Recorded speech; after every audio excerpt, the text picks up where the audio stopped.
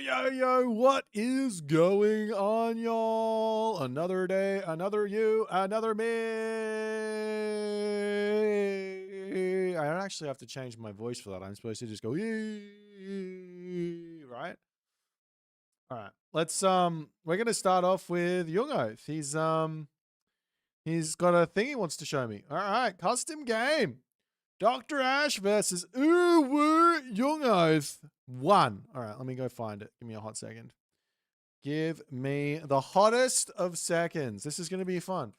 I was going to start off on my own adventure, but I love starting off with other people's adventures first to get you in the right mood. All righty. I'm going to imagine it was on Mount Olympus. Is that correct? Random God games are the best games. It doesn't get any better. I'm going to go out on a limb and say that the ranked ladder experience for the top 1%, and I mean the top 1%, I don't mean the rest of the ladder. Literally, once you get to the top 1% of the ladder, you should have to play Random God. It's just better, right? It's just better. It just is. All right. I have the game in my possession right now. The juice is just on a good map as well. What do you guys think of the new ladder, Mount Olympus? Little did I know, I didn't know, but they did a little cheeky rework. We did a little cheeky rework.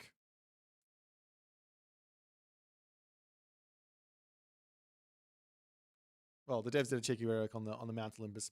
All right, give me a hot second here before we jump into this one. I got to respond to Darth Nox.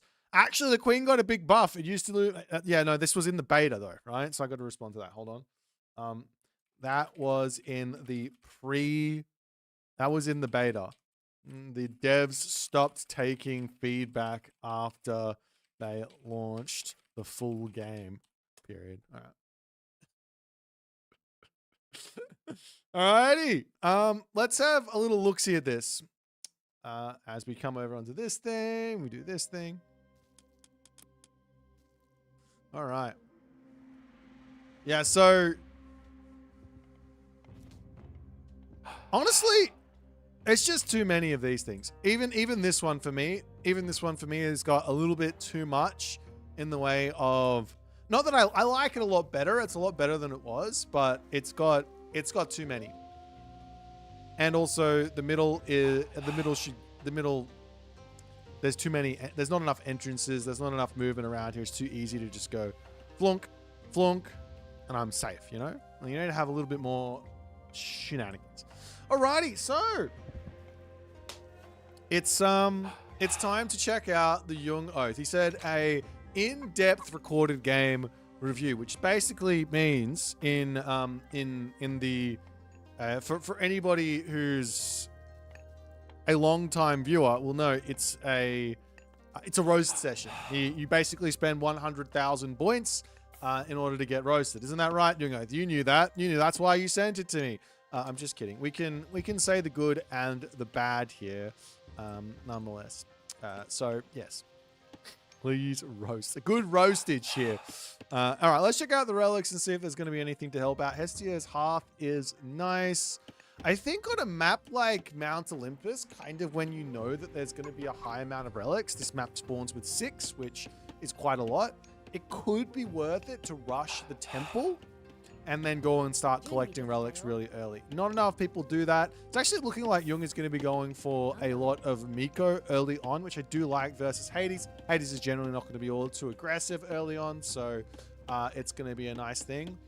But he's not going to be able to go grab those relics, and you can see them. They're all extra. It's all extra favor to grab in. Then each one of these relics does have a rough resource cost to each of them. You could probably apply a resource cost to Arrows of Heracles plus 5% to all range soldier attack. Compare that over to, say, a technology like, let's just say, Sunray. Let me come over here. Is it going to say, yeah, 100 food, 20 favor? That's about 300 resources. That's 10%. So you could probably say that this relic is about 150 resources. So grabbing these super early is definitely an alternate way to open instead of just playing the same old build orders non-stop. We do also see the Sacred Custodians coming through nice and fast. I mean, he has to be going for a whole bunch of shrines here in Miko's. Grabbing the upgrade, is it Kagura? Grabbing Kagura nice and early does mean that the Miko will be able to be trained really, really fast. Only issue with this is that you're not going to have the food income to advance. So it's not an issue, but it does also mean that we're probably going to stay one town center. An alternate way to go about this, which is probably valid too, is some sort of a fast second town center and then Miko spammage. If you've got, say, Shrine of the Hunt, can be a nice way to go. Put a shrine over here, put the villagers directly onto the food here. In the main base, have the villagers on the food as well. You don't really need gold in that situation. You know the Hades player is going to play AFK Hades. You go up to 10 Miko, and then you go into whatever myth unit you want. But it's fine. Kavoth, thank you for the raiding party. I hope your stream went well. I didn't see the conclusion of your last game where you had to lock in. I don't know how well you locked in. Didn't look like you were very locked in to me. I heard a little bit of a balance complaint before I turned off the stream. Not good. Not good. Even if it's correct, keep that shit out of your mouth. Keep it out of your mouth. I'm just kidding. I don't care. But anyways, I hope your stream went very, very well, Mr. Kavoth. And I hope everyone enjoyed the streameroony from said Kavoth. If I lose, it's a balance issue. If I win, I outplayed. If I lose, balance issue. True. But I imagine you won that game because it was versus really weak Civ like Isis. The Real Dagon, thank you for the raiding party. You guys are being kind to me today. I appreciate it. Thank you. Alrighty. So lots and lots of relics are actually coming in for our main man, Young Oath, at the moment. He's got Hestia's Hearth. He's bringing back the Bone Shards of Mictlan for even more favor. This Miko comes back empty-handed. Very, very sad. Very, very, very sad. She wanted a relic. She was denied the relic because Jung went a little bit late on that temple. And now, of course, Dr. Ash is going to be making his way over and grabbing himself a town center in the main base here for Jung so far. It's looking pretty good. If he goes over and drops a town center here, this will be my first roastage of the day. Because in dropping a town center here, he has literally played this as bad as he possibly can. Luckily, it's not looking like that's the case, so no roastage for Young Oath just yet. He's going in for his Wind Sickles, and he's also grabbing himself Gohe Wands, and he's going to look for a little bit of pressure first and a lot of Kamatachi. I'm a big fan. So the reason, let me just unpack why I would roast somebody for going for a talent center here inside of this strategy, inside of this build order, inside of the way that Young Oath has played here. The main reason is because he could have done everything that he did, but flips the order of it, had the town center up faster, and then got all the Miko out and had about 5-ish more villagers. So that would be why it's a roast, and we don't want to do that. We don't want to get roasted. So at the very least, Jung does have a sound understanding here of the strategy that he is attempting to implement, or at least a fundamental sort of idea here, as the Razorwind Kamatachi will probably get smacked with the Solar Shield. He might let it die and then enjoy the Bone Shards of Mictlan as well. Not going to get any Vil picks, but does get some idle time caused, which is obviously quite nice because at the moment you can see that Dr. Ash here, he's struggling for food. He needs the food income here very, very quickly. Up onto this side, he is now going to be getting it. If Jung was really switched on here and he knew that this town center was up, which he doesn't know, so this is the first roastage to happen here.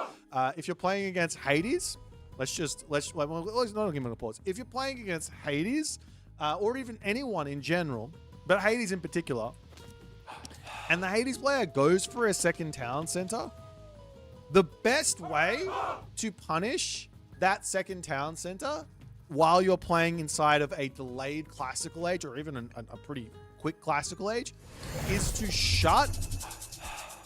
shut off food income as fast as you possibly can.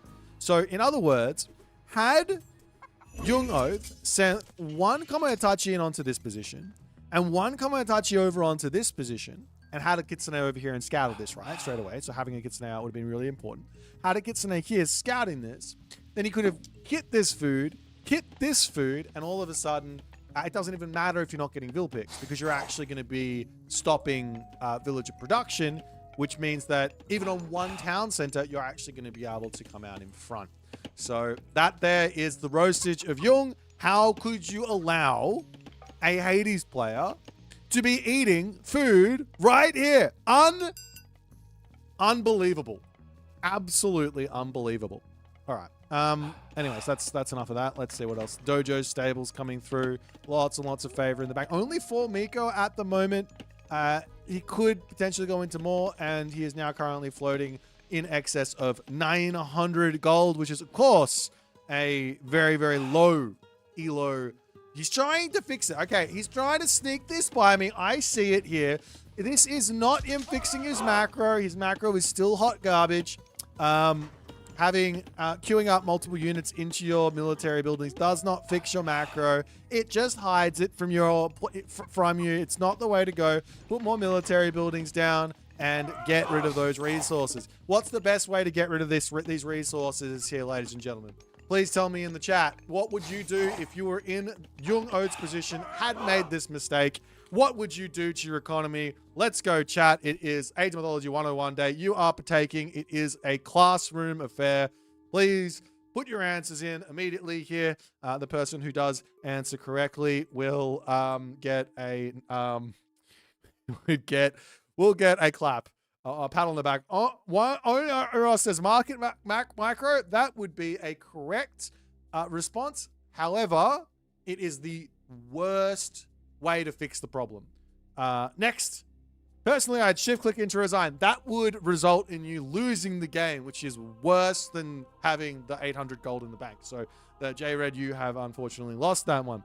Spam Cav. Cav costs gold. That is a great, very, very astute observation, Jung Oath. There is something much better that you can do. In fact, there is something that the original campaign suggests for you to do in the very first mission. If you played that campaign mission, the devs were very smart back in 2002 when they released the game. They said something inside of the very first, move the villages around. Honey nuts. You fucked up, all right? You fucked up, Jung Oath. That's what you did. Accept you fucked up, all right? Just accept it. You did. All right? It's fine. It's all right. Everyone fucks up from now and again. I fuck up all the time. Accept you fucked up. Take the villager loss, the villager gather time loss. Walk the fuck over here. Eat some bloody goats, or put the villagers over onto the wood line. Chop some wood down. Get some more infrastructure up. Spend the fucking resources, and then go back over onto the gold. All right. There you go. Well done, Honey Nuts. You are definitely a higher elo than Jung Oath, I can tell. All right, fantastic. Okay, come over here. Nice little raid while this is all going on, though. Got to give credit where credit is due. Again, this here is trying to pretend like his macro. He actually has 2 dojos. I'm not sure why this one has 2 in it when it could be in these separate ones there. Alrighty, so a little bit of a raid over onto this side, as the Naginata riders can definitely come over here.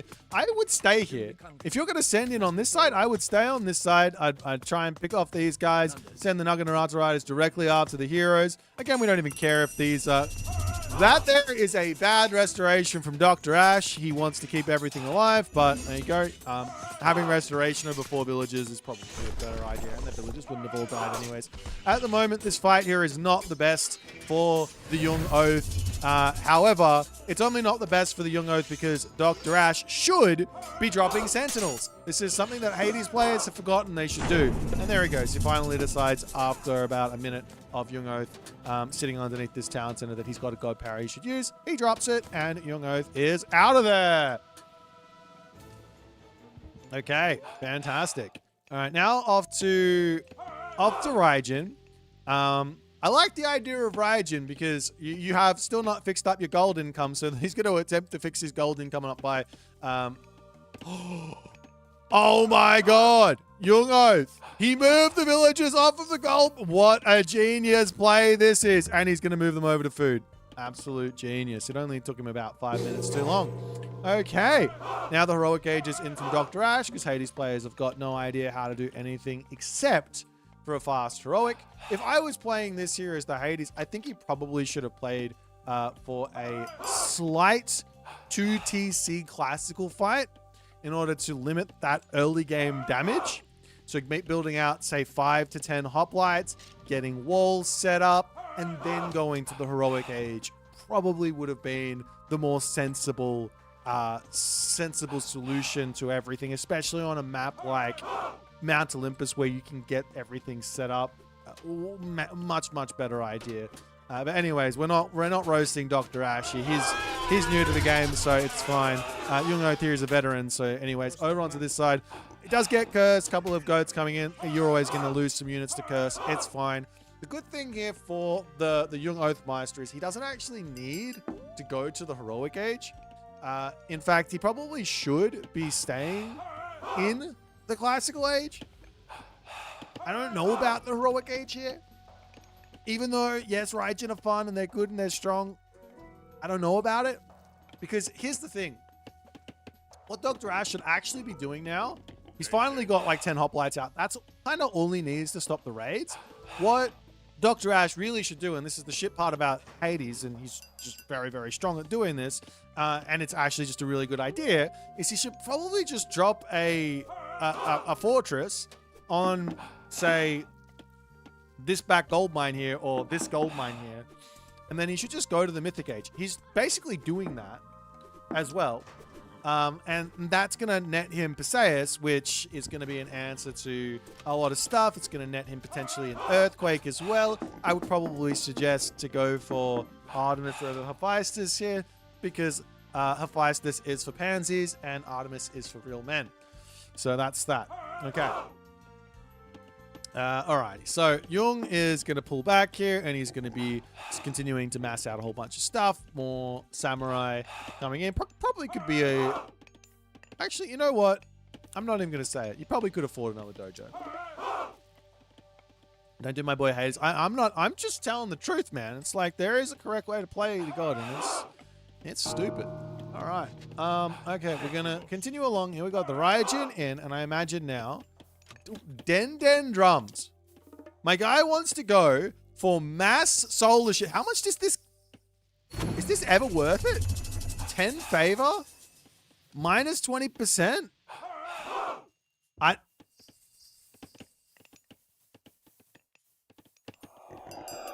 Alright. Why? No, we gotta pause. We gotta pause.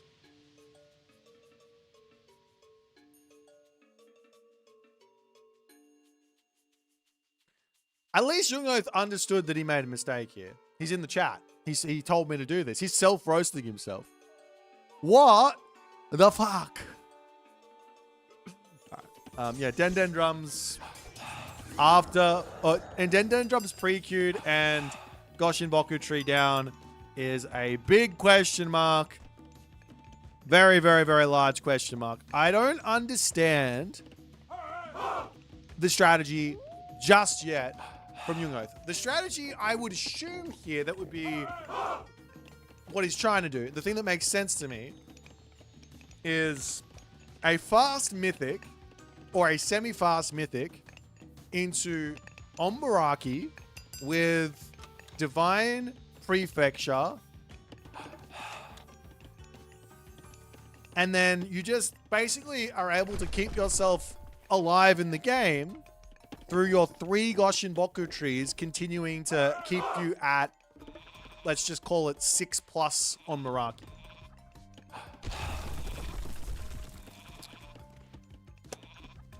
And now, and this is the time when the noobs and Young Oath himself would also say, well, what they should really do is they should give the player some favor back afterwards. Like if you use the god power, like before you get Den drums, I should get the favor back that I spent anyways. Like that, what's that god power or that technology from Rio?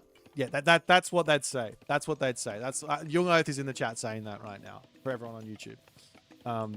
Just kidding. Anyways, we've got ourselves the Hanya mask coming through to make the samurai a little bit stronger. And the Kitsune coming through. Unfortunately for Dr. Ash, he has really chosen the wrong approach in this game. He should have gone to the Mythic Age, like I said. He's still waiting. He could have gone up to guard towers. There's no problems there. I like the idea of a guard tower sort of Mythic Age at the moment, but he could have been in the Mythic Age already, had Perseus out, had an earthquake on this main town center, and been effectively won this game here, I think, if he made that call, if he made that read. Okay, so more upgrades coming in, more stuff coming through. You're gonna Gosh, or maybe he might go 4 Goshin Boku Tree here. Seeing as he got Den Den Drums, it's the only thing that makes any sense. So we'll see if he actually ends up going for that third one. In fact, he'd then have 4 Goshin Boku Tree, which could then lead him into 8, a minimum of 8 on Meraki to help him stay alive. That's kind of an interesting idea. Alrighty. The other thing that Artemis does in this matchup is takes out Oyumi. Of course, if you are a Greek player, a Hades player, you'll know how brutally strong the Oyumi can be. He needs to drop a restoration here. Oh my god. What are these units? This is Hoplites versus Samurai. All right. Well, that's okay.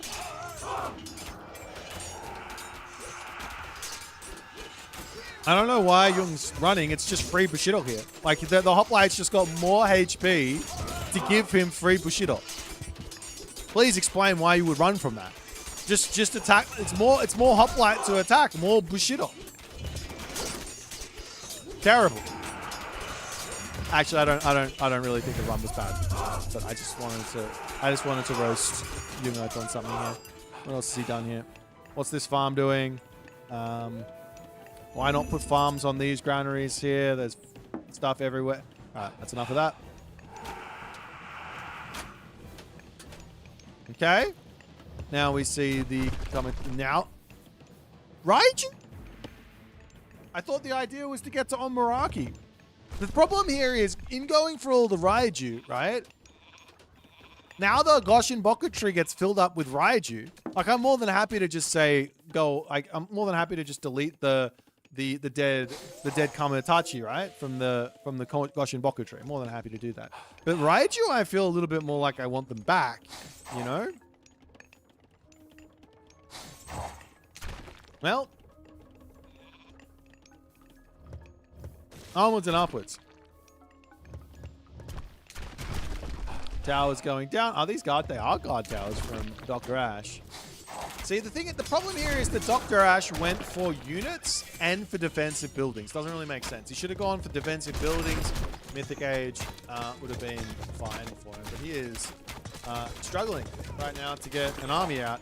And he is now in this position which like I said already, which all Hades mains will know, which is, holy crap, Oyumi is so strong. There's nothing I can do against the Oyumi because I can't build cavalry as Hades. You can build cavalry as Hades. Cavalry are the answer to Oyumi.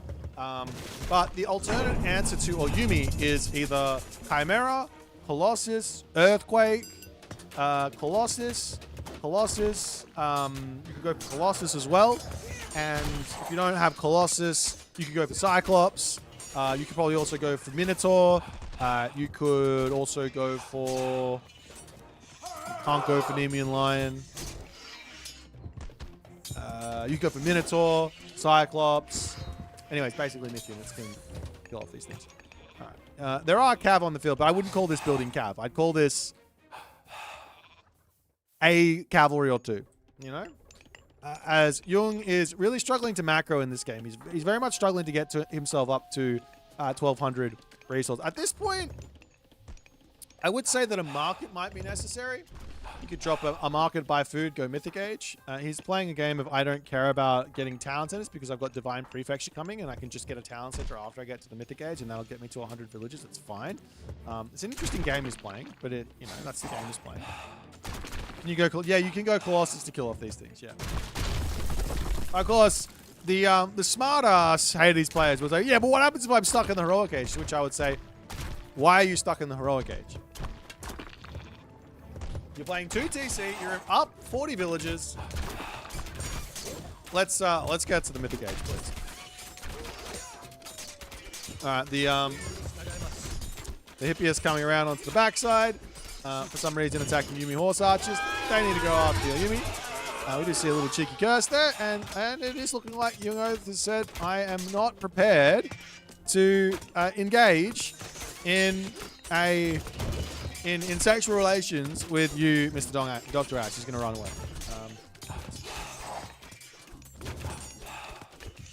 How's everyone going today? Are you guys having an enjoyable Friday? Did you guys know that tomorrow, about an hour and a half ago, tomorrow, the Gameathlon Open Qualifiers start? Did you guys know that?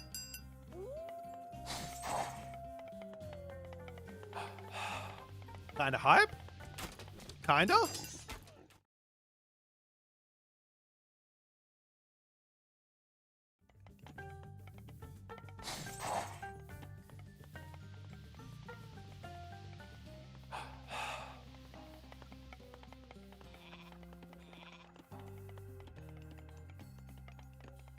Seeing a B cast would make your... Yeah, we could watch a B game or two.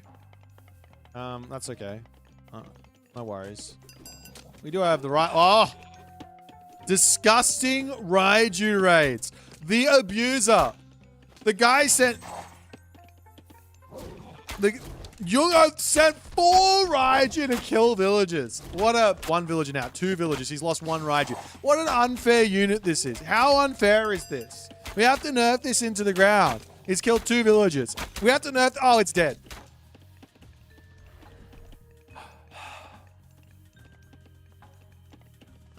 Can you see... Can you hear me shaking my head?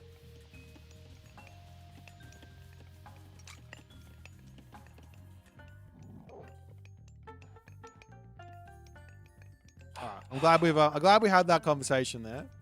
It's a good unit, don't get me wrong. It's just not... It's not the be-all and end-all.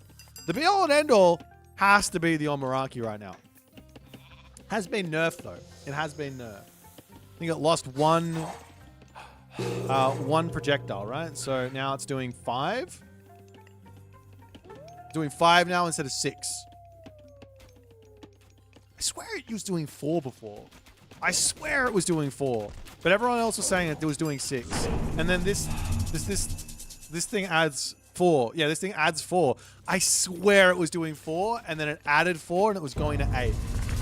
I swear on all things that are holy that that's the case. I need to go back and find some wrecks of Omaraki. So now there's the 3 Goshinboku trees, and there is the Divine Prefecture Inn, and Jung is already up to 84 villages, and he needs a second town, and he's refusing to build anything at the moment because he is min-maxing myth units. Anyways.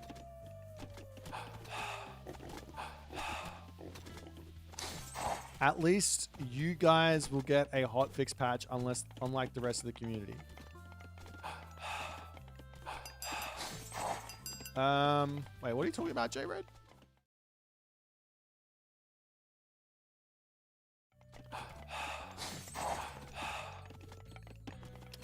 What's happening on YouTube chat? What are you guys talking about?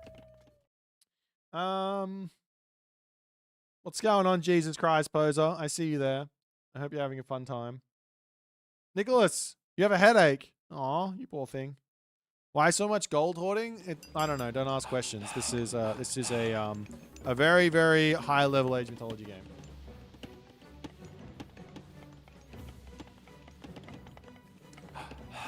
Yeah, how are your games not going out? This is the weird thing, right? I spent the better half, well, I literally spent like 6 hours trying to fix my Age Mythology the other day, only to fix it by doing something that I didn't think was going to work, but I did it anyways. AI said maybe give it a go, and I said, all right. And then it worked. So I don't know what I did. I don't know how I did it. I don't know when I fixed it, but something I did in the whole process of me almost bricking my computer by turning off all the services and things. Something I did fixed it for me. So clearly there was something inside of all of the random things that I tried that fixed the game.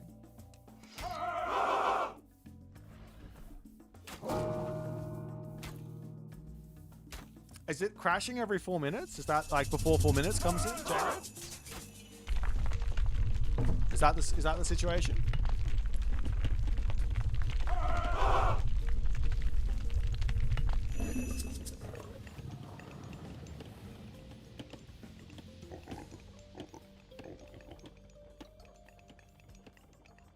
It happened at different times, but like, is it just like Alt F4ing? Like it feels like an Alt F4? Like there's like no crash, there's no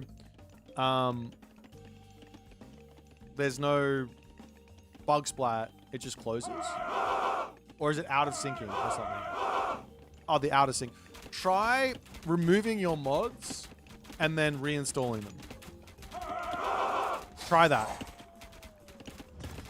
That's one thing that I did. That try installing some mods, uninstalling them, and then reinstalling them. I mean, actually reinstall them. Try verifying the game file's integrity. Try reinstalling the game.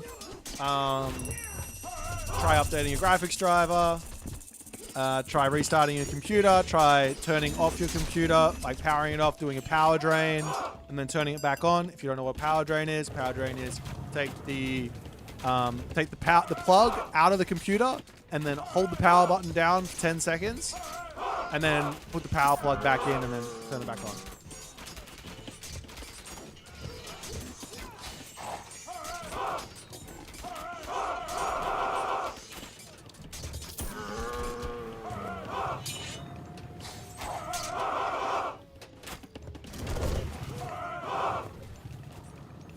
I missed you deleting the Goshen Bokke from your queue. Yeah, but you're still just making Raiju. Where are the Omaraki at?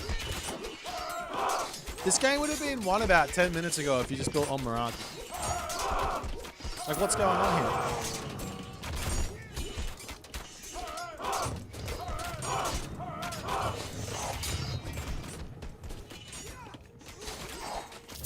here? You hate birds? Well, don't play this strat then.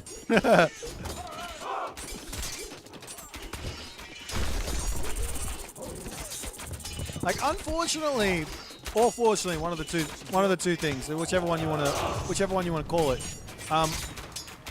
Raiju are just not that strong of a mid unit. No matter how much people say this unit is insane and ridiculously strong, it's kind of a mid unit. It's like it's not as good as, let's just say, like the Oni, for example. If you come in with 10 Oni versus coming in with 10 Raiju, I'll tell you which one I'm really scared of, and it's not the 10 Raiju. Now, of course, you're going to keep getting them back, and this is out of sync. There you go. I got the out of sync.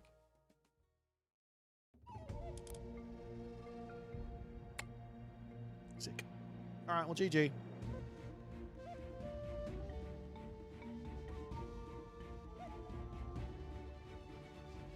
Yeah, not just you, J-Red. Apparently my recorded games as well.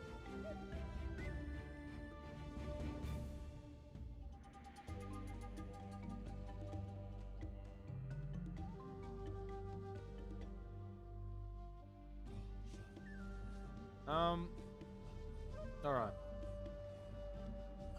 I was gonna look at some B games, hey? Let's have a quick look at the B-Man. I must say, I didn't have time to do it. I might do it tomorrow if I have time.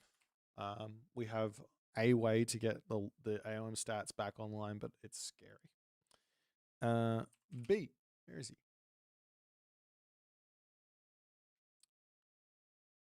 Oh, he didn't even play any games. He's played like 2 games. That's it. And now he's just playing customs, is that right? Yeah. Unfortunate. Sorry, guys. Not possible for me to show you the B-Man. He's got 2 games here versus a 1750, and we watched the one versus Gabe. So no B games. I don't want to watch the one versus 1750.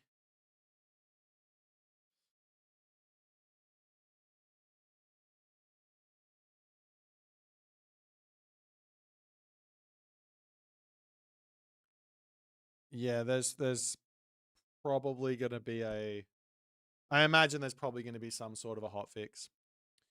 Let's find a different game to watch then, hey? I don't imagine this is the sort of problem that, one, it's easy to fix, I think, because it's very clear, like the shift click thing. I don't know about the OOS.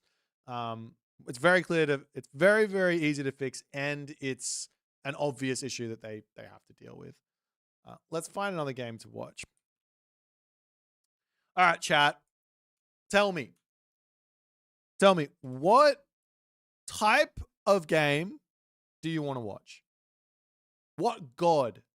What? No, not what god. No, excuse me. Before you start spamming, what minor god? What minor god? No, no major gods here. I need a minor god.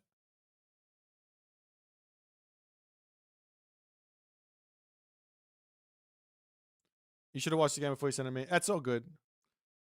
You're a bit overexcited when I saw the myth units build another 60 Raiju and 15 Kamara. When it comes down, Freya, Ares, Leto. Okay, we're gonna do a poll for Freya, Ares, and Leto. Which Freya, Ares, Leto, and we'll find a game with that. 1 minute of voting. Off you go. You guys were too slow on the bast. I already did the poll. While that's happening, I don't know why. I'm just really hungry right now, so I'm gonna get a quick protein bar, and then we're gonna.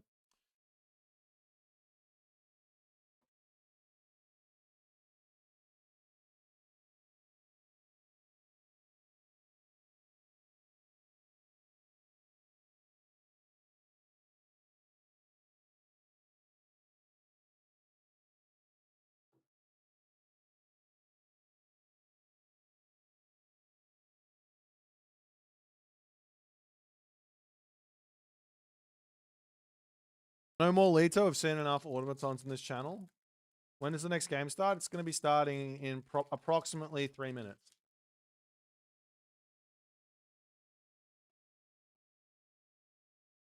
What's the best backline Greekness unit? It depends. Leto. All right.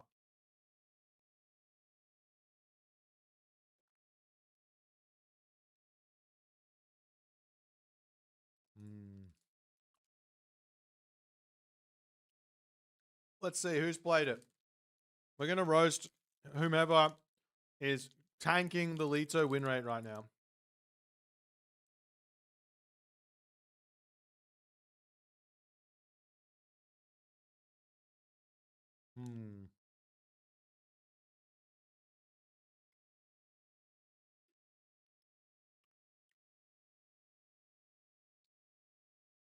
Let's go with this one.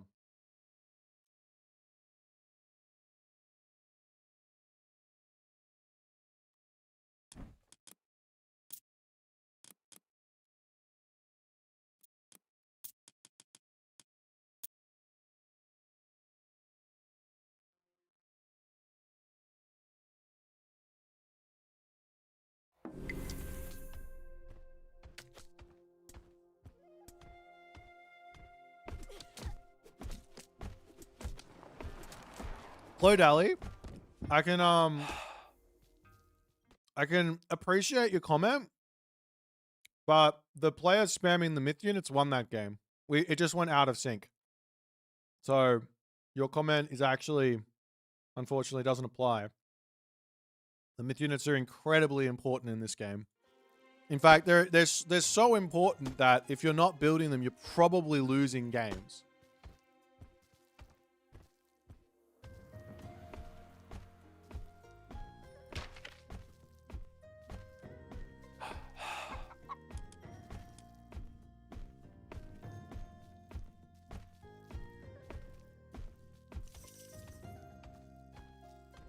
At least that's my opinion. And I could be wrong, but It seems to me that if you blindly just make myth units, it's better than not even doing any.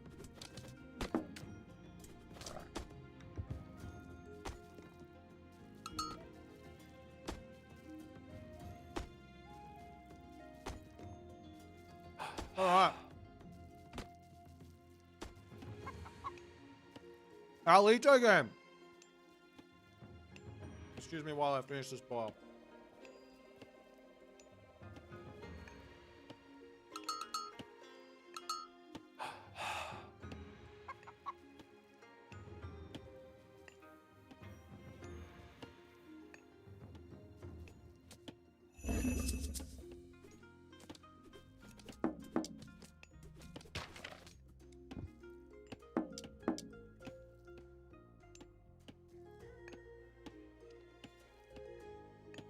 Okay, so let's talk about this. This is Zucolo. He's playing against Gabe. Zucolo is going to be going for Leto. The first problem that I'm seeing here with the Zucolo approach to Leto, and this is going to be an issue for a lot of different players because they don't really understand what Leto's about, and that's fair enough. They probably spent about 10 billion years playing Oceanus and winning with Oceanus and feeling like the Oceanus game plan is the best way to go. Therefore, if you then play Oceanus in a Leto, or if you play Leto with an Oceanus build order, it should be good. Unfortunately, the problem with this is twofold. Number one, your temple is built much later. We end up losing out on a lot of time here with the temple coming out this much this late. Not only that, we also are later on relics. Now we will be getting the important one here. Scales of Quintuple Plus is going to be really nice. Minus 15% vulnerability to Pierce. Over on this side, the Adeladal of Hecatl is another really, really strong relic. Up onto the top here, we have Rhea's Crown, which is going to make Town Centers a bit cheaper to grab. And we have Blanket of Empress Zoe. Now, let me break it down. Leto has got there's 3 different ideas inside of Leto. There's 3 different ideas that are really, really strong. Idea number 1 is a 1 town center death ball of automaton plus counter unit or generalist unit, depending on what civ you're playing against. So, for example, against Shenong, we want to go for Terma and we want to go for automaton. And that's our death ball. That kills off the pioneers. We also will need to mix in generalist units if this ends up going to the heroic age, because the heroes, the sage and the Zhangxia don't die to the Terma very fast. So that's the main idea number 1, right? Idea number 2 is to utilize the bonus favor, pierce armor stuff to get to the heroic age, and then we're going to play inside of the heroic age with stronger heroic age units, and probably also the stronger what are they called? My brain just stopped. Get to the heroic age, use heroic age units. You got the faster favor gather rate through. Oh, go through Thea. If you go through Thea, you're going to get 2 upgrades for your oracles. And all of a sudden, if you thought that the Uranos favor gather rate was incredibly fast, well, let me introduce you to the Gaia Leto plus Thea favor gather rate. There isn't really much faster than that. You can also manually heroize the oracles. Wouldn't really recommend it. Not really worth it. You're already going to be swimming in favor. But you get those 2 upgrades, you're going to live the dream. All right. So that's thing number 1. Thing number 2. Thing number 3 is to basically play for a faster town center. And this all plays into what your map looks like, what your opponent's map looks like. In this situation here, I wouldn't recommend the fast second town center, just on the fact that a death ball feels amazing here. Absolutely amazing. You will, however, need to have a very high understanding of what to attack, when to attack, how to attack.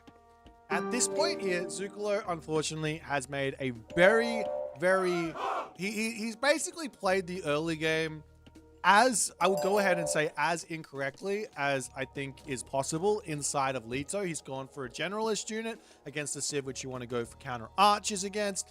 He's gone for the early economic upgrades against the Civ that you want to go for early oracles against. And he also hasn't really looked for any sort of pressure onto this. So Gabe at the moment, knowing that his opponent is on Leto, he should be attempting to leave this gold mine alone and be on this gold mine as soon as he possibly can. And of course, the longer that the Gaia player takes to get across the map and punish this, the longer that the Shenong player can basically survive in the game, and the Shenong player wants to be able to survive until the heroic age where they can get themselves some stronger heroes, and then ultimately the mythic age where they can use their god power to kill your death ball in a position where it's not going to be able to get rebuilt. Woo woo, thank you for the prime. You guys are enjoying the stream and you don't want to have any ads, you can subscribe. You can also become a member on YouTube.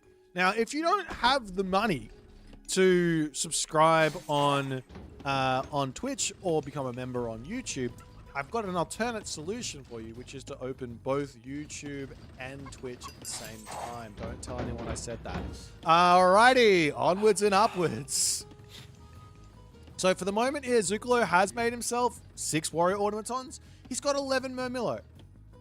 What does this even do? He's got, let me explain. He's got double infantry units here. The automaton are infantry units, the Murmillo are infantry units. You'll see one unit does a grand total of 8.8 hack damage per second. The other unit is doing 11 hack damage per second. Now, obviously, the automaton is way better than the Murmillo. In fact, it only costs 5 gold more for all of those extra stats. So, I don't understand what's happening. He charges over onto this side. I would ignore the main base here if I'm Zucolo. I would get over onto this side, and I would be trying to push off of this gold mine, push off of this position as fast as I possibly can. Now, unfortunately for Zucolo, he also dropped his spider lair just then. I think maybe a spider lair in this position would be really nice. Looks like we're going to see a Kuafu going down, and Zucolo is going to go straight after the town center. There's nothing... I don't believe he's able to take the town center at this point. He might be able to. But what happens if he kills the town center and then he loses the army? Then that's going to be advantage for Gabe. So he can't make this attack just yet. Now, luckily for him, he doesn't actually need to, because he can actually just keep getting more favor and get more automatons out. But we'll see if he's going to be able to make this work. Basically, the hard part here for Gabe is the micro with the fire archers to kill off those Murmillo, the micro with the pioneers to kill off the automatons, and the archers as well are going to be a big help here. That being said, Gabe here is dropping a lot of villagers while this is all going on, so this is good for Zucolo. But what's really bad for Zucolo here is the loss of the automaton, and this is one of the main areas where people go wrong with automaton. It's losing them in a place where it's impossible to rebuild them, which is going to be underneath this town center. And a fantastic hold from Gabe. To some people, they might go, wow, automatons, they're really bad. What is this? This is terrible. Rubbish. I'm never going to build automatons in my life. To everyone else out there who's much more intelligent and much more smart, you'll say, hey, maybe this automaton attack at 8 minutes and 30 seconds when you got Murmillo and an automaton in no turn to take out the pioneers and no ability to rebuild the automaton after the fight. Maybe that's not a good idea inside of the strat. Maybe we should try something different. All right, fantastic. Okay, so we're still going to see more Murmillos coming in from Zucolo, more automaton walls coming up as well. And here's another fantastic answer for the kind of Murmillo ball. Well, not the Murmillo ball, the automaton Murmillo sort of shenanigans, which is going to be Rush Ult. This does get some really nice damage done. However, if you are quick enough to click attack move and kill off those Fey Beasts. Most people will drop the Fey Beasts on top of the army. You just attack move. With the automatons, they basically one hit or two hit those Fey Beasts, and they can completely cut the army, the damage off. Then you can just re-heal, and you're good to go. That being said, damage was done there from Zukalo, so he is able to extend this attack a little bit. One issue here inside of the Zukalo game plan is, well, there are Yahtzes out. He needs to either heroize all of his oracles so he can keep them alive, or he needs to place manas close by so that he can garrison them when the Yahtzes come in, or he needs to kill them with a hero unit of some sort. A fantastic hero unit to take these out would have been a Catapulti or two. They're quite fast on top of Lush, and they're going to be having a great time. Now, we do see a little cheeky attack onto this position. Yet again, the army is looking a lot stronger here now, however, for Zukalo. And as you can see, the army, I mean, it's just going to keep getting stronger and stronger the longer he waits, but he keeps on attacking. There is this Tautier in for Gabe, which is an amazing, fantastic usage of this. I will point out that Gabe's Tautier was used incorrectly there. You want to turn the special on such that the Tautier will actually target a unit rather than just the ground. If you just target the ground, then I believe you lose out on that 25 divine damage for AoE. So it's right click on the unit you want it to attack, and then it's Alt W on the Tautier for maximum damage. There you go. That's the story there. Okay, so now Zukalo goes for the economic guilds. This is fantastic. To be honest, I think that after the first fight, Zukalo kind of did enough damage to just drop another town center. And if he did that, then he would be able to extend this game without having to worry about a whole bunch of stuff. But he didn't do that, and now he is having to worry. So going to the Heroic Age is fine. However, he's picked the wrong Heroic Age god, unfortunately. So you went Leto. You want to go Leto Thea. There is no synergy with Leto Rhea. Leto Rhea has zero synergy together.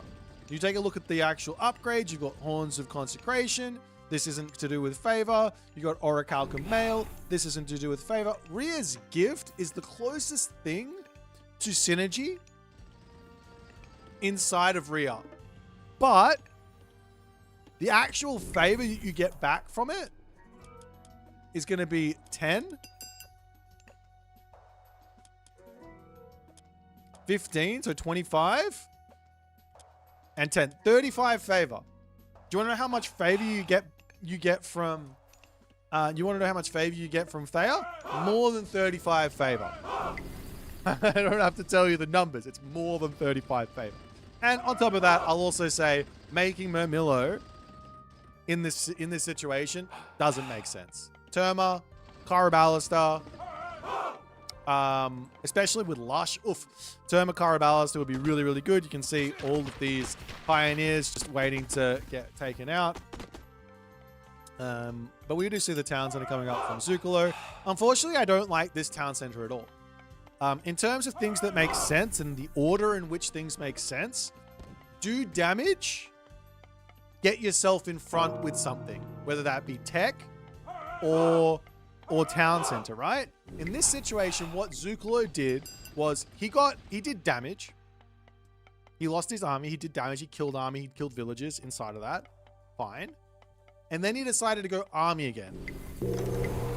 And then he went for the Heroic Age. And then he went for the town center. So inside of this sort of decision-making process from Zukalo, he's done everything in the wrong order. Flip the order around, go town center, age up, and then more army. And of course, there could be some sort of a revenge attack from Gabe that could hurt you.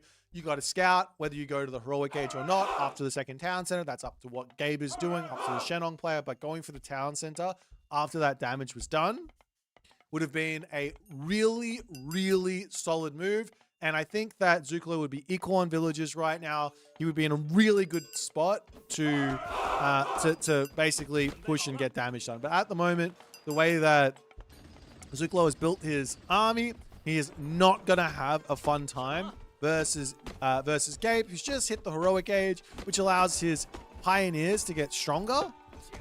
He's got 20 of them as well. Allows his pioneers to get stronger, and it also gives him access to the Baihu, which are a nice answer. Well, not an answer for the Automaton, but they're useful versus the Automaton. And more importantly, has himself the Fey Beasts. XAUUSD Andy, thank you for the 5 gifted subs, you absolute legend. I'm a big fan of you. Thank you so much, my friend. Big kiss. Mwah. All right. New legend.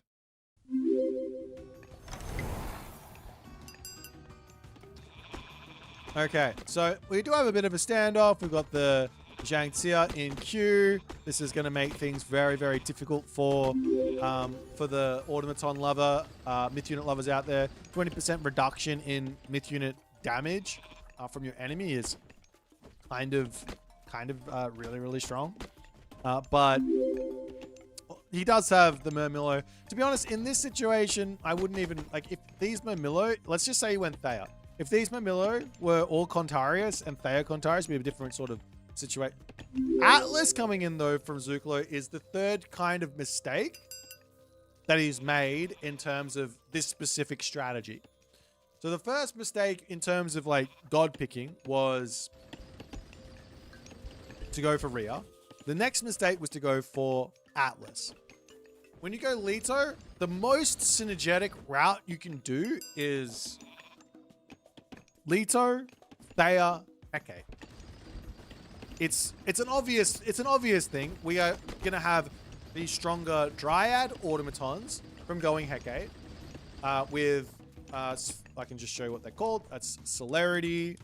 Where is it? Mythic Rejuvenation, Celerity.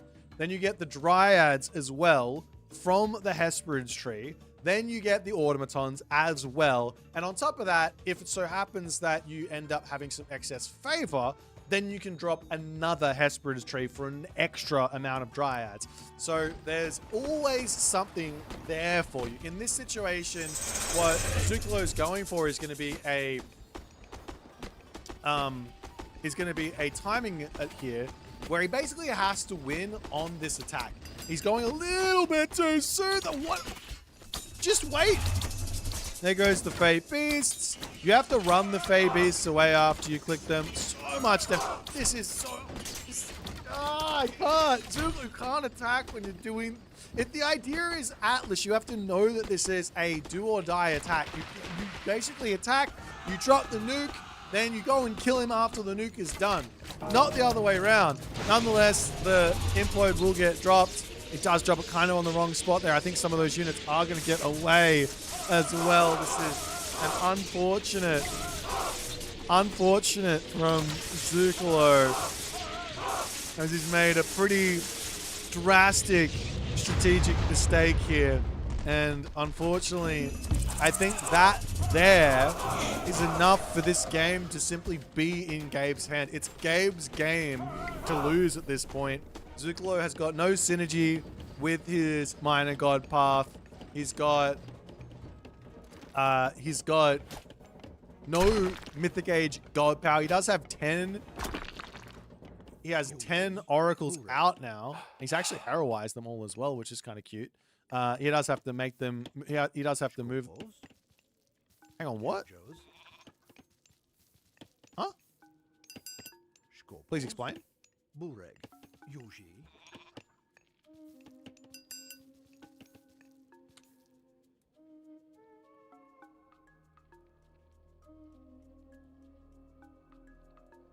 You guys see what I'm seeing?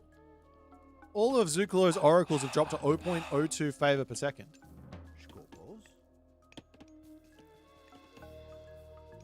I'm not sure if he's actually at 0.2 favor per second or if it's just a graphical bug. Let's just ignore it. Okay, apparently you have to move it. Eric BR with the knowledge. Love it. All right, fantastic. And there goes the boom. And that, unfortunately, is going to be Zuklo's Leto dreams being squashed. I don't know what else Zuklo can do here to win this game. Not only that, now there's also the Zhu, which are an amazing answer, doing 2x bonus damage to automatons with the tornado there as well. These things will absolutely rinse them. And we do have Argus coming through, which is an interesting try from Zucolo, but I think unfortunately he is simply just too far behind here.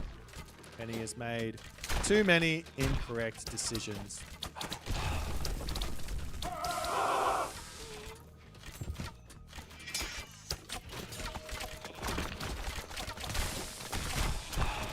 We'll zoom ahead and see if there's going to be any sort of complications here.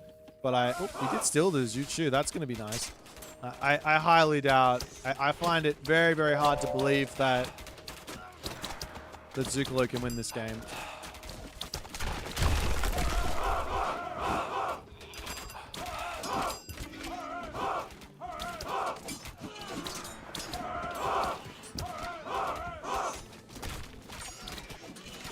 I mean, on the flip side here, Gabe really should be building that unit.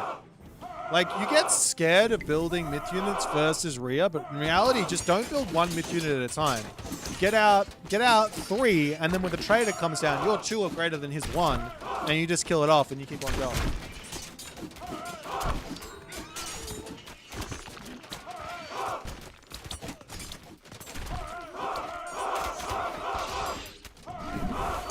Another one! Unfortunately, Implode is not a god power. In fact, most destructive god powers, it's actually worth it to build myth units over the destructive god power. So that's not going to work out for him, and the game is done. A nice try from Zucolo to try and bring this one back, but like, I think the strategy just didn't have any real thought process behind it. It didn't quite make sense, and Zucolo gets the L, where a very seasoned player might recognize that Leto here would often get the dub if done correctly, especially with the gold mines looking the way they did. Ulysses, thank you for the raiding party. J-Red asked for a rec review or a roasting session. This is what's going to be happening. I love it. Did you give me a link? You did give me a link. Lovely. Lovely jubbly.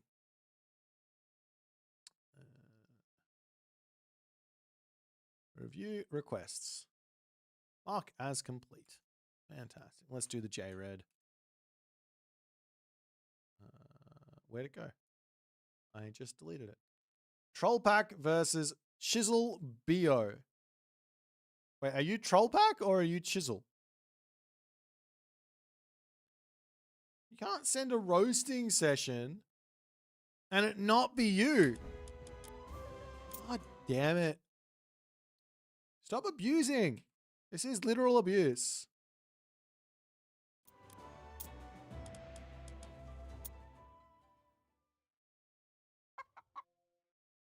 Okay, if this is the case, we're gonna zoom through this one because it's said in depth, but this isn't even J-Red, so we're not gonna spend too much time here. Now this guy here has been playing a lot of Leto himself, but his Leto is unfortunately tanking the win rate of Leto instead of boosting it because I think he's playing it wrong. Basically, everybody who's going for a fast economic guild, I immediately think just doesn't understand what the bottlenecks of this strategy are. So it's not resources. It's just not. It's favor. Favor is the bottleneck. So we need favor. All right. Anyways, or we needed a fast second town center. Okay, onwards and upwards. Let's have a little look-see. So the Leto will come through here for Chisel Bo. He puts the military barracks down. We see the warrior priests searching. So far, so good for our main man, Chisel Bo, as he has to. Yes, he's building the right unit here. Murmillo are correct versus the warrior priest. You need to build Murmillos because you don't have a unit that can kill or counter these guys. Now, okay, here you go. Had Chisel Bo gone no economic guild and advanced, he probably could have got this talent center up before Trollpack was even across here to harass him.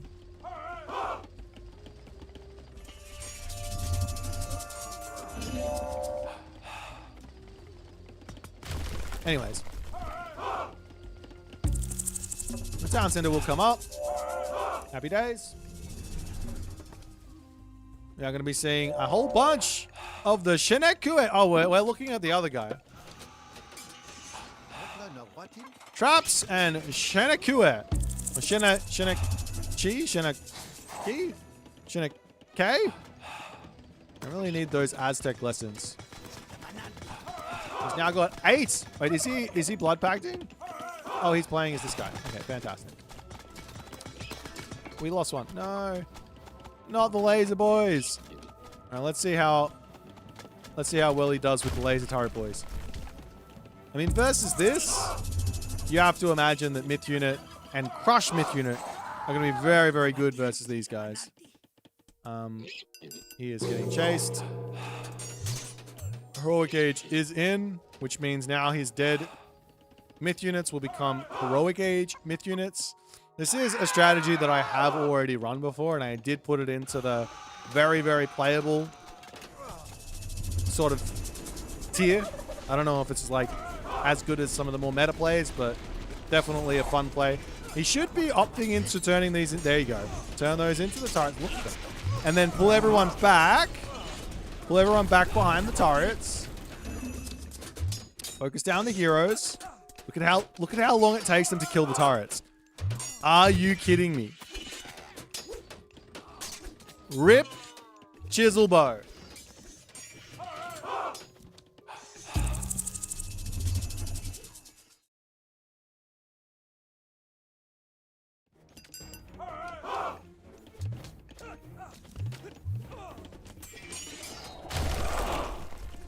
Oh, and he got an Tochli, so his attack can get even stronger.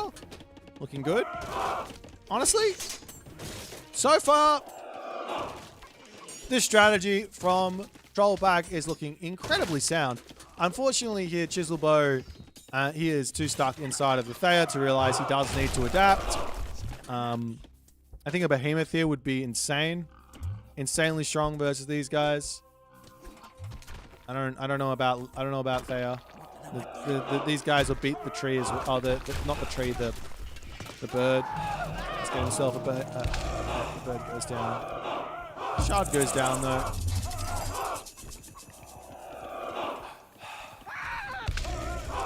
And straight into the Jaguar Riders because those are really strong. Yay.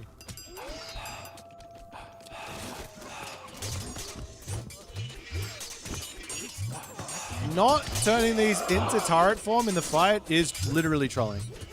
Unless you want them to get killed off so you get the shards. I don't know. Maybe that's what he wants. You did tell me that you can select which myth unit comes out if you're full popped, but who's ever at full pop when they lose a unit?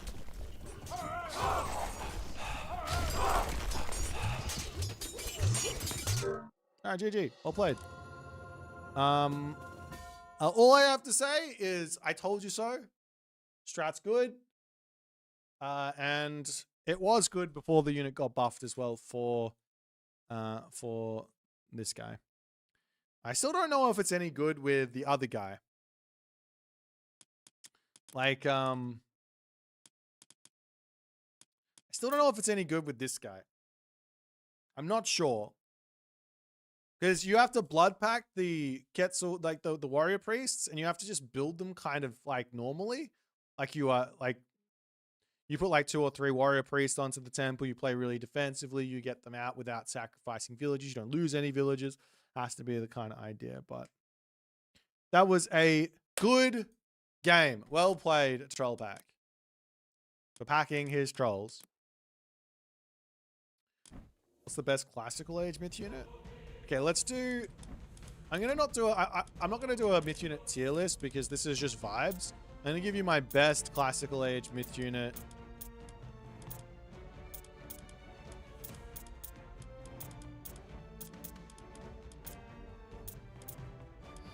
Oh, there's a couple of standouts here. There's a couple of standouts.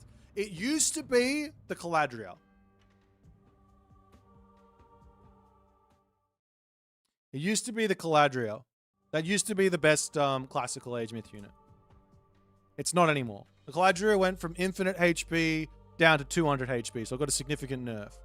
I don't believe this is the most powerful myth unit in the game anymore. So now you actually have to think about which one it actually is. So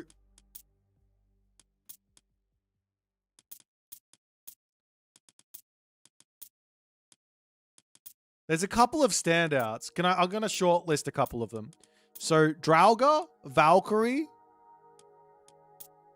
Anubite, Lycaon, Cyclops, Centaur. Like, all of the Greeks are really good. The Minotaur is like a little bit below, but still great because you got Restoration. I don't rate the Chinese classical myth units. I think they're fine, but like they're not like a front runner. If I had to pick one, it would be the Yatsa, but it's not it used to be the Chillin, but I think the healing and the cost is a little too much for it to be in there. Obviously the one Udor, and for these guys, it's to be honest, I got no idea now. I had success with the snake yesterday. I saw B have success with the bunny. And I think this is decent, but let's just say these aren't as good as the other civs. So, and Automaton. Okay, so Automaton, Draugr, Valk. I don't believe Ironhurry's in there, even though I think it's really good. And I don't believe Troll's in there, even though you've got Ballistic Snout to improve the Troll, and it's fine. It's not the be all and end all. Most of the time with Loki, you want to get to Mountain Giants anyway. So we have to pick one. Automaton. Okay, I don't believe it's Draugr, Valkyrie, though I do think they're both really, really strong. So I'm going to cut out the Norse ones. Automaton's going to stay in there because I think it's insanely strong. I don't believe the Anubite is worth... No, it's not as good. I don't believe the Sphinx or the Wadjet are... No. Lycaon might be there on the fact that it gives Demeter such a unique way to play the game. But the problem with the Lycaon is that it's so specific as to when it's going to be useful. Do you know what I mean? So I can't build a Lycaon versus a god that has a raiding hero. So versus Greek, I don't really want to build it because of the fast second age hero. Versus Loki, I don't really want to build it, but you can kind of get away with it.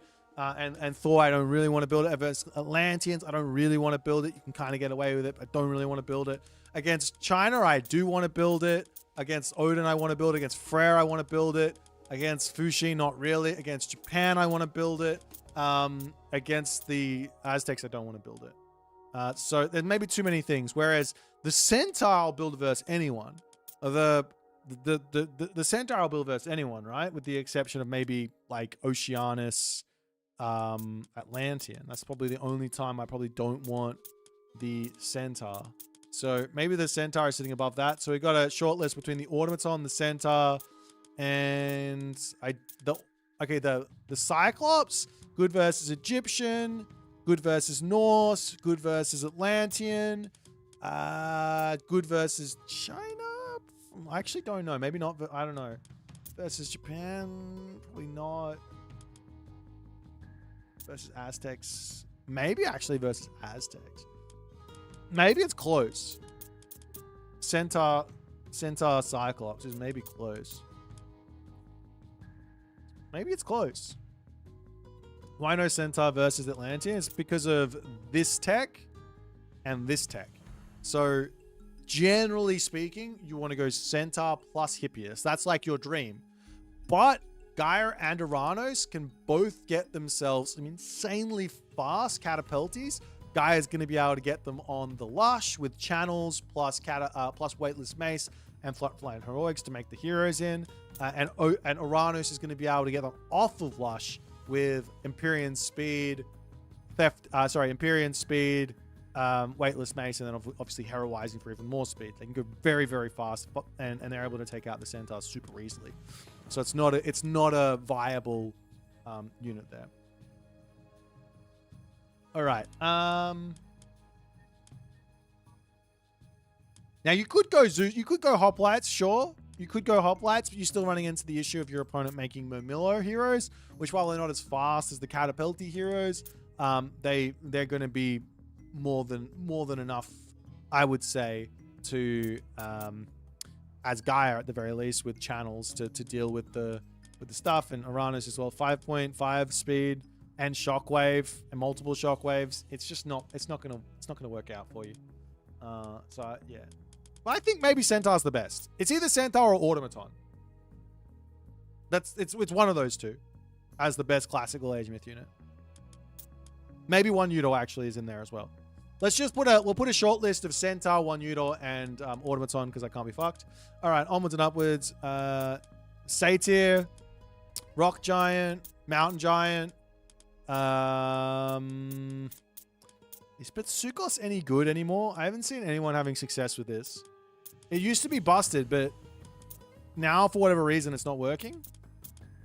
I guess I put it in there, but I think I might just be Egyptian biased. Dryad is insane. This guy here is amazing. The Manticore is really good. The Hydra is really good as well, but maybe not on the same level as the Manticore plus Dryad. You're going to be... Illuminati, it all depends on... I put... No, I'm not answering here. It's in the Discord. I put the information in Discord. It will be on this patch, though. 90% sure. Okay. Then here, Tautier is fucking amazing. Better than the other two for sure. This one, Oni Raiju. This one, I don't know if I have to look any further. I think it is just the butterfly. I think this unit's just better than everything. Satyr really good though. Rock Giant's really good. That's tough. Okay, it's butterfly. It's... Is it Oni? Is it... I don't actually know about any of the Japanese heroes. They're all good, but they're not like... They don't jump off the page good. They just kind of...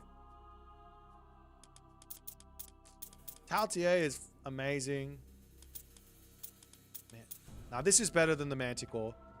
Hamadryad's better than the Manticore. Okay. I don't think Betsukos makes the cut. I don't think Rock Giant makes the cut. I don't think Jotun makes the cut. Satyr might make the cut just because they're so intrinsic to the Atlantean game plan. If they don't have Satyr, like Gaia misses out on the Satyr and the games get quite difficult for her in those situations where you should be like, I wish I had Satyr right now. So maybe the Satyr. So we'll go Satyr, Hamadryad, Tautier, and Butterfly as the four myth units there for Heroic Age. Mythic Age, Lampedes, Hecagigantes, Fafnir.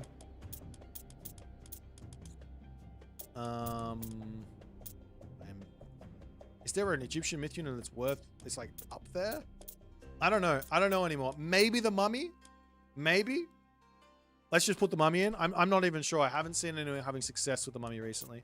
So it might not be any good. Medusa is fucking fantastic. Chimera is really good. Colossus is really good. All of those Mythic Age myth units from Hades are in there, but I don't know if they're like jumping off the page good.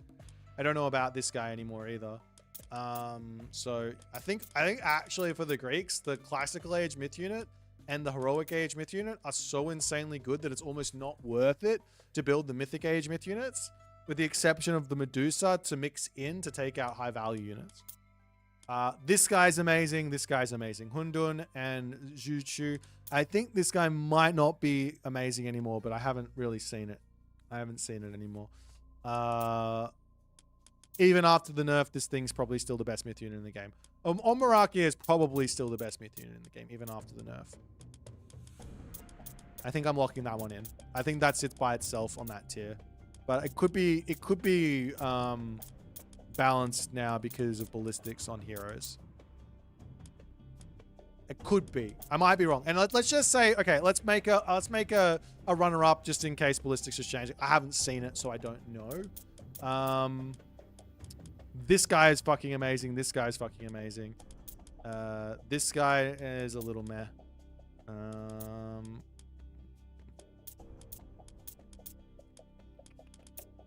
probably the Fafnir. That's probably the unit I've had the most success with in the Mythic Age. Out of everything that I built, I'll probably say Fafnir. If it's not the or the Ahuazotl, and I guess this guy as well. Those three: Ahuazotl, Soul Guide, and Fafnir. There you go. That's my list. Thank you for listening.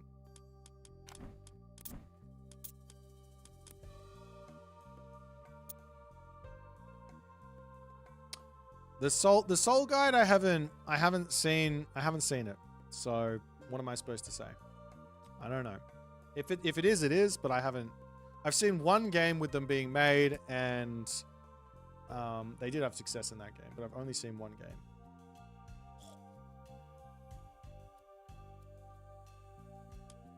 So I'll have to use it at some point. Unfortunately, my Aztec games basically never last until the Mythic Age because I'm too busy winning with my amazing Classical Age skills, and then my amazing Heroic Age skills, and then my even more amazing picking the best Minor God, Heroic Age Minor God skills, which never ends up being the Soul Guide. Pillar's Soul Guide would be 100% win rate. Pre-Drag is in the chat, and he's asking me how I am. I'm doing fantastic. All right, let's play some games. We do have the MCL on later tonight, which should be fun. What about Rabbit? Yeah, no. These Rat Boys suck. They're not good. I mean, it's just a feeling thing. I haven't gone in and done the test. That's what I mean. I was just vibing it. Like when I go in and actually do the test and the comparison, which I did promise I was going to do a while ago, but then I got really busy. When I go in and do that, then I will know for certain which ones are the best, rather than just vibing it. Like, for example, I thought that the Raiding Cavalry was the worst cavalry unit in the game. And then I did the test and I was like, hang on, I'm just wrong and I didn't understand it. Therefore, it is now the best cavalry unit in the game. And then I even had people like Young Oath trying to tell me that I was wrong on my assessment. To which I say, incorrect. I was right on my assessment. It is the best cavalry unit in the game. Raiding Cavalry for the win. People need to go for Vikings more. Vikings Raiding Cavalry sounds insane. Anyways. Oh, damn, this Sugar Oath guy has a smoother brain than a koala. That's funny. So Raiding Cavalry, like, yeah, basically the Raiding Cavalry have got the most stats for a cavalry unit in the game. Maybe with the exception of post-nerf Jaguar Rider. I don't know now. I haven't done the stuff. So smooth your insult slide right up. What makes it the best cav unit? It's just got the best stats. So the big difference between the Raiding Cavalry, and this is the thing that I didn't fully grasp, the big difference between the Raiding Cavalry and every other cavalry unit in the game is that it's 2-pop versus 3-pop. So the Raiding Cavalry, for 2-pop, you divide its stats by 2 in order to figure out exactly how to compare it to the other one. It's got the most stats per pop out of all the other cavalry units. In damage versus archers, in effective hack HP, effective PS HP, and also in resource cost as well. It is a incredibly strong cavalry unit. Now, of course, practically speaking, if I have 60 cavalry units and I'm trying to use them to take a fight, a lot of those are probably not going to actually be fighting for some of it. But that does take its stock down compared to the other cavalry units, which is probably why people felt like it was bad. But no one really goes to 60 raiding cavalry, so it's not really a thing. It's more like they go to 20. And so they'll go 20 raiding cavalry, and then their opponents will go 20 hippias. And they'll go, my hippias are performing better than my raiding cavalry. When really, they should be going 30 raiding cavalry to the 20 hippias that are doing what needs to be done. So that's the kind of takeaway that I had when I did that analysis. I'm like, oh, I'm just not building enough of them. And then I go, oh, okay, that's fine. And then the first game that I played with Norse, after that, I realized, there's this fight that I'm taking. I'm in a bad position. There's this fight that I'm taking. If I had this amount of Hippias, I'd probably win this fight. But they're not Hippias. They're raiding cavalry. Let me pull back. Let me add in an extra 10 raiding cavalry or whatever. And then I went back in and now I know I'm winning the fight because I would have won that fight if I had Hippias.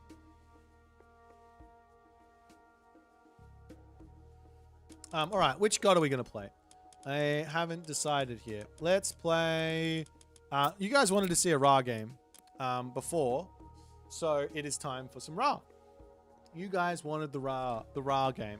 You want to see some rabbits? We might play some rabbits later. What about Cav that have multiple different multipliers like Tag Cav? Yeah, they're a different story. It's a different type of unit. It's very hard to compare that unit.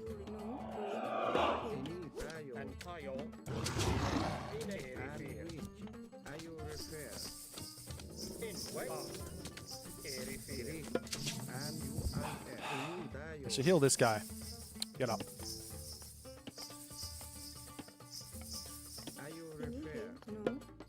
Probably should have done that afterwards. Fine. Okay. Good luck. Have fun. I figure out how many of what unit to make an army of and when not. That's a very hard question, my friend. I wish I had an easy way to answer that.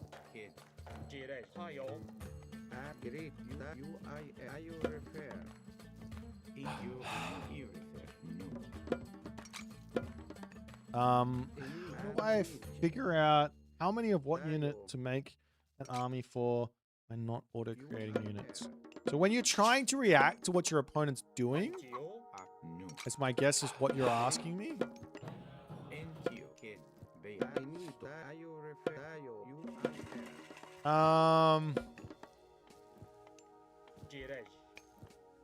It's such a hard question. I don't have a good answer for that. I'm sorry.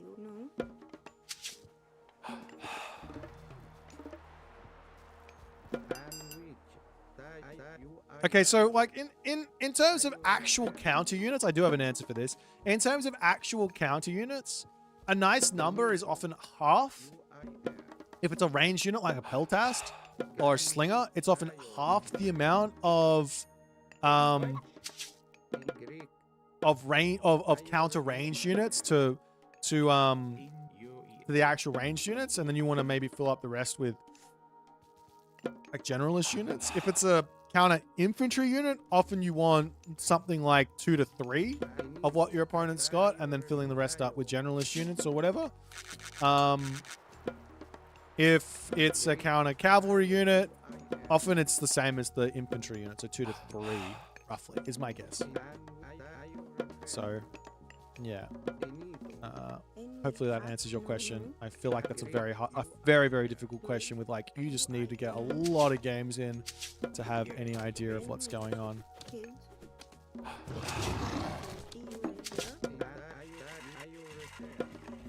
What's this relic?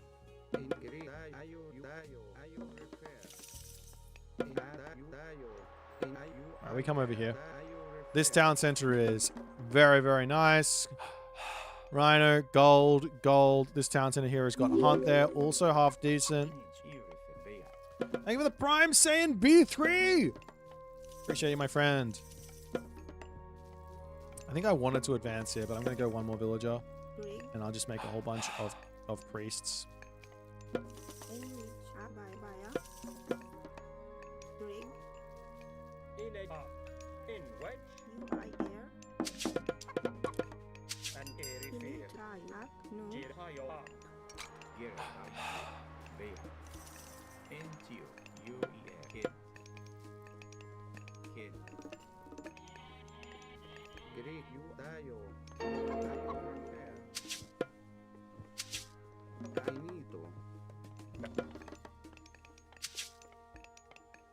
I'm sorry, Saiyan B3. Thank you for the subscription. That does really help. Every little bit helps, my friend. Oh, thank you for the support. I know ads are a thing and ads are annoying. But without ads, We're nothing. Yeah, I have to go for this one. Image erect. Image erect. Tile. You refer. Antio. N-T-U-E-R. In which In park. And U-I-R. We've got hunt behind us. We've got gold. There's literally everything under the sun here. The only thing I'm worried about is getting, like, whatchamabucket rushed. So what I need to do is I need to get some scouting in just to see what's going on. And potentially also get to a very quick wall up over there. But these guys are just going to go on to food for the time being. And then we'll go into our priest a little later. I'll get another priest in here. This guy can go into my main base. We can drop this here. We're going to come over here and wall this off. Image erect.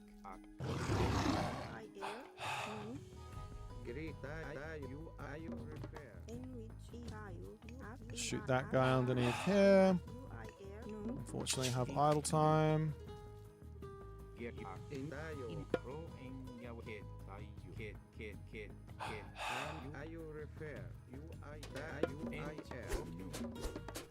Okay, he's melting those guys, but I'm just gonna grab myself.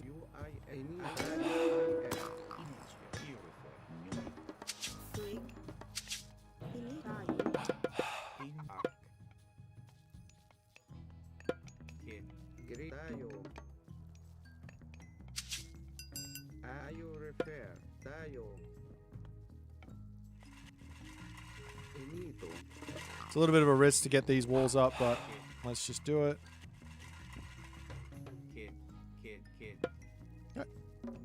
I want to get a heroic gauge in.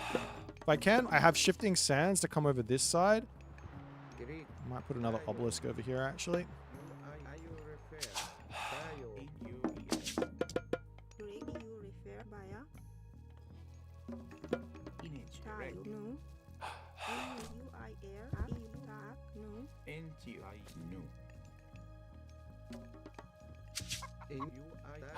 I know I'm sending these villagers to this gold mine, but I don't really have food in the main base to flip it around. He's also being very defensive, so he's built a Naginata Rider. I have no idea what else is coming here.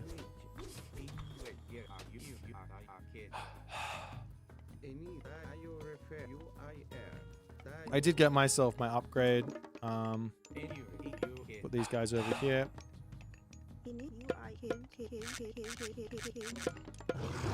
This one.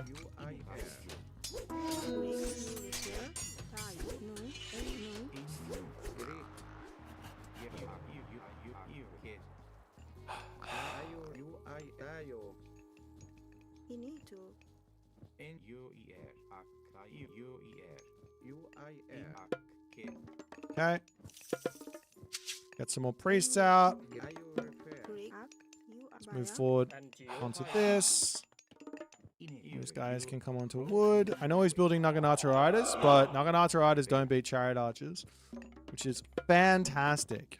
I love that dynamic. You'll see it in full swing in this game.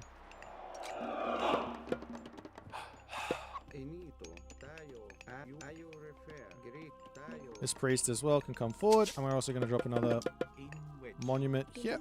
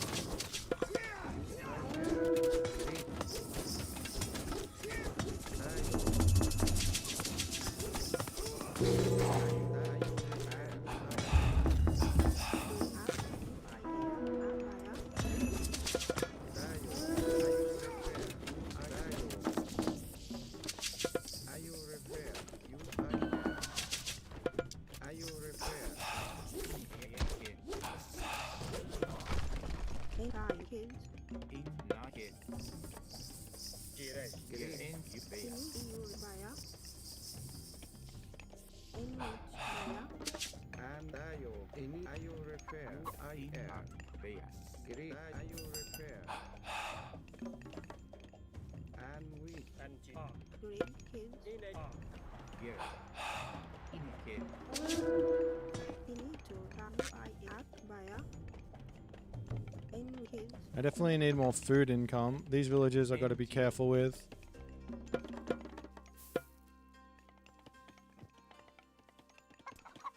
Ini UI air.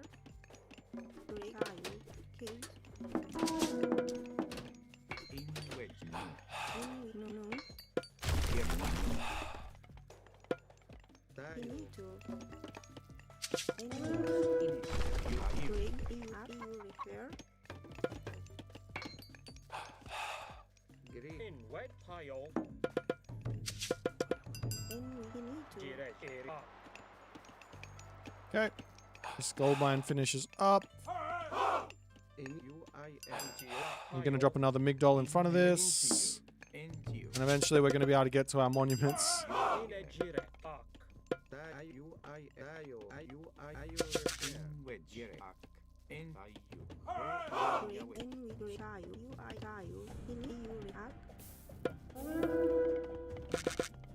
in it and tayo in wicked In which in nine district Okay. great kid Baya. in wet area fair Greek UIF Ini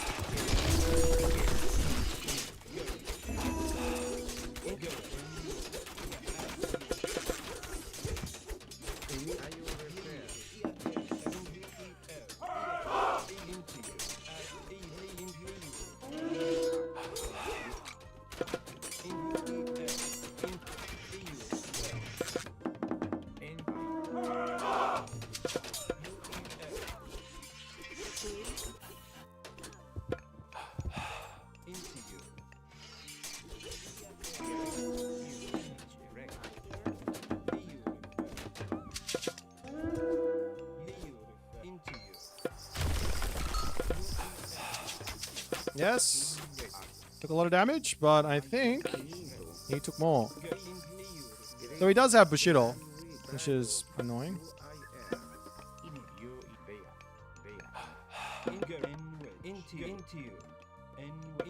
Unfortunately, I need. Well, actually, no. I can go into these. We need to make an answer to Naginata Riders to go raid him now. pile Can't raid with these guys because they die.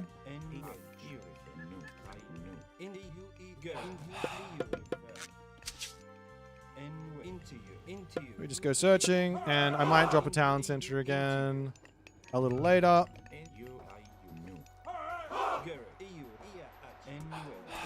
Okay, one. Get some revenge damage done. Okay, run from that.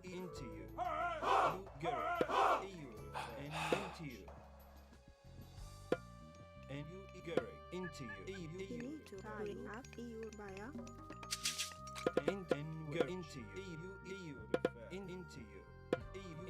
Search for.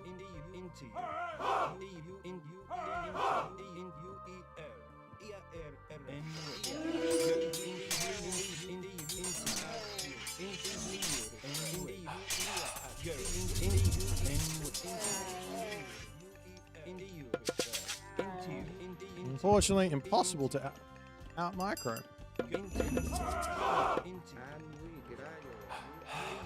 Let's get our town center back up in the middle here.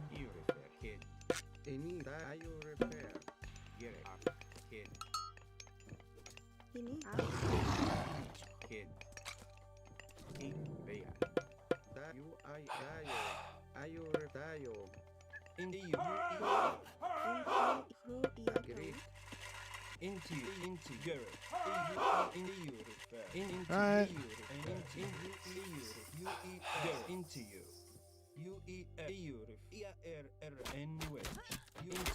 That run so I don't lose all my guys here to a thing. Baya.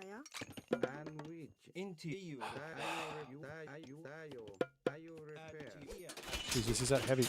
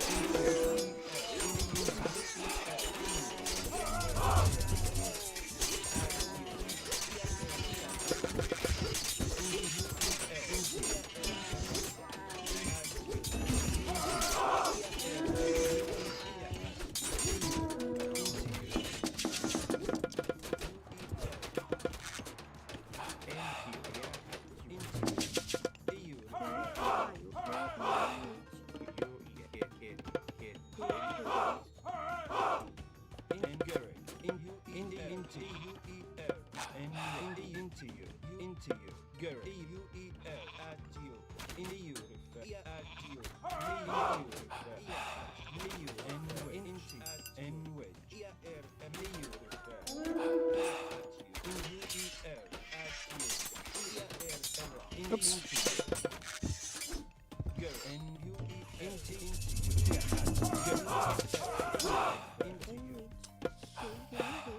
Okay.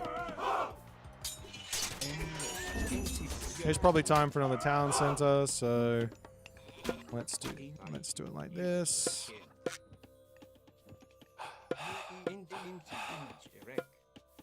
I do have a lot of actually, you know what? No. I got a better idea.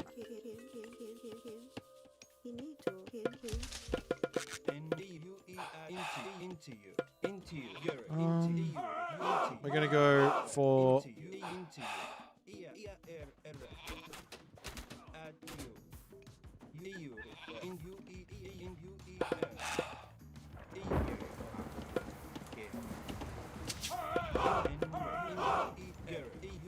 and then we're gonna get these guys. So a little bit of a rain to get my scarabs and my upgrades out. Now we can go get him with our scarabs.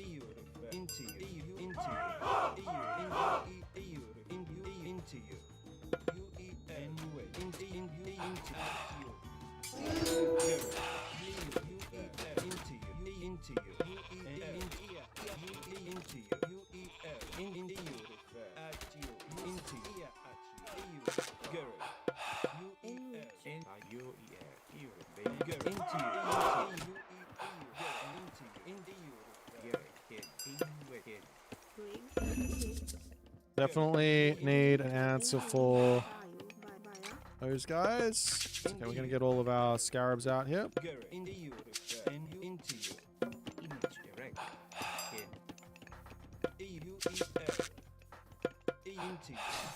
Let's have a little look-see over on this side again. I need to expand onto another.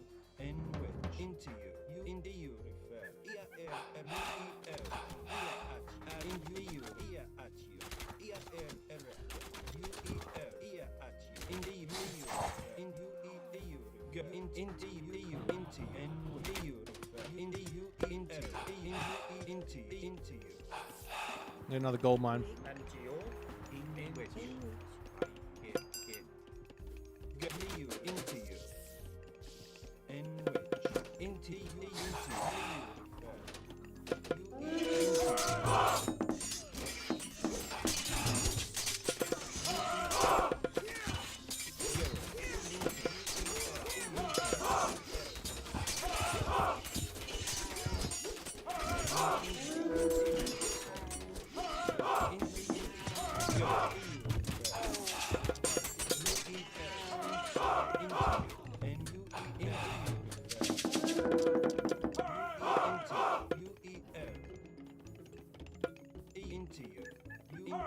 Scarabs did well, I think.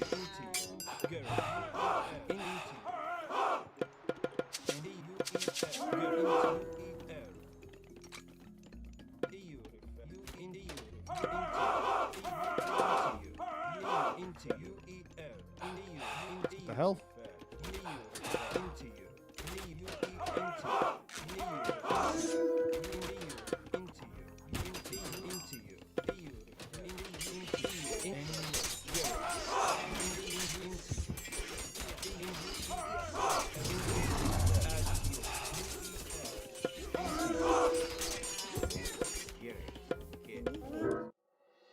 Okay, GG.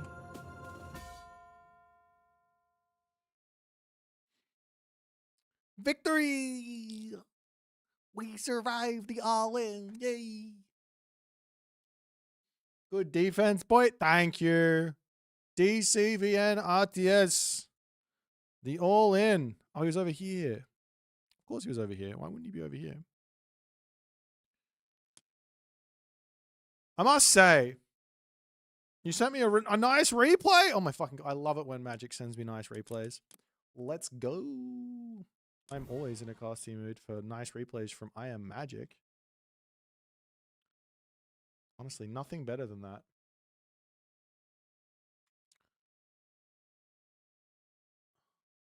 I hope Magic built like 15 gazillion myth units. He's a converted man. Gato! What's happening, man? This Magic guy. Look, this Magic guy, he's kind of got the magic. Who is Magic? He is a incredibly talented Age of Mythology player. An incredibly talented content creator.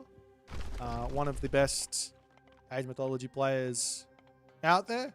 An amazing person to have a good argument with as well. If you've got an opinion and he's got a different one, it's going to be a fun time. And yeah, he's a good time. That's right. That's the that's the Magic Man experience. Alrighty, ladies and gentlemen, boys and girls, assorted members of the jury. In the settings part of the map, that's the right-hand corner, we've got ourselves the one, the only, the legend, the man with a million mans. The name is I Am Magic. I don't know what that means, but I felt like it made sense in my head. Then I said the words out loud, and well, maybe I should think before I talk more. Maybe I should talk less. I don't know. On the left-hand corner of the map, we do have a Magic versus John Arbiter. 100% win rate. I can't tell. Oh, it's 100% win rate for Magic. Unfortunately, John Arbiter, not quite the man that Magic is. On the left-hand side of the map, it is the biggest brain in Age of Mythology himself, Mr. Husk Sorpet. I love Soup. He's an amazing Age of Mythology player in his own right. He comes up with probably the best strategies in Age of Mythology. In fact, I think if more people understood the game on a level that Soup understands the game, we would see a lot more interesting stuff. Unfortunately, the understanding of the game is at this level. Soup is up here, right? Everyone else is down here. And the only thing holding Soup back is Soup. Alrighty. Let's check out the relics on the map. We are actually playing on... Oh, we have the Chocolatl. This relic's insane. If you get this relic, just enjoy the 4% HP. It's going to be fantastic. Over here, we've got the Kui Drum. I'm going to talk about the map in a hot second here. The Kui Drum. Over on this side, we have the Scarab Pendant. This one here is going to be nice for the myth, not the myth, the siege units. And on the top here, we have the Dwarven Horseshoes with 5% extra move speed on the cap. Always nice. So, you can see right now that the Magic Man spawns in. Was this game played before or after? Was the John Arbiter with the one win? But look, that was probably just an early resign. That's all. This was played after, so the main base is spawning. Yeah, you can see the main base is spawning a little bit differently. I think is the idea than before. Stuff is a little bit more mirrored or semi-mirrored based on reasons. You can see that it does kind of spawn with sort of similar forests and things and. I don't know what I'm trying to say. Basically, what I'm trying to say is there's going to be a little bit of a poll put out to the players that go into the main event. and they will be able to decide whether they want to play on these maps after this weekend plays, or if they would rather play on the dev maps. So we'll see what's going to be happening.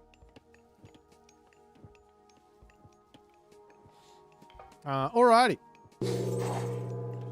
Into the game we go. Magic does come in with the Kamehameha, and we'll see. Bets in chat.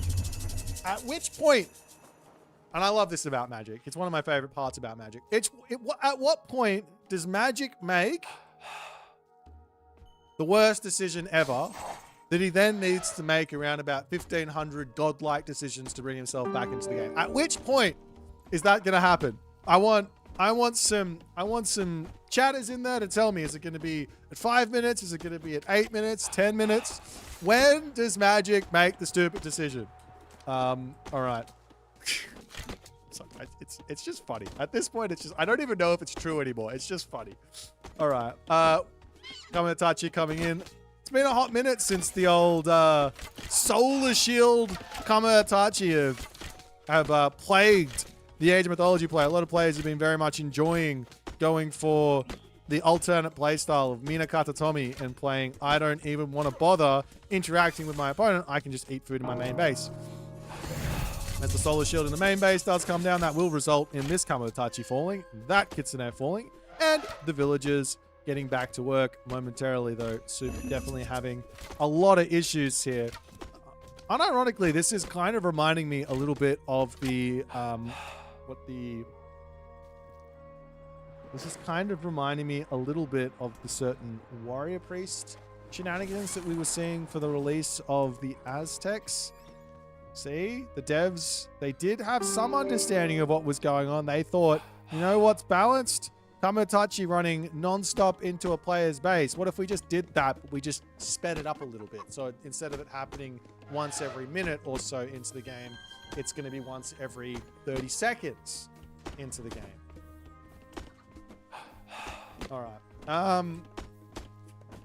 Sorry, I don't know what I'm saying. I'm having too much fun.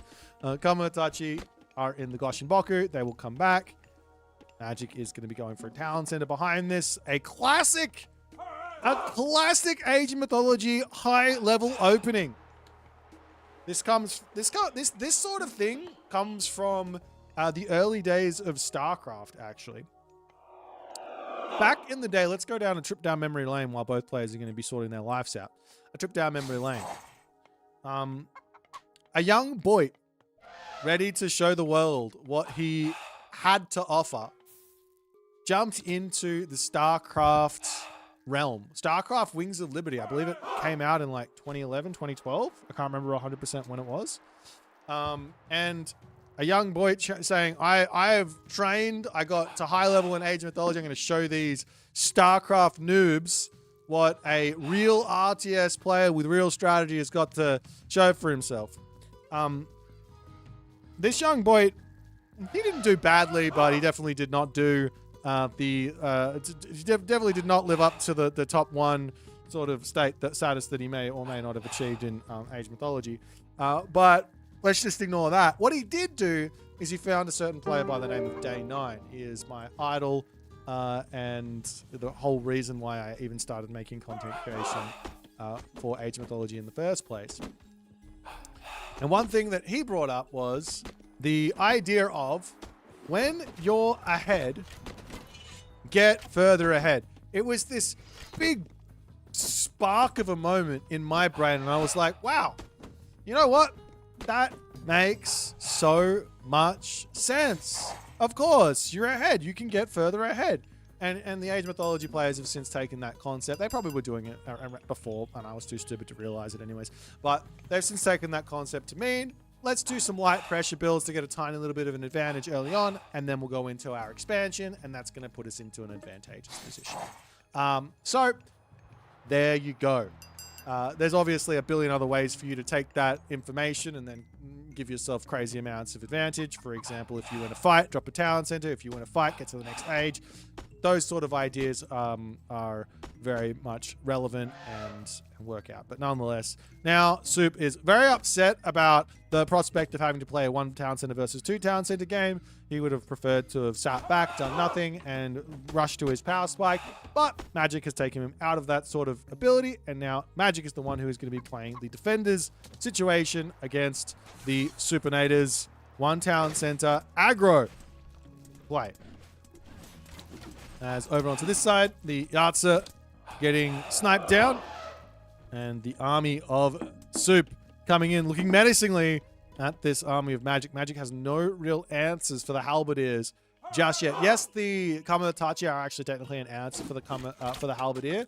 So if he wants to take the fight, he's going to have to be able to get in here, snipe the Pioneers, avoid the death to the Halberdiers, and then send the Kamatachi in. Alternatively, he's also got the Solar Shield to help him out for a little bit while that's going on. Alrighty. So, we've got some more Samurai on the way. Magic managing to keep this stuff alive as the Kamatachi do come through. No Solar Shields coming down from Magic, unfortunately. No effort to snipe the heroes there. That's definitely something that is going to be something that I think that Magic is going to be regretting moving forward in this game. There's the Fire Archer here going down. And it is still not the worst of fights for Magic, but not the best of fights for Magic either. He gets a half-decent trade. As the units move up to this top side, Magic could probably grab survival equipment, sit here, and then just literally attack the army here. Because he's on 2 TCs, it's more than okay to drop 5 villagers for the prospect of killing this entire army, because he's still going to be getting in front. So long as he can equalize on military value, he's going to be winning this game. He doesn't go for that move, pulls back underneath his wood line, gets pushed off with food here. He does still have some food inside of the main base to play with, but he's about to be running out of that. That's where things are going to get tricky. He might have to go into farms, something like that, but for the moment here, Soup does have a pretty nice food starve going. That being said, Magic has to move from here to here. I would have maybe preferred to see a little cheeky wall on this side, such that he could run through here and come onto that hunt just in case. As the army of Magic charging in, those Halberdier are incredibly powerful here to take out the Naginata Riders. The Samurai also definitely need to be targeting the right. Now he does get onto them, but it's too little too late, as the Ondamusha coming in and smacking that Yatsa for 6 there. Meanwhile, Razorwind Kamatachi will rejoin the fight to try and help out. But Soup is making some very, very nice inroads here. Now, of course, there is also the lightning weapons, that maybe that was the reason for running away from here. Potentially, Soup might have dropped lightning weapons there and he might have won the fight. I don't really know. But anyways, villagers will run away and we'll see more Deuteroonies coming through for the Magic Man. As Soup, the hard part here for Soup is the fact that he has to get his army around this town center onto the back here. That's kind of the hard part. And I think that the longer this goes on, it's going to be the better for Magic. He's now got himself some farms starting. I'm still getting like mad FPS drops on... Yeah, it's the Goshin Boku tree, I think. Getting mad FPS drops on that. I don't know why. That wasn't happening before this patch. Might have to do a report. Am I getting FPS drops here as well? I was getting FPS drops on the Shenong base in another game as well. Anyways, neither here nor there. Guardhouse coming down for Magic.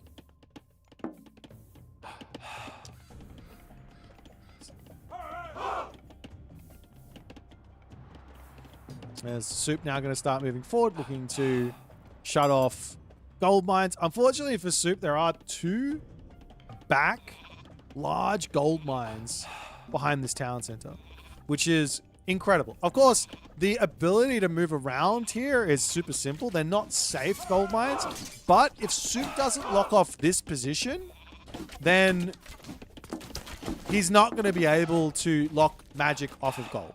Because he has to lock this gold mine off on the front, and then he has to move around this side to hit the gold mine and hit the gold mine here. So there is that problem. He has gone up through New Bar. Now, the more simple solution here for Soup is to just go straight through the town center by killing it. That's going to make sense as well. So if he just drops the God Power down, he's also got lightning weapons to win the fight. He also doesn't even need to drop the God Power down if he's got the Siege Crossbow, but he's going to go for it now. He's also got a Tao Wu that he got for free, which is going to be huge because he can obviously drop the new bar or the drought and then go for it. As there he goes on that new bar. Units do also drop some HP while this is all going on, as Soup is trying to keep them on top of the drought there. The units will pull back to have that Tao Tia getting some nice damage done. As the Razor Wind Kamatachi ends up going down there. There are these Wuzu Javelineers on the back for the time being as the town center falls. And the main base now a little bit under attack, but Magic, he's still in an okay spot so long as he can do some cheeky shenanigans. Now, cheeky shenanigans are incredibly hard to pull off. Magic's scouting has been what I would call not good in this game. He has not spotted the map. He does not know where the gold mines are. Soup, on the other hand, he sees all the gold mines here. He sees these two gold mines over here. So he does know where everything on the map is. He's not going to be getting surprised here by any stretch of the imagination. So there is that. There's now villagers over here are going to be going down. And Magic here is going to lose all these villagers on the back. And I think here Magic... The good thing for Magic is basically... No, he's about to run out of this gold mine. That Magic can move up to here. That would be the sneakiest of sneaks. These villagers will... Just putting houses down over here as well. Surely Soup checks this. How does he not? He's got the... He can just send the balloons over here as well. No problems. It looks like... Of course, he wants to kill off the town center. Killing the town center is obviously value, but economy is economy.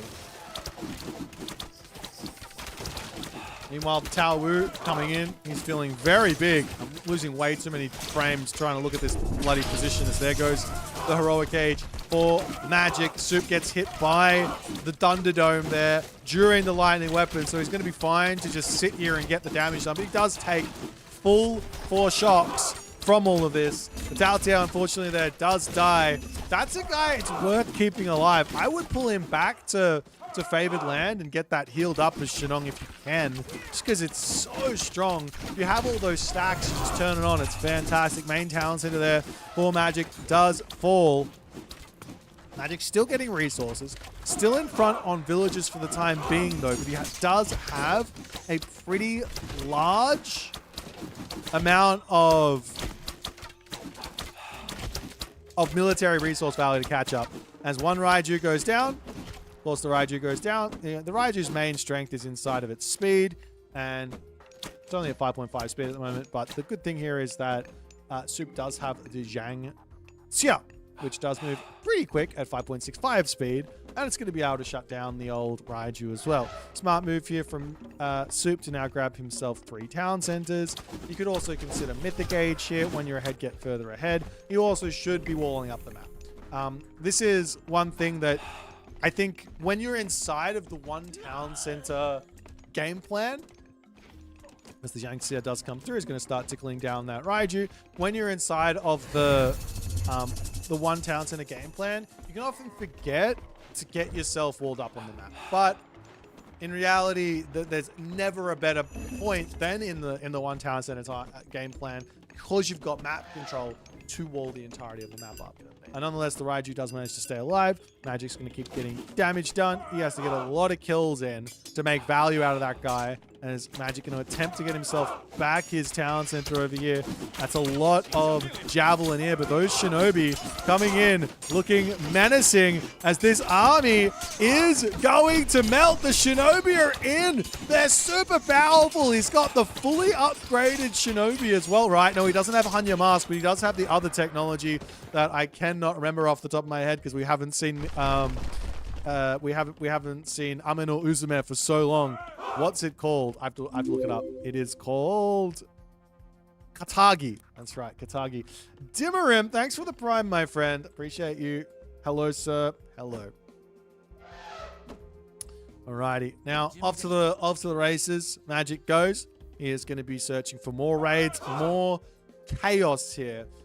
This is definitely on paper a strong unit versus China, because they don't have a counter infantry unit. Normally this unit sucks versus anything that has counter infantry units because it just dies. Counter infantry hack damage dealing units like the throwing axeman, like the pacifist, like the axeman, etc. But against China, doesn't have that. China does have Dao swordsmen that are quite strong. Does have the Tiger Cav as well that can probably deal with the Shinobi. And also does have upgrades, including the Searing Point, that can help deal with these Shinobi. But they're so fast that you don't really deal with them with the Fire Archers. They can just leave. If you just go, they just go and harass buildings and things like that. One of the main power points of this unit is actually to come in and just snipe houses, snipe military buildings, and just be an absolute pain. You can also come in and sit underneath the town center, or even snipe a town center. Or pick the villagers off underneath this position as well. As Soup going to garrison. Magic now up for 2 TCs as well. It's 68 villagers apiece for the time being. Obviously, advantage for Soup on the 3 town centers.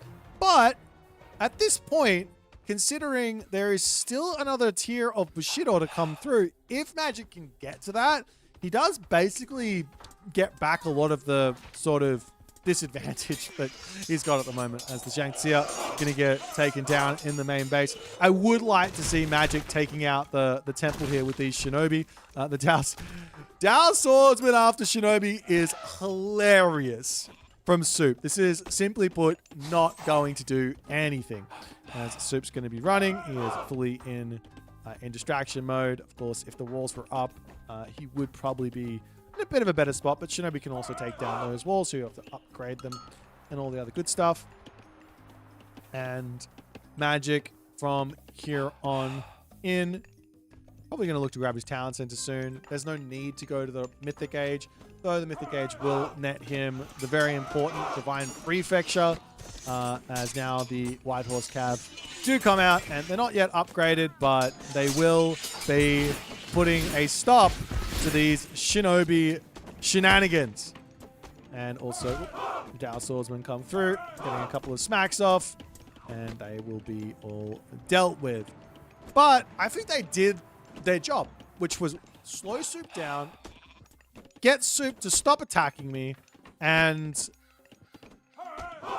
yeah, that's basically it. It's slow, sorry, not slow, slow Soup down, get Soup to stop attacking Magic, and Magic to get sort of some semblance of stability in this game. Castle to come down, and Magic here has to be thinking Mythic Age. Now, the thing about playing as Amaterasu and Tsukiyomi is that, he doesn't go for it. Wow, Taka Mikazuchi here is a really interesting decision. So, the main PowerPoint of Taka Mikazuchi, we don't see it very often because it's so much, I hate to say it, it's so much worse than Okuni Nushi. And nice reaction there from Magic, but he's still going to lose those villages. So much worse than Okuni Nushi and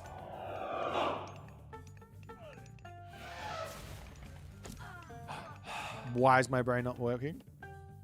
This one. Watatsumi. I got it as I saw the picture. Watatsumi. So much worse than that. Looks like the castle here has been denied for the time being, but you have one Bushian. It doesn't really do a huge amount of damage, to be honest. Though it does have the homing ballistics. And luckily with 4 speed, you can kind of get away from this. Yeah, you can kind of get away. I would sacrifice that cough to the villagers, to be honest. At this point, flying myth units have got one role for me, and that's get the death ball and really focus on sniping down those heroes. Because they've got tank now, they didn't used to, as here comes the Shinobi. And now Magic is going after a plan here that I think is incredibly tough for China to deal with. I think the castle finished. It did finish. So he gets his Takemikazuchi off. It finished. But the units here will clean up all of these units of magic here as well. As the shinobi will wander around and decide what to do. Mythic Age, however, is in for Soup as he's gone up through Huang Di. All the upgrades are going to come through for Soup. He's also going to drop his dragon down on this position and attempt to take Magic out of this game. Magic, however, he's up on the top gold mine. He doesn't have his upgrades. Lightning weapons coming down for a second time in this game. As those shinobi will end up falling. And as the old adage goes, if you've got gold, keep playing. Because you never know what's going to happen. However, Soup knows what's going to happen. Ballet here, ballet here, ballet here, ballet here. And that will stamp, and maybe ballet here. And that will stamp Magic out of this game at the moment. That being said, there is a comeback here in some way for the Magic Man. And that is inside of him getting a very, very, very good Divine Slash.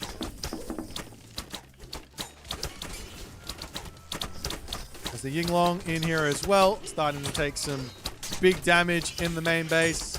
Soup kind of overcommitting, not even training units anymore. Not sure what he is. I think Soup's gone AFK. Oh no, he's back. Never mind. Now the unit's starting again. Just having a little bit of a chat with Magic. I don't know. But Tiger Cab, Dow Swordsman. Villagers up onto the top coming in. As there goes the Divine Slash. Kind of a low value Divine Slash, but does give him a little bit of sort of reprieve from all the pressure as sumo training to come in. And also Ten Fist Sword. So those samurai are going to be amazing. Those shinobi are going to be amazing. And the Yati Spearmen as well are going to be amazing. So for Magic, who is just about to hit Bushido tier 4, if he can get to all of that, this is going to be a very, very interesting spot to be in. Very, very interesting because all of those infantry units should be able to deal with anything. Anything that Soup builds. Samurai, fully upgraded Samurai, Shinobi, and Yati should deal with everything. So it's all up to Soup to sort of play this in a good way. I think it could go into Hundun as a nice answer. Doing the... Still dropping... I'm literally dropping frames fucking everywhere. What is happening here? Please explain. Like, there's not... Is it this? Is it the Asura? Is it the Yinglong? What happened to this game? How do I turn off those special effects? This is not good.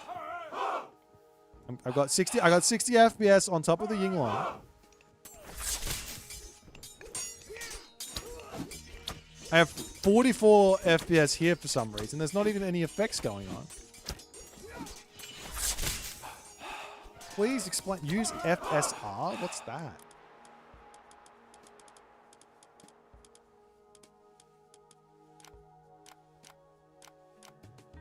Is it this? Did I turn this on? Because I reset all my graphics as well.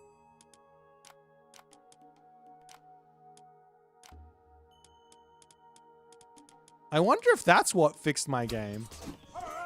Actually, I need to tell them. I forgot. Actually, no. No, it didn't fix my game. Never mind. I did it and I still was crashing.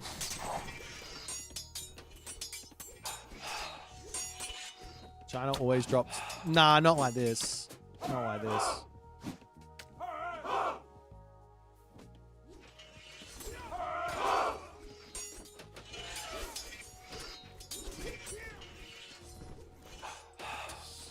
All right, well, Magic is on 0 gold. He's been pushed off this gold mine. He does have 61 villages. He has an army, though. That's the big part. He has a very large army. And Soup has got nothing out at the moment as the Shinobi to come through. They're going to start punching away at these villages, happily killing off everything he possibly can. Those villagers will turn around, do what they can. We'll try and survive here, but still a long way to catch up on income for Magic.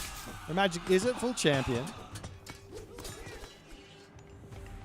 Ballet's coming up to the top. Did Magic see this gold mine? My PC is lagging? I don't think so. If my PC was lagging, I would have frame drops on OBS.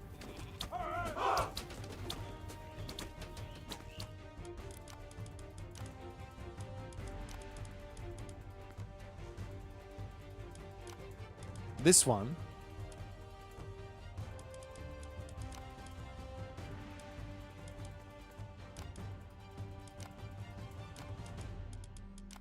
I'm not going to change anything at the moment. I'm sorry. I'm not going to change anything. I appreciate the advice, but at the moment, I don't want my game to break. I don't want my game to break.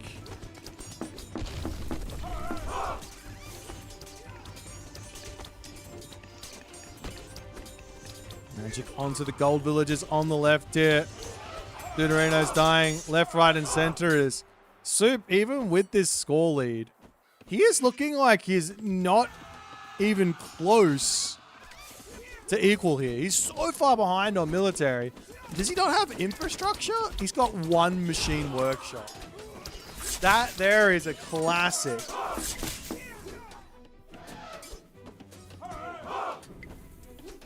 He obviously needs an answer to these samurai. The answer is going to be probably Chuko Nu make the most sense here for Magic. No, not for Magic, for Soup. Chuko Nu make the most sense for Soup here because Magic doesn't have ranged counter archers. That's normally the unit that makes the Chuko Nu not very strong. The Chuko Nu is as a unit is probably the best archer in the game in terms of DPS. So maybe this guy does more DPS than him versus infantry. I'm not sure.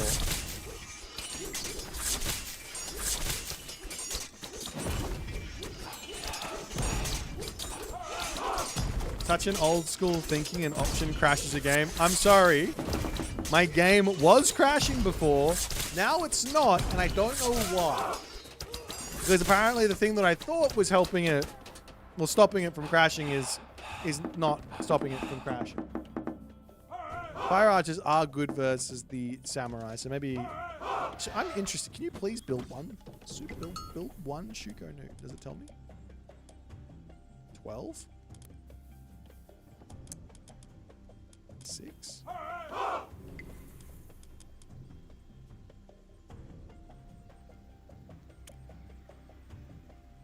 Is it 12 times 4?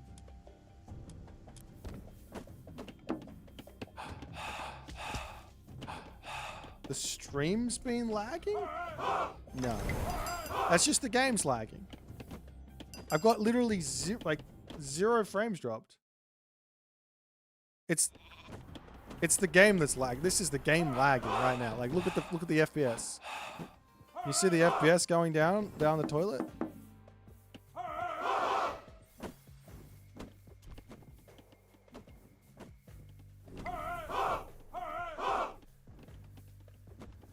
Game. Wait, do you mean lagging as in like buffering for you? How can it be lagging? So YouTube chat says the stream's fine. Get absolutely and utterly wrecked. Now that could be Twitch struggling, not me. I'm taking no blame for this.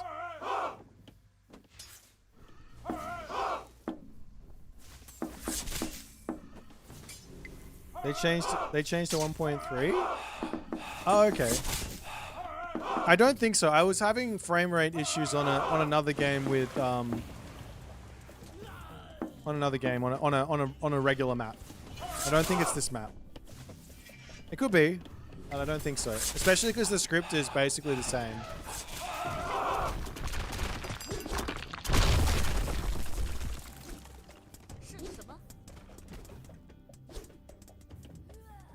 The Shinobi! And now, Supir has got he's lost. Oh my god. That there is a game-ending destruction. Oof!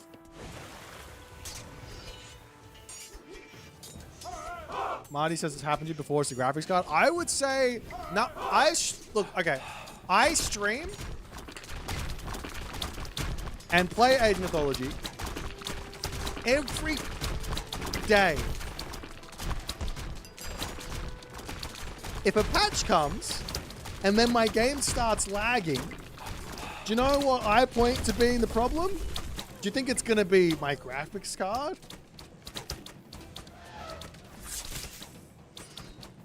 Don't at me. I've had enough of this nonsense from you Twitch chatters. You guys are 1,000 rated in AOM and 1,000 rated in technical support. Not all of you. Some of you are great. Just kidding. I love you all.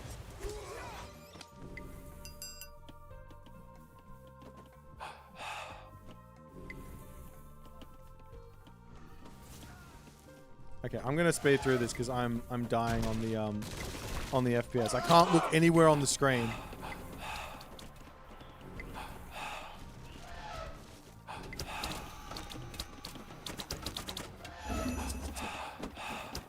I'm literally dying on the screen. Magic in full swing. The Asura! Magic built Asura! The world is changing! He's a changed man! Asura are really, really good.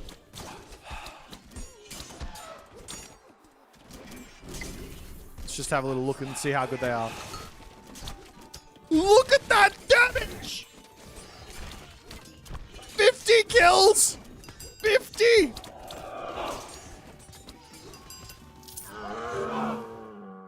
Like, fuck, we're out of here. GG. You said there was something you want me to check, Magic? Oh, you wonder if you got lifesteal? You did. For the infantry? Or for something else. Yeah, you got the lifesteal. Yep.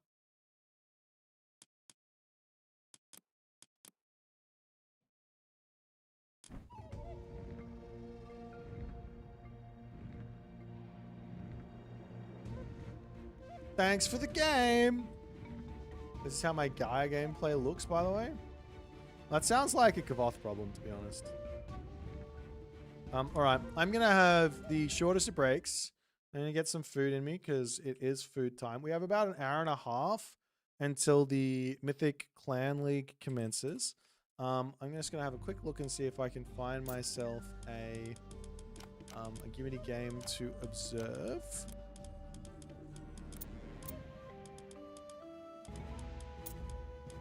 Some interesting names along here. Illuminati versus ASAP Rocky. That one will do. Righty. I'm going to be right back. Going to grab some food. And it's a Loki versus Loki on Anatolia. So you guys can enjoy the build order of one Illuminati, the Artie, Min. I'll be right back.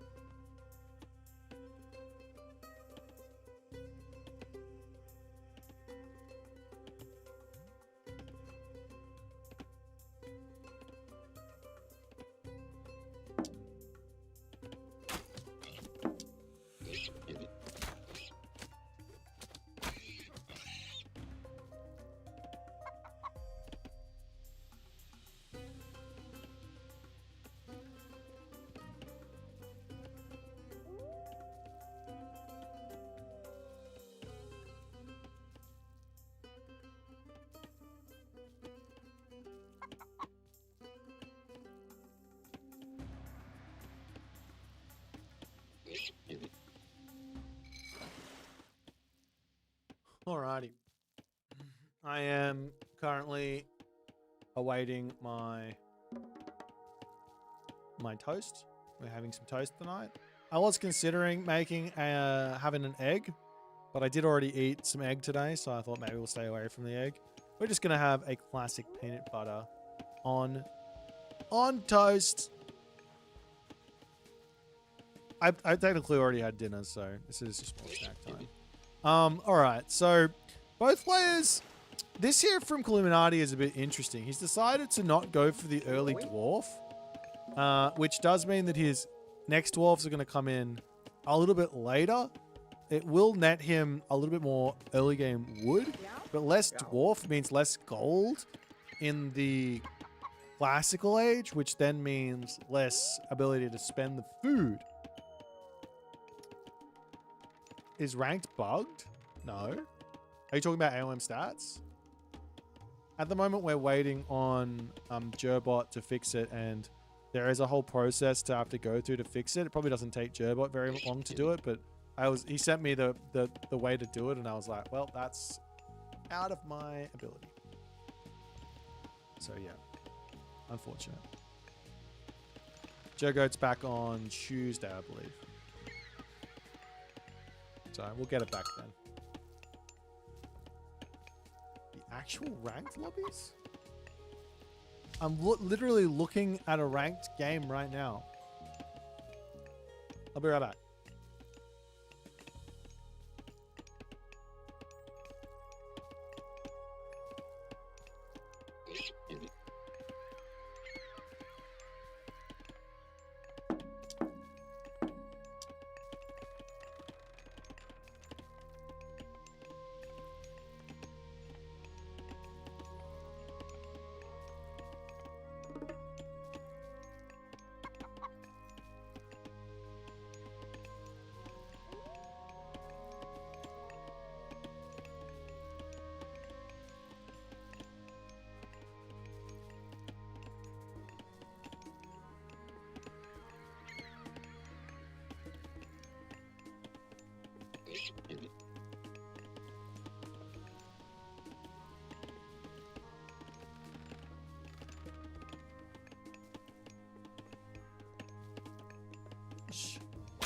Did the MCL move? Someone was saying he's at 18 GMT, not at 19 GMT. But when I read last time, it was at a different time. Let me have a quick little look-see here.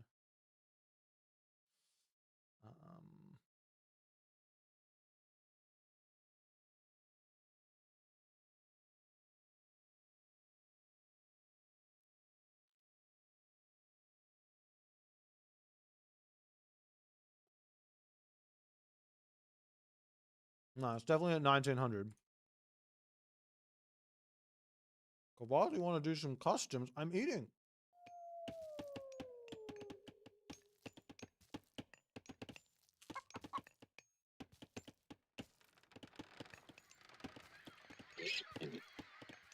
I'm not good practice anyways. I'll just do random thing number 992. And then if I win, I ego post you.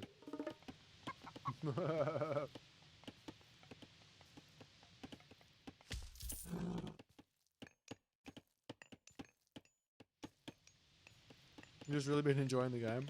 It's fun at the moment. I did figure out that I think I got to the point that I think that Kronos versus Gaia might be playable by doing random shit versus Recon.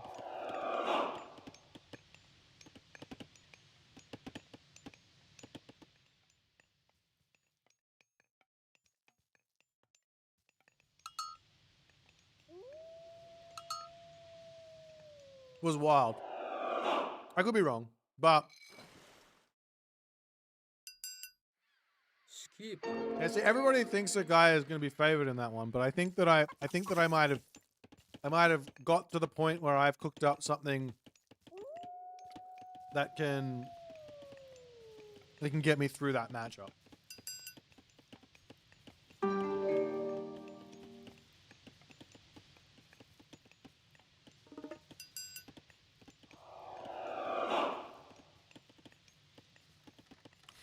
Ross, pan spats, not pen map repeats.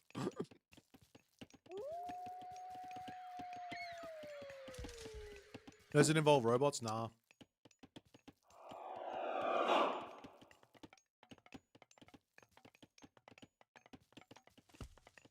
I will class the MCL today, yeah.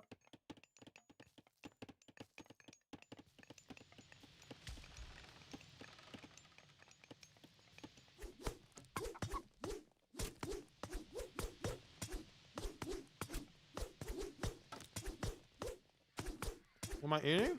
Peanut butter on toast. The breakfast of champions. Or should I say the 1:39 a.m. breakfast of champions.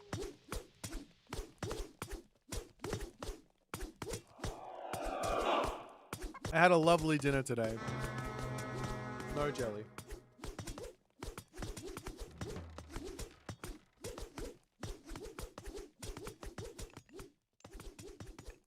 Did you guys know that Australians, we don't call it jelly?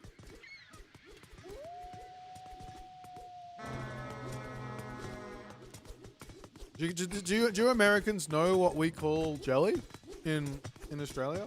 Do you guys have any idea? Oh, you're a marmalade? Huh? That's not jelly. What are you smoking?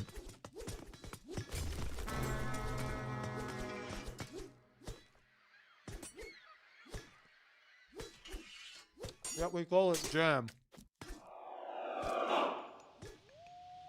It's strawberry jam, raspberry jam.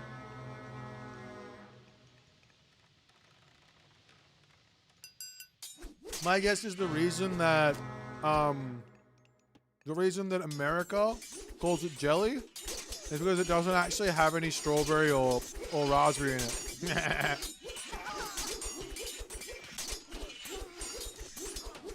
Sorry, Americans, I love you.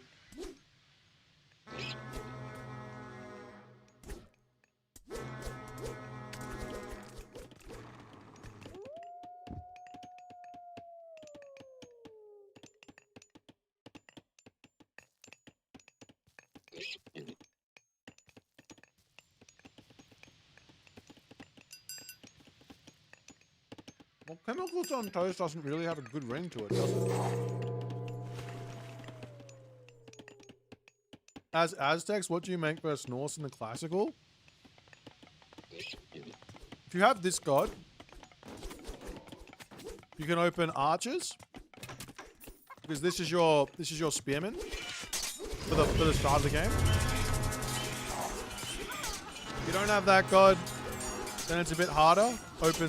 Open spearman, play a turtley game, and then get into your archers.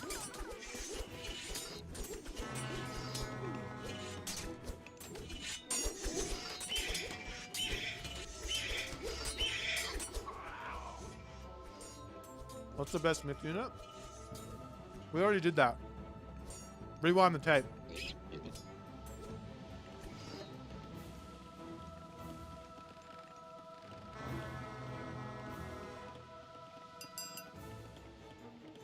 Oh. Sign-ups aren't open anymore. Shit.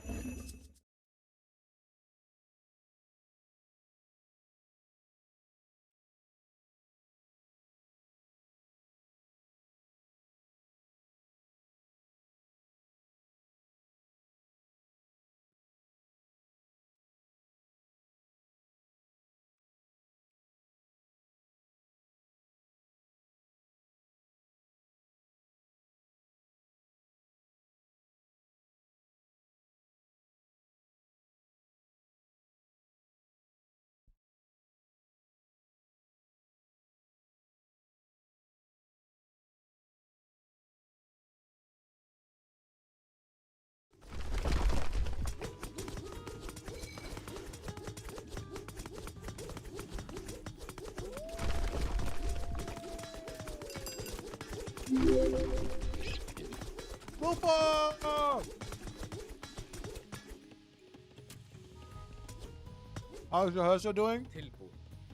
Um, Já. Unfortunately, I was terrified. So I got... because of the issues I was having, I got rid of the string mod.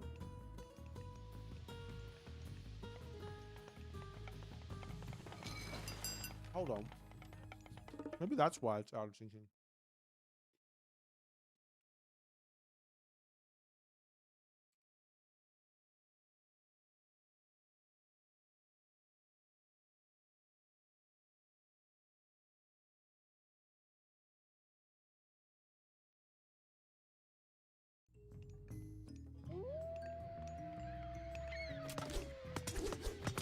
Alright, 1 second. I'm going to put my plate and thing, and then we're going to be back. And we're gonna do stuff, and we're gonna leave.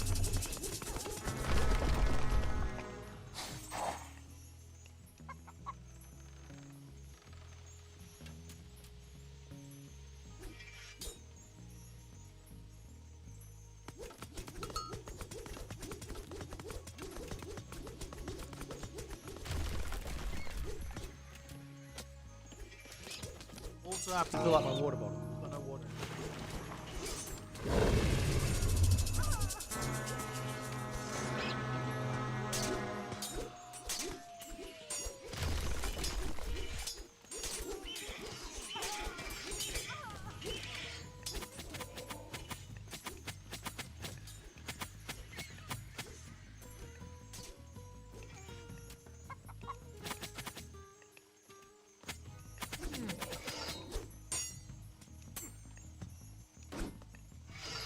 Alrighty. We are back. I got myself a little cheeky dessert for my breakfast.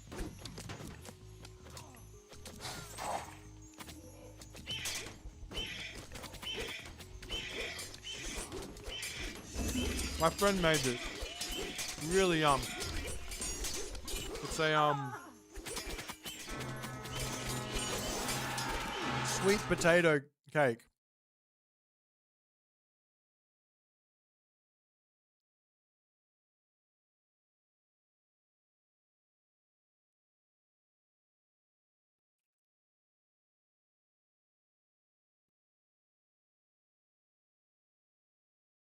Actually, let me ask chat. When did the out of sync start happening? It's not banana bread. Close. Gavath, are you here? Gavath. Ragnaroks. I'm doing some investigation here. Right after the update. Okay, thank you, Silent Ninja. I'm gonna ask about specifically people. It could be an unrelated out of sync issue. Silent Ninja.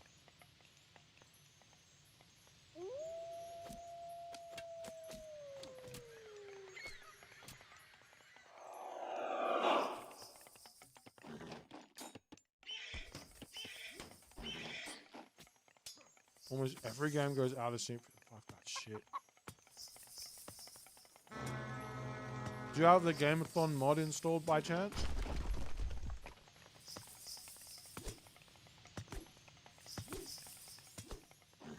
No mods. Alright.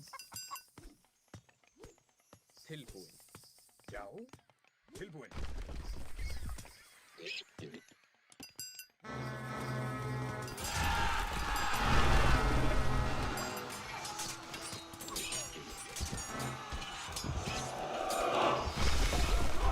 Dude, Illuminati went from winning this game to not winning this game. What the hell?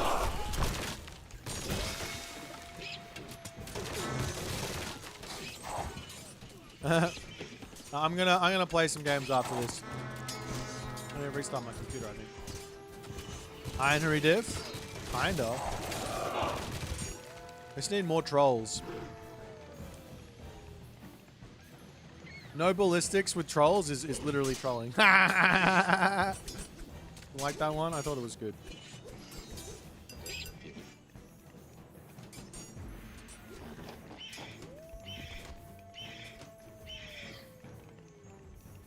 What's the best unit? The best hero? I don't know if you're still here. That one might have come in a while ago. I didn't see it. Best hero is probably Najar or Li Jing from China. No, there might be one of the Tajipla might be better. Not sure. My God. Jug. Yeah, Bellerophon does not. Is not as good as Najar.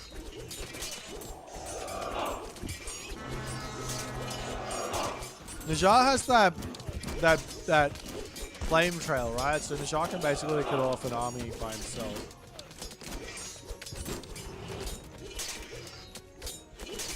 Maybe trolls should not be 100% reliant on this special for all its DPS. Just get ballistics. Just get ballistics. It's not that hard. Best unit. Myrmidon for the infantry. Jaguar Rider for the cavalry. Chariot Archer for the archer. Best... Yeah.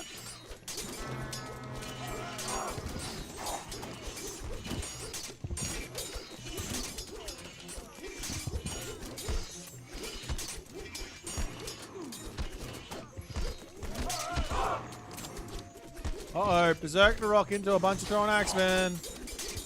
Ruh-roh.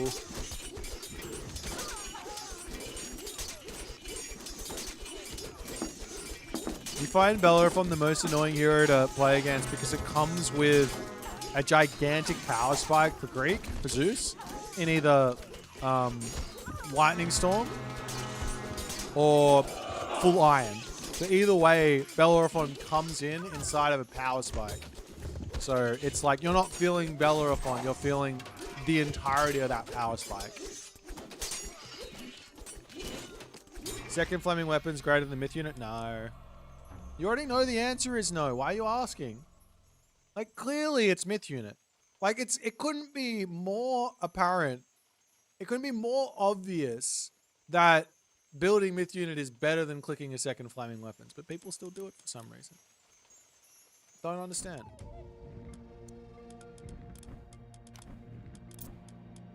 Let me restart.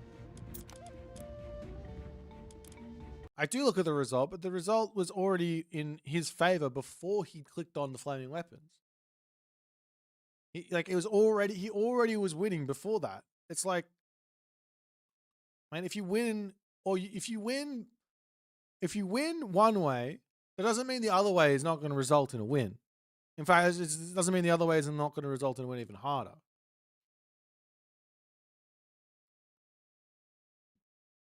The only real time to not build myth units and instead click flaming weapons is if you're at full population.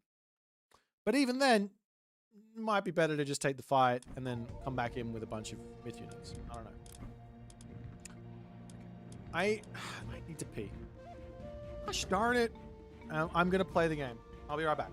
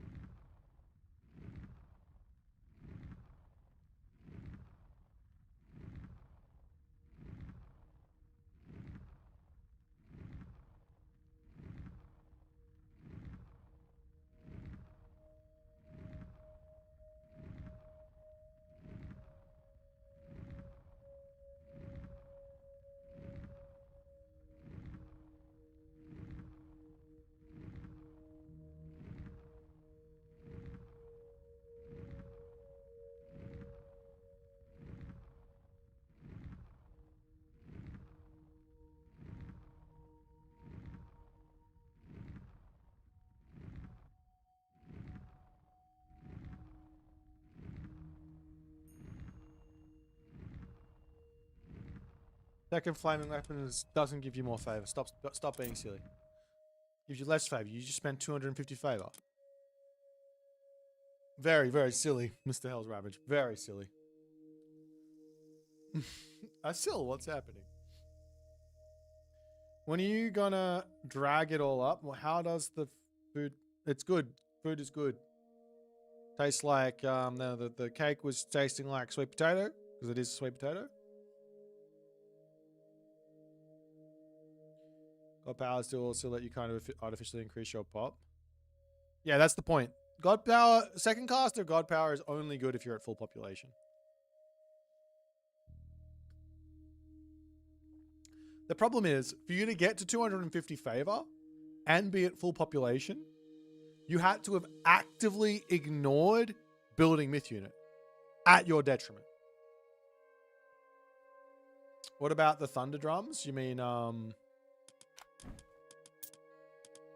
den drums?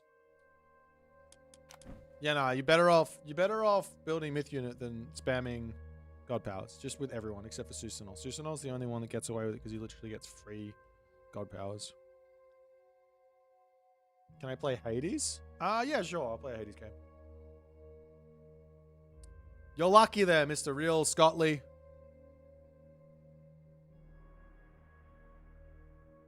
Also, if anybody is out there and doesn't understand, they can become a YouTube member, and then that would support me.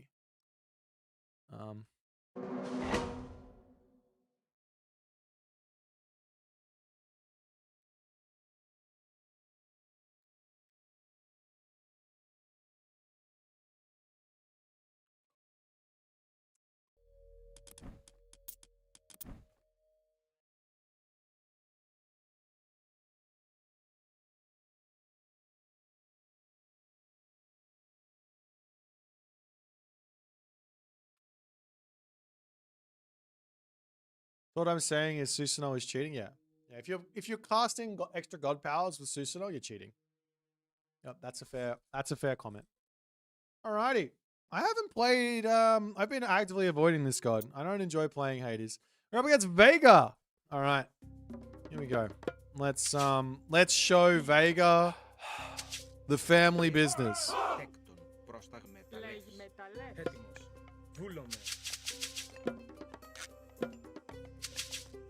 Πρόσταγμα. Πρόσεχε. Προφυρευτής. Βρυτόμος. Ναι, μάλιστα. Λέγε. Πρόσταγμα. Okay, I haven't found any coach yet. What the hell? Βούλομαι. Παν ορθός. Παν ορθός. Παν ορθός.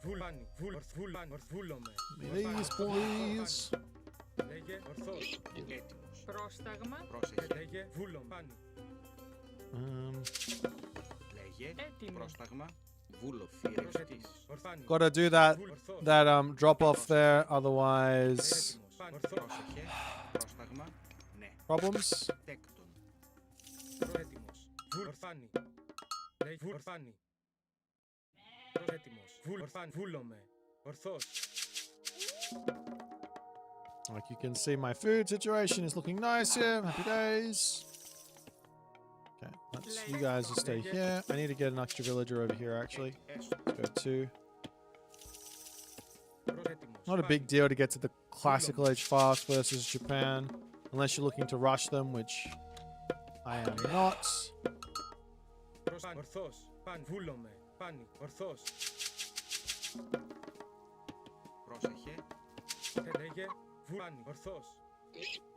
This town center is amazing! This one is also half decent. Okay. Good to know. But I don't think I can grab that one, especially not inside of this strat. I can't grab that one before feeling a lot of pain from my opponent. So we're gonna make sure that everything is good there. So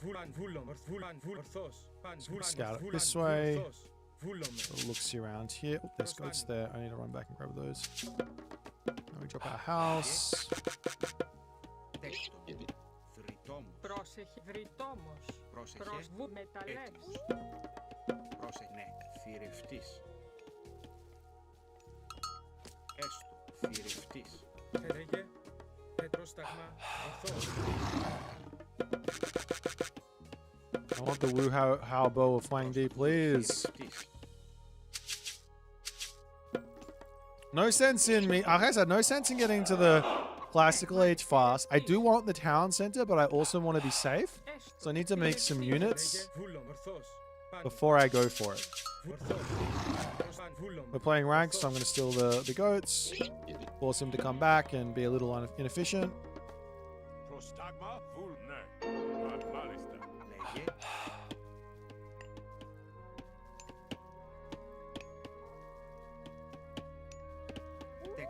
Τέκτον. Little cheeky wall there allows me to go through that way if I need to. Defends my guys here. Prosesto. Ne. Malista. Vulome. I could go for a Μάλιστα. Ares idea here. I don't think I want to. Ναι. Θηρευτής. Λέγε. Βούλο. Look out the back. Πάνι. Let's get a nice wall over onto this side. Wait. Ναι, βούλομαι. Ναι, μάλιστα. Μάλιστα. Ναι, βούλομαι. Μάλιστα. Τέκτον. Πρόσταγμα. Λέγε. Έστω. Έτοιμο. Πρόσταγμα. Τέκτον. Πρόσεχε. Τέκτον. Etim esto. Pani. Ne. Έτοιμος. Βούλομαι. Ορθόρο. Πάνι. Βούλομαι. Πάνι. I see what I'm up against. I'm not a fan. Λεύς. He is going for a lot of Έτοιμος. naughty stuff. Let me get Pegasus out so I can just see what's happening. Πρόσταγμα. Τέκτον. Ναι, μεταλλές. Πρόσταγμα. Θηρευτής. If he wants to attack me, he can. He can come through both this way and this way, but he has to go all the way around here. Λέγε. Πρόσταγμα. So as long as I can have vision on that, we're okay. Λέγε. Πάνι. Βούλομαι. Λέγε στο. Τέκτον. Πρόσταγμα. Έτοιμο. Πάνι. Βούλομαι. Πάνι. Βούλ. Πάνι. Ορθός. Βούλ. Πάνι. Ορθός. Βούλ. Πάνι. Βούλ. Πάνι. He's going for a town center. Βούλο. Έτοιμο. Ναι. Λέγε. Τέκτον. Λέγε. Βούλ. Πάνι. Ορθός. Πάνι. Βούλομαι. Okay. Έτοιμο. Μαέστο. Θηρευτής. Πρόσταγμα. Μανές. Βουνε. Μανές. Πρόσεχε. Ναι. Τέκτον. Λέγε. Τέκτον.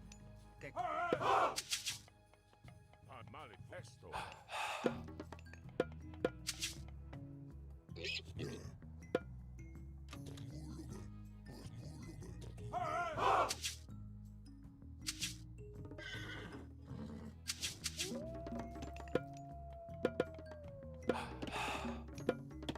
Πρόστα. Βούλο. Θρητόμ. Έτοιμος. Ορθός. Λέγε. Πάνι. Ne. Pani.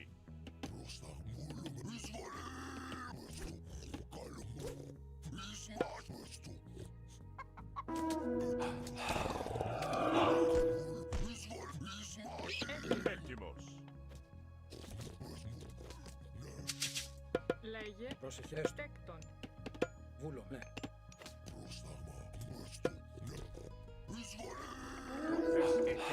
Τέκτον.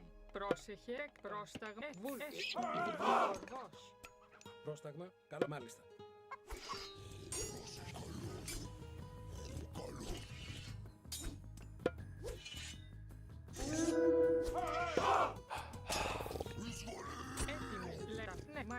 Βουφορδός. Πρόσταγμα. Βούλο. Μάλιστα. Βρυτόμος. Πρόσεχε. Ναι. Έτοιμη. Eşe. Pani. Malista. Esalos. Πρόστα λέγε. Μάλιστα. Ναι. Μάλιστα. Τέκτον. Πρόσεχε. Πρόστα. Μάλι. Βούλο. Έστω. Τέκτον.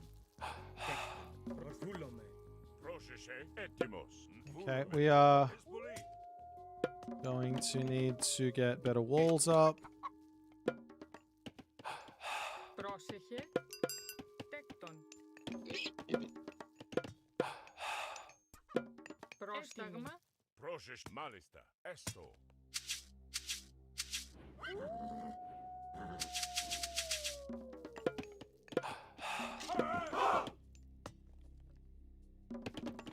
Okay.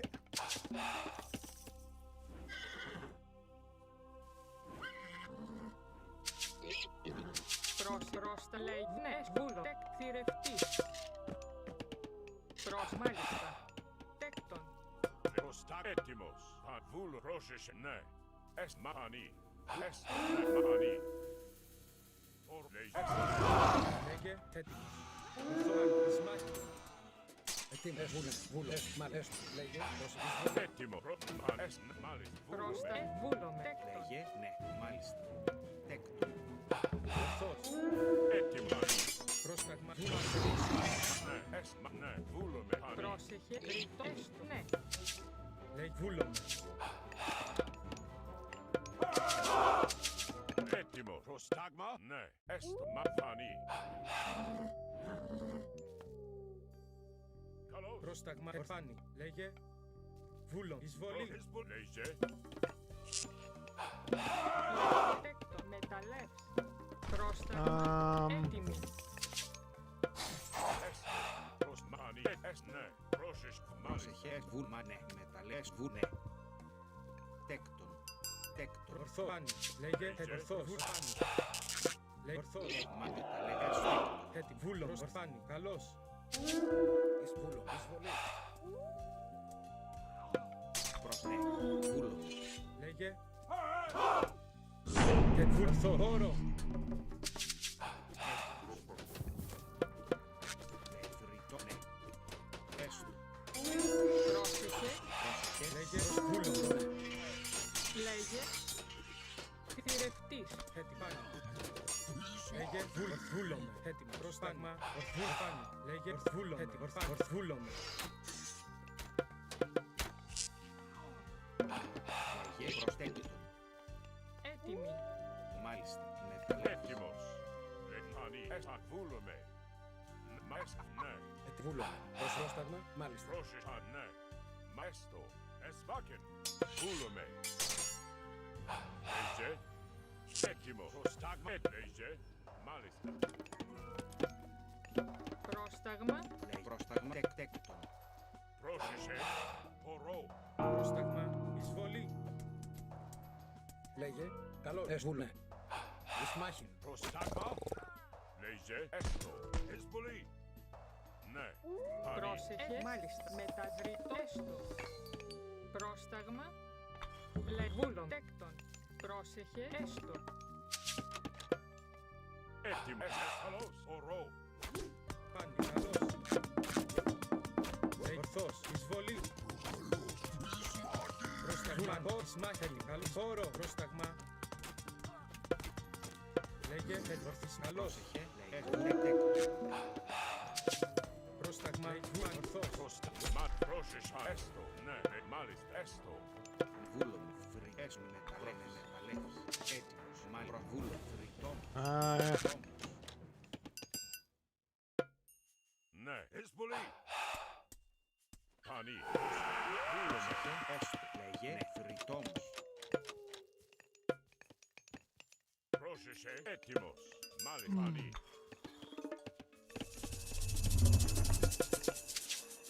Έτοιμη. Τέκτον. Μεταλλεύς. Πρόστα. Ναι. Με μεταλλεύς. Προσέχε. Μανί. Λέγε. Εσ βούλο με. Λέγε. Τέκτον. Μάλιστα. Έτοιμο. Αφινός. Λέγε. Εσ βούλο με. Πρόσεχε. Λέγε. Just need to get some Beltast in here Έτοιμο. Έστω. Μεταλλεύς. before I die. Έστω. Ναι. Προσέκτον. Λέγε. Πρόσταγμα. Τέκτον. Πρόσεχε. Φάνη, βούλο με. Πρόσεχε. Μάλιστα. Λέγε. Μάλιστα. Λέγε, τέκτον. Έτοιμο. Εσ βούλο με. I really shouldn't be behind here. I don't really know why I am. Πρόσταγμεκτο μεταλλεύς.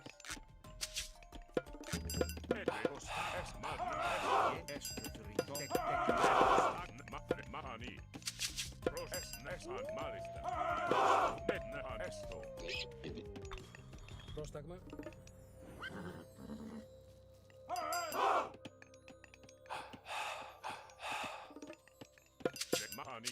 Πρόσεχε, βούλομαι. Πρόσταγμα.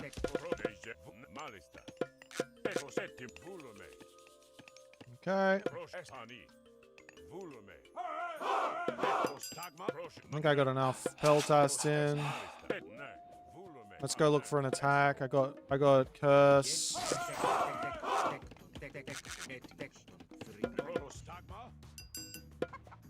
He's gonna be at full bronze though. Can I win a fight?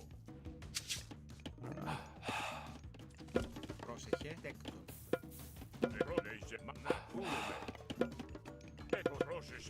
Ορθός.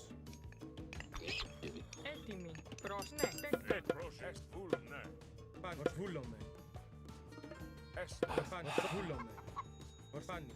Ορθός. Ορφάνι. Ορθβούλομαι. Εισβολή. Ορφάνι. Ορθός. Ισμάχη. Όρο. Βούλανι. Ισμάχη. Βούλομαι.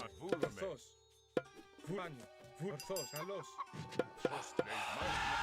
There's Shinobi. Okay, let's get ourselves down the fortress over here.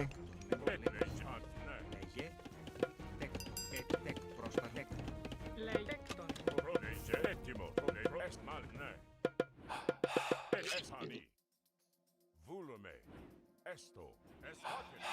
Πρόσεχε, τέκτον. Μάλιστα. Πάνι. Εισβολή. Καλός.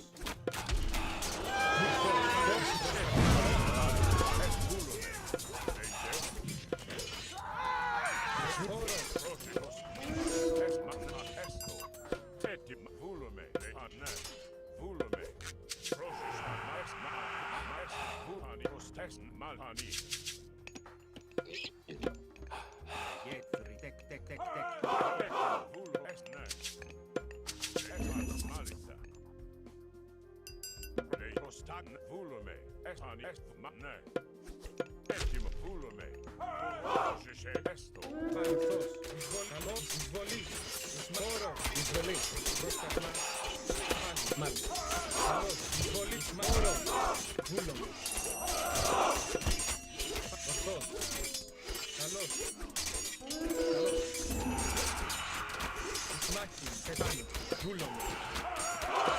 Πάνι. Εισβολή. Πρόσεχε τέκτον. Πρόσταγμα τέκτον. Νερός έτοιμο. Βούλομαι.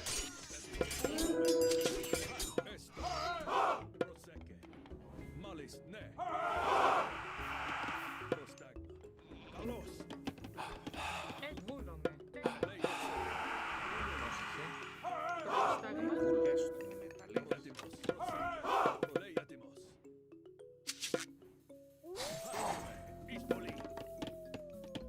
Ταπεινός.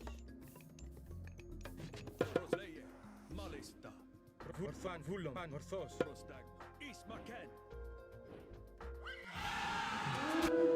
Λέγε. Ορφάνι. Ορφάνι. Καλός. Ισμάχη. Προς ορθό. Ορθός. Φάνι. Ορθβούλο. Λέγε φάνι. Ορφάνι.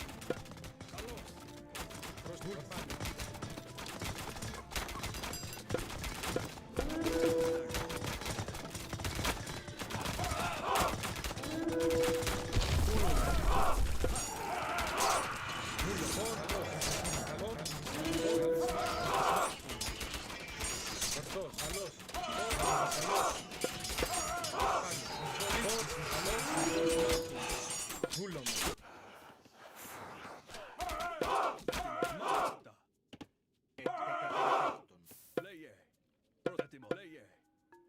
Λέγε βουλάνι, ορθβουλάνι.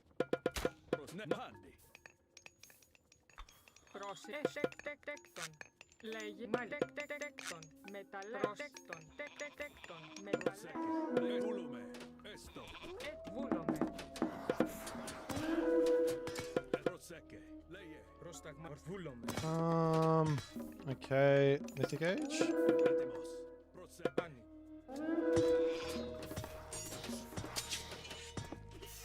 Προσέκε. Πρόσεχε. Ναι. Τέκτον. Έτοιμος. Ναι. Πολύ. Ορθό. Βουλάνι. Ορθός. Λέγε. Ρουάν. Βούλομαι. Λέγε. Έτοιμος. Έτοιμος. Προσέκ. Μάλιστα. Βούλουμε. Ναι. Πρόσταγμα. Τέκτον. Προστατέκτον. Τέκτον. Λέγε. Ορθάνι. Βούλομαι. Ναι. Πολύ. Ορθός. Βούλομαι. Λέγε. Καλός. Βούλομαι. Λέγε. Ορθάν. Ορθός. Πρόσταγμα. Λέγε. Βούλομαι. Εισβολή. Πρόσταγμα. Μάλιστα. Έτοιμο. Προστάκη. Λέγε. Ναι. Μάλιστα. Πολύ. Χώρο. Πρόσταγμα.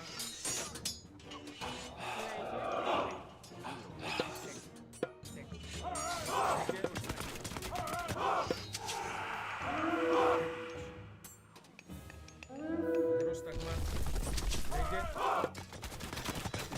Λέγε. Βούλομαι. Ορθός.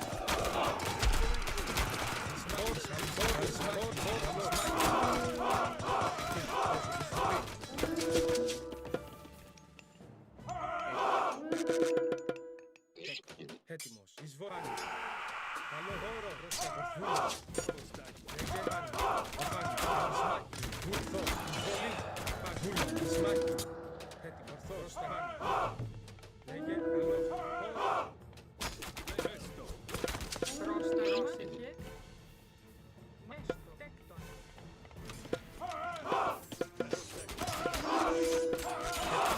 Ορθός. Πάνω. Βούλομαι. Βούλωνε.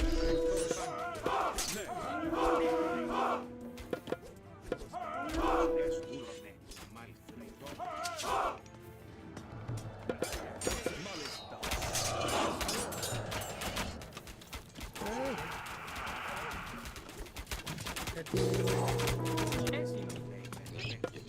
Προστάκη. Έτοιμος. Έστω. Ναι. Προστάγμα. Μάλιστα. Έτοιμο. Ναι. Χώρο. Ναι. Βούλουμε. Έστω. Πρόσεχε. Πρόσταγμα. Βούλομαι. Ναι. Τέκτον. Βούλανι. Καλός. Ναι, έστω. Λέει πάνω. Βούλανι. Ορθός. Βούλανι. Ορθός. Έτοιμο. Βούλανι. Έστω. Βούλουμε. Βούλουμε. Λέγεις εισβολή. Πάνω. Καλό. Σμάχη. Καλό. Συμφόρτς. Καλό. Σμάχη. Ορθός. Χώρο. Σμάχη. Καλό. Χώρο. Λέγε. Σμάχη. GG! Dude, Hades feels really good. What an insanely strong god. It doesn't need to just sit there and play like a little bitch the entire game.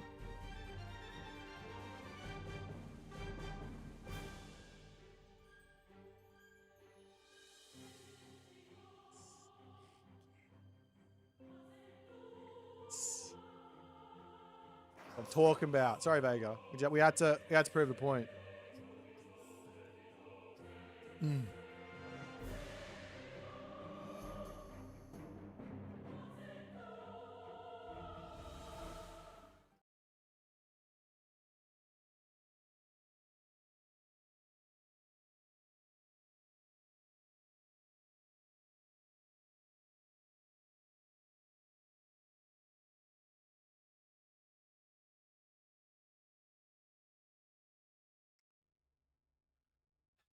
Did I try the new survival upgrade? Yeah, I grabbed it. I grabbed it a little bit later because I didn't really I wasn't really getting attacked. Yeah, Vega was playing very defensively, and I was actually the one being the aggressor, which is funny.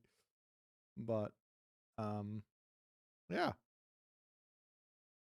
Scott seems very, very, very, very, very, very good. Very, very, very, very, very good. I tried to grab the Minotaur upgrade as well. I had it pre-queued at some point, I think.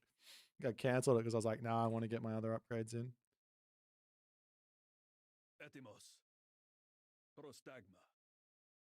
Dude, the Nemean Lion upgraded are kind of insane. These things are really, really good. Like, the tanky and the stun is amazing. Stun and slow for 3 seconds? Hello?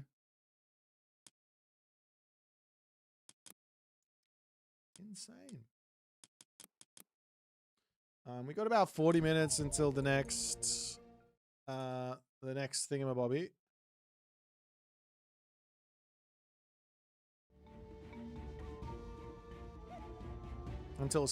about until the MC whatever.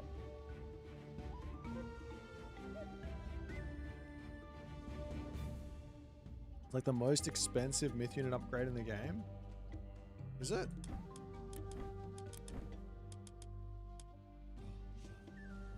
Sheesh!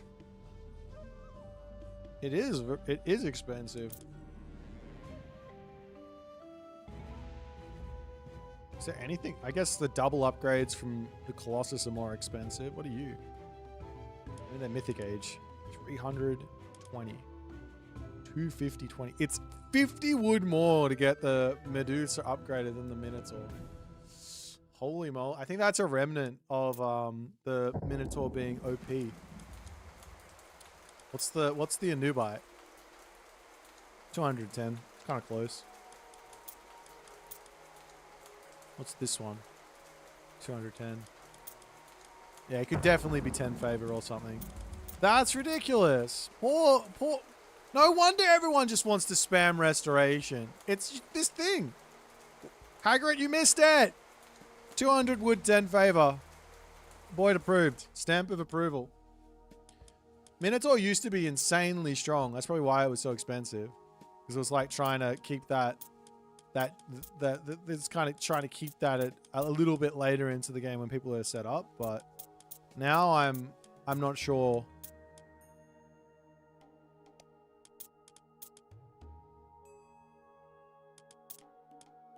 Yeah, it's literally the most expensive upgrade in the game, right? Yep. This one's got 2 though. I think even with 2, this is cheaper. The hell? With 2 upgrades, it's still cheaper. What about this one? 15. This is a little bit more expensive on the wood, but like 100 favor or 10 favor less on the. Well, it's 10 favor less. It's crazy. A granite blood is not a classical age myth unit upgrade, is it? You can't compare it to that. 160 20.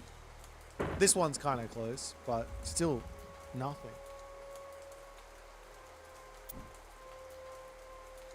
All right. Insane.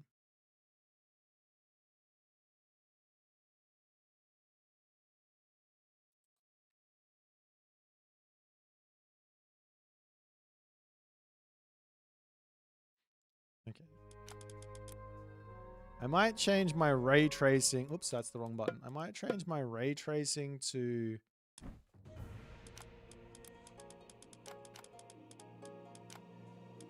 mythical. Screen space and screen space here. Rather than ray tracing. I think that might be killing my computer. Check Nemean upgrade price.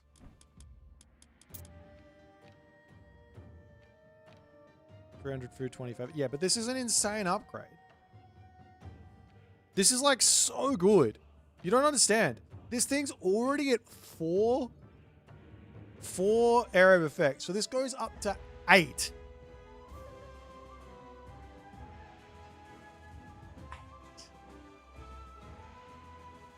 All right, we'll play one more game and then it should probably be MCL time. Anatolia. Any god you guys want to see on Anatolia? Pick something good for me. Nah, Loki's too strong. Nah, I don't want to play Aztecs. Nah, I don't want to play Greek. I just play Greek. I just play Greek. I'll hover over set. Guys, say something that appeals to me. I don't want to play random. Freya? No, I don't want to play Freya. I don't want to play new one. Let's play set. Set on Anatolia. No one's ever played this god on this map before because it's terrible. I remember I was getting frustrated because I thought I completely outplayed someone. And I just could not beat them. They did all the wrong plays. I did all the right plays, and I still lost. So now it's time to play some set. Yeah, no one said set. That's right. You've worked. You've cracked the case. You've realized I didn't actually care what you had to say. I was gonna play the god I wanted to play anyways.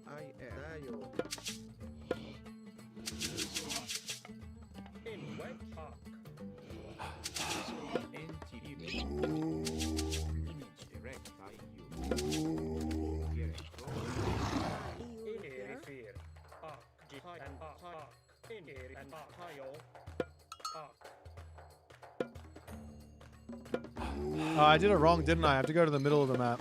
Big stupid.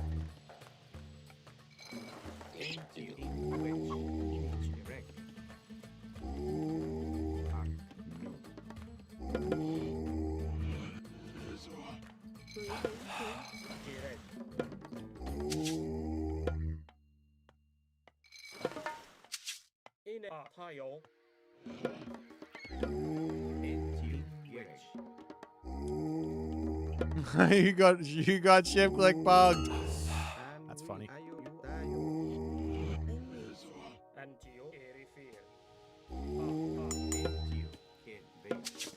Normally I'd say go for the forward gold mine, but we ain't.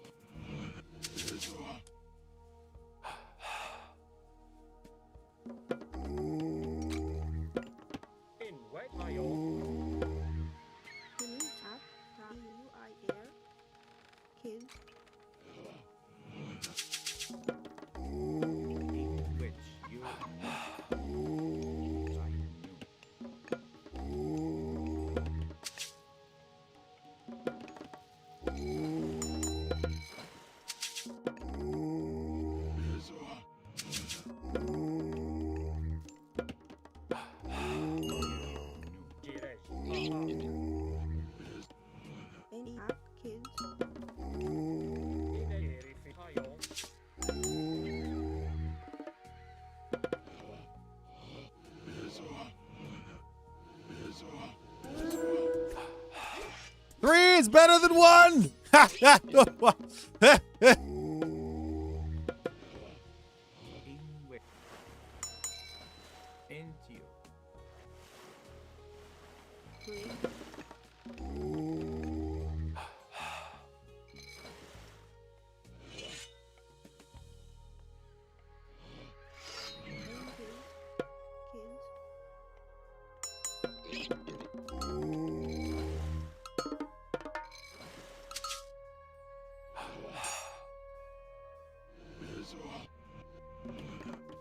Just want to keep him from...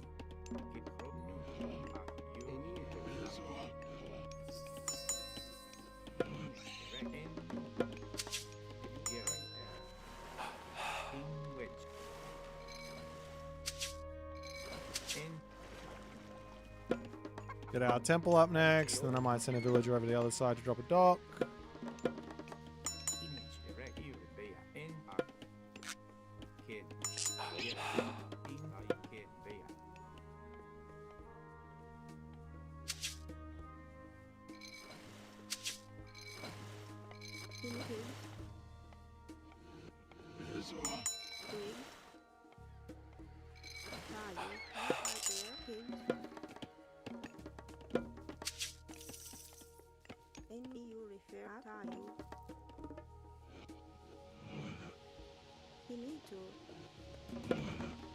Okay.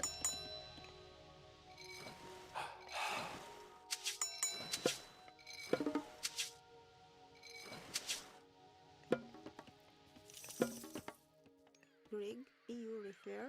And I you refer. UIR.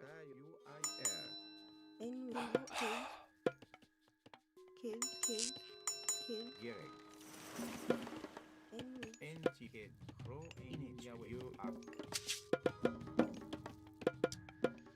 N Get in which N I in kid break.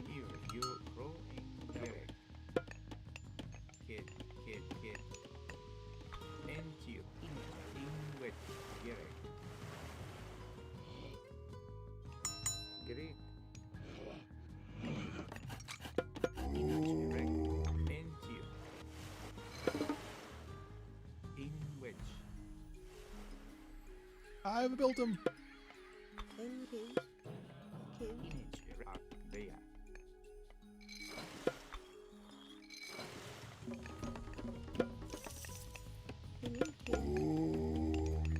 Kill. N will Kid.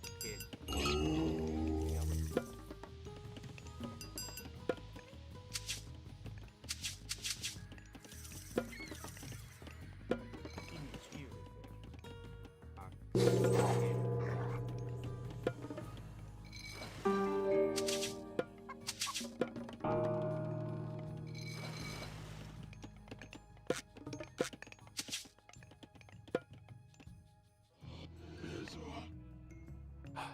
And are you ready? Go. In and UIR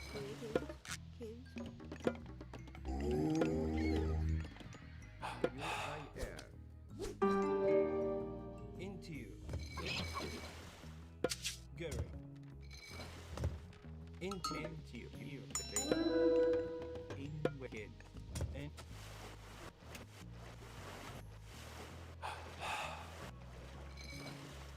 good. In wet arc. And geoarc. Gary, kid. Image, kid. Into you. Into ear at you. And good. In and into you. Gary. Ear at you. Into you. UIR.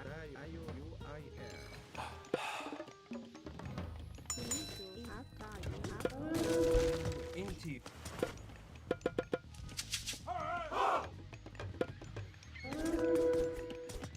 You into in there. In a gire. Go. Into you.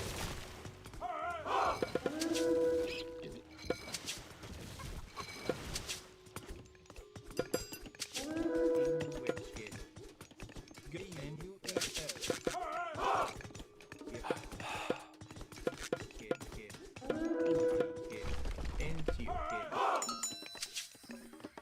Into Greek in Io.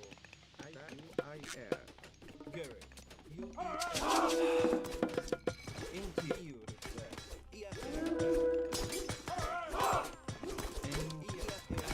Into you. EU refer. Via. Kid. UIR.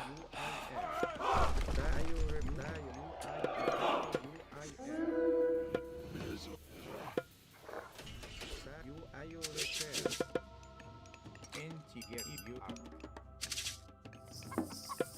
We need more buildings.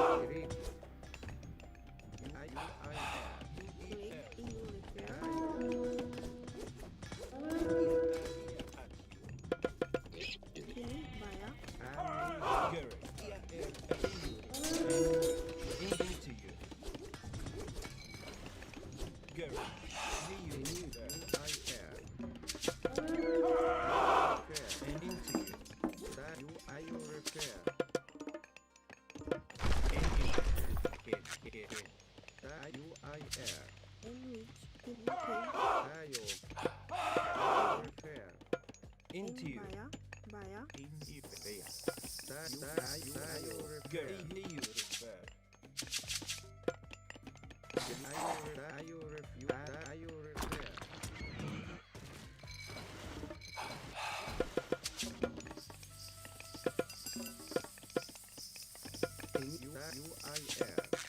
Off to the next stage. Oops. In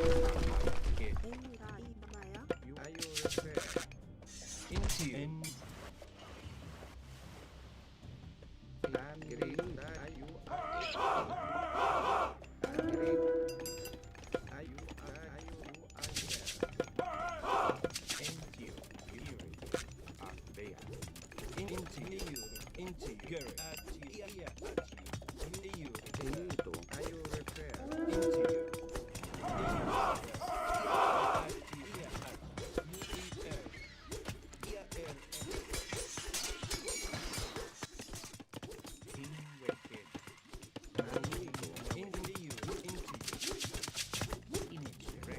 Into you.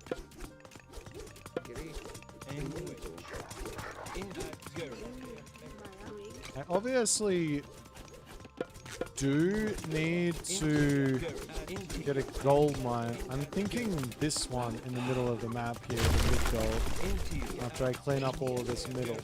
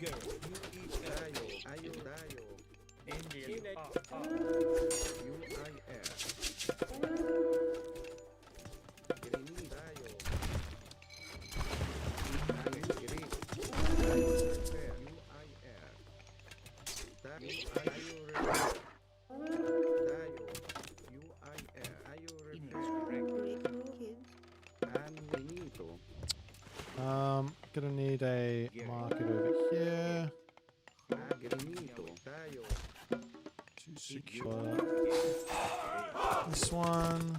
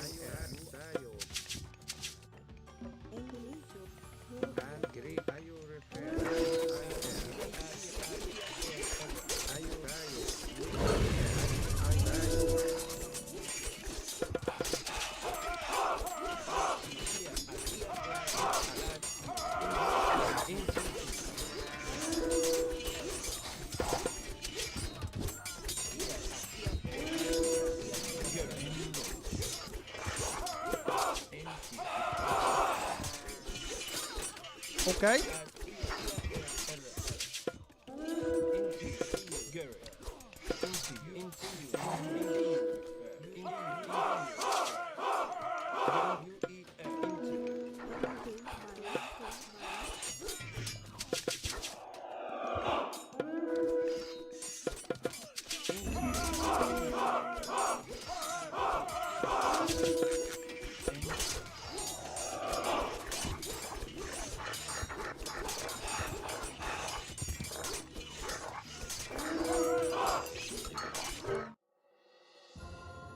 Joy!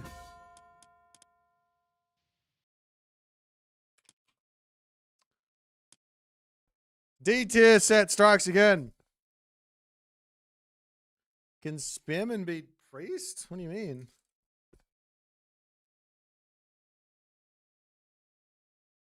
Slinger's goated unit. They did get a boost. They all died though. I mean, I think the fight was just not well played from him.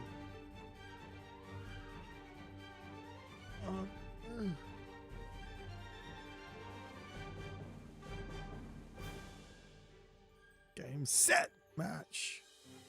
Yeah, I got a lot of value because I managed to get the side that he didn't start with, and by the time he wants to come up to the top to put a dock over here, it's already too late because I can leave my villager over here and then I can shank it down. So as I got full vision of the shore, I can move the villager back and forth and shank the berserk down, have my boars all over here, and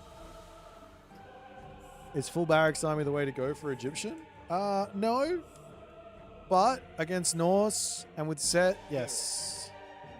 And you probably if you can get to the heroic age without needing slingers, it's better to build chariot archers, but yeah.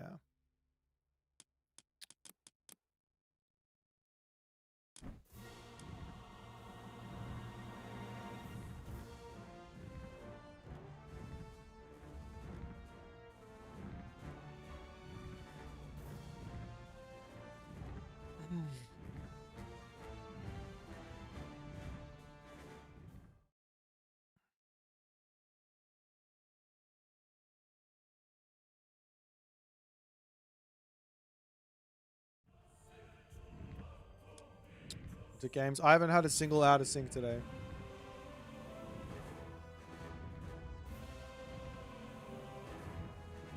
Not one. Not one single out of sync. Alright, we got basically 20 minutes till the MCL, so we're going to look for a game to watch.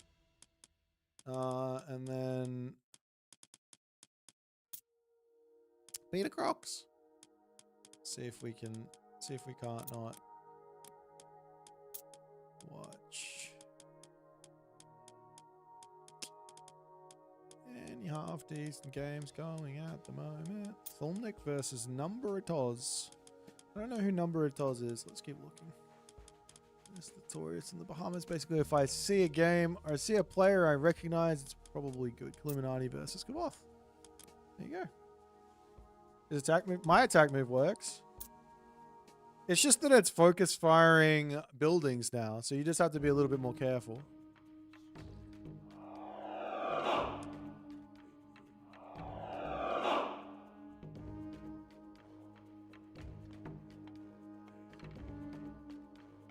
Are Egyptian no longer bad? Nah, I still think Egyptian are pretty garbo. I think they I think the top players said they were good for too long and they've been power crept. So the civs that have caught up on the power creep so far are the Atlanteans, the Norse, and the Greeks. The only civ that has been left behind is the Egyptians.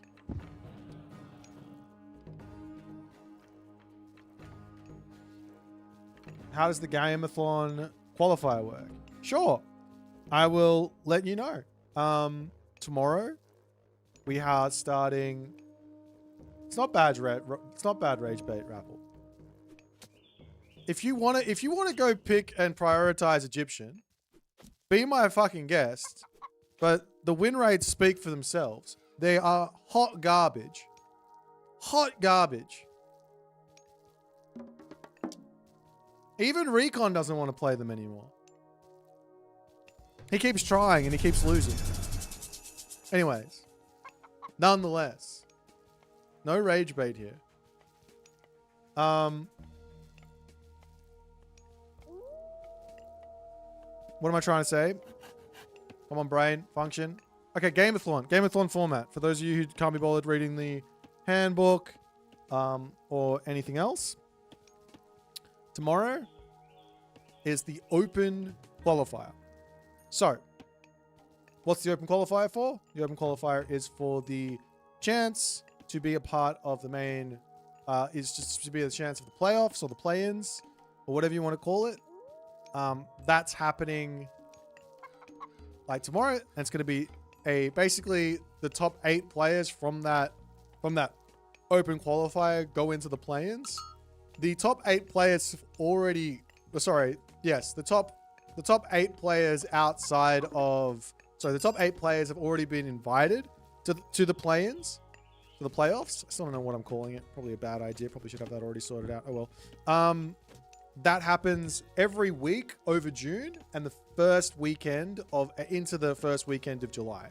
So there's going to be a gauntlet tournament, so a single elimination tournament every week, of which your performance inside of that tournament directly reflects directly reflected with your tournament elo. That's going to sort out the seedings to find the best players possible to bring to Athens. So we find 5 players from the playoff tournament, which you might ask, where are the other 3? The other 3 are the Mister, Kavoth, and the Rappel, who have all won one S-tier tournament. So we are looking for 8. We have 3. Well, we're looking for 5 more, basically. So this weekend is to see who's actually going to be in the gauntlet. How do you think the Rappel, you seeded 3? Work it out. You seeded number 3. Work it out.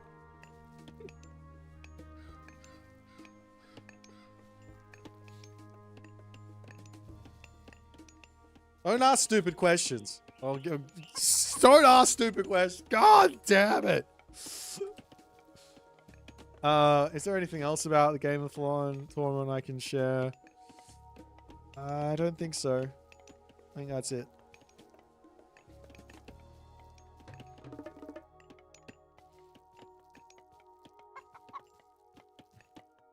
Alright.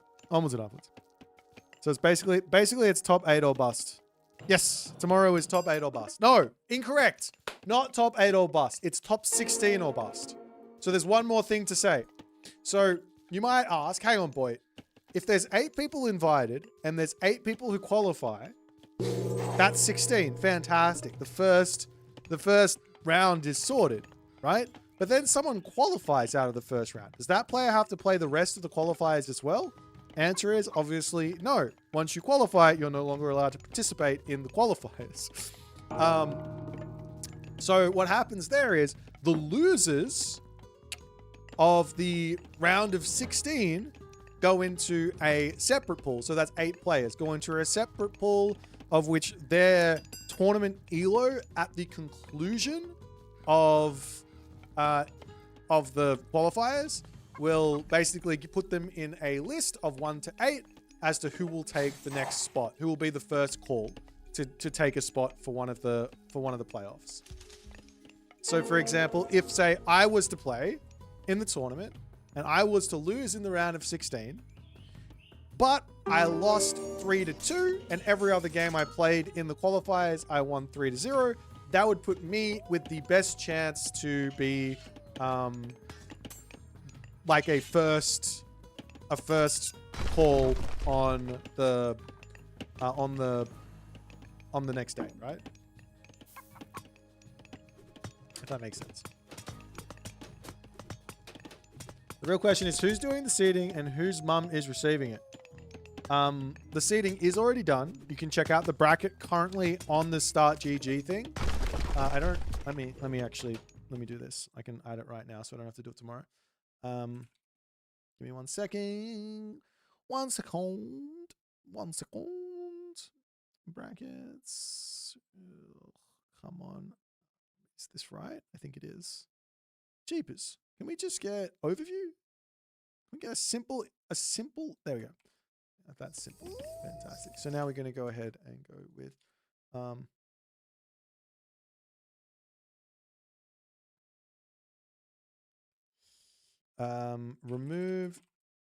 remove command, exclam bracket, exclam add command. Ah, fuck, that's wrong. Exclam add command, exclam bracket. There you go. I feel like the tournament ELO is super important for being a somewhat immature metric. Maybe it'll be fine if enough people play. If people play. I don't understand why you're calling it an immature metric.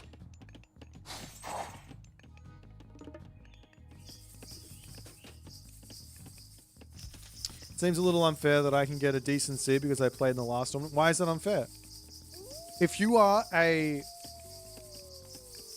consistent member of the S tier tournaments and you are playing, you get an advantage. There is an advantage to playing in these tournaments. Period. That is not unfair. That's, in fact, perfectly reasonable. If you aren't a consistent member of the tournaments and you are a really strong player and you just decide to come and play, then no, you don't get rewarded.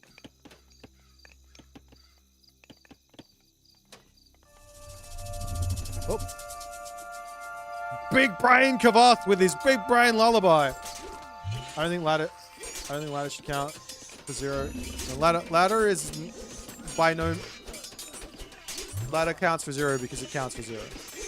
It's not a tournament game. It's not a tournament format. People can play one god and get to a high elo. You can have someone like some one trick player who comes in and has 2,000 elo on that one god, which is going to get banned out every single time, take a good seed, and then lose every single game because they can't play a second god. That's happened. So it's not the only fair way, in fact, is to have the tournament elo.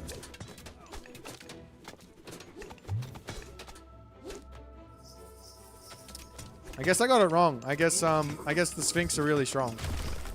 Boit is getting absolutely bonked at the moment. He's making Shinekua against... Sometimes I feel like... Okay, Kavath could just be trolling. But this is a unit you don't build versus... this is a unit you don't build versus Egyptian.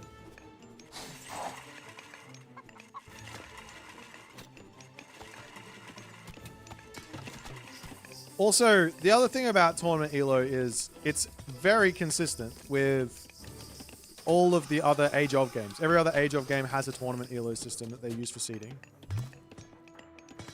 And of course, in Age 2, they have a much more active scene, but there's also people who take breaks there. They don't play every single tournament. Think it's unfair to them? No. Play every tournament. Is Clemenati bringing the Sphinx back? Yep. Look at the crush damage. The crush damage is coming in clutch. Yeah, these guys are absolutely terrible versus Egyptian. I would never build this guy versus... Like, you don't even have to think about it to know not to build these guys versus Egyptian. Let alone versus vast Egyptian. I think Kavath is seeing how bad he can play in order to beat Illuminati.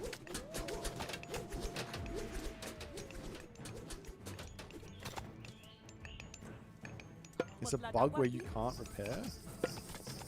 Looks like I can repair.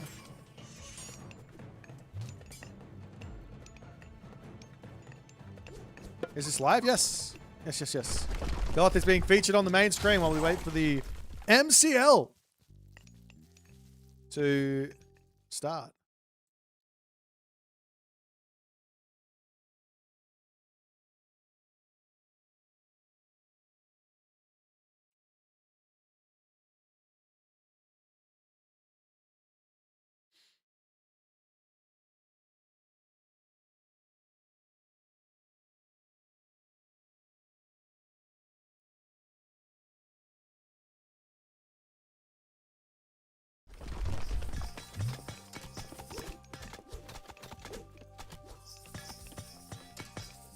Hey Boit, how do you make it that when your opponent advances, you see the little god and power miniature in the corner? This is advanced tooltips. You see a whole bunch more information when you hold it up. It's a mod by Loggy.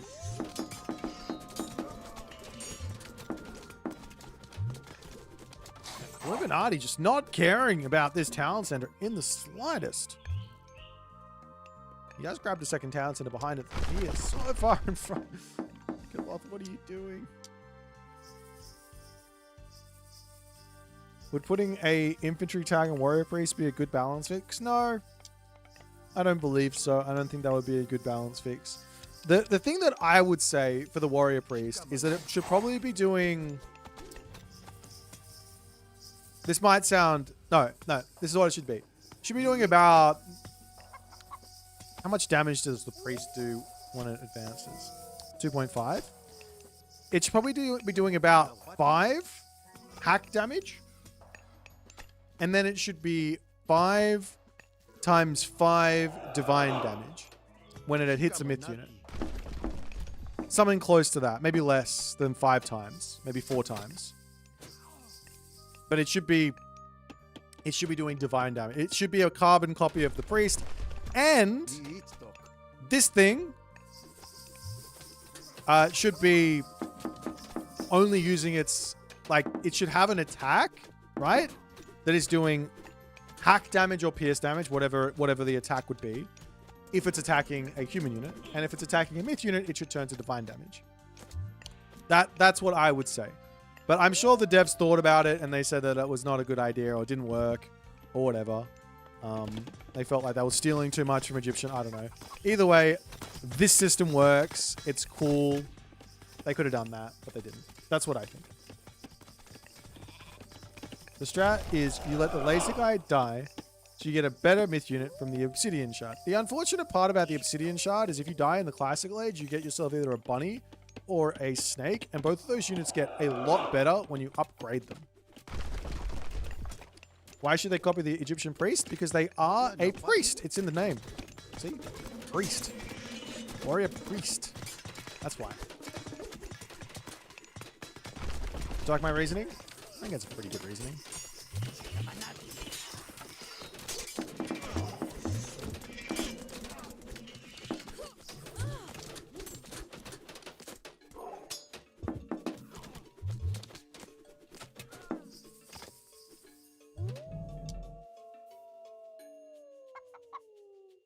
Is it true there is a new strat, mind power? You can make enemy DC remotely. JA working with Magnet. I've got no idea what you're talking about. You've seen it up there. You see, so no good reasoning?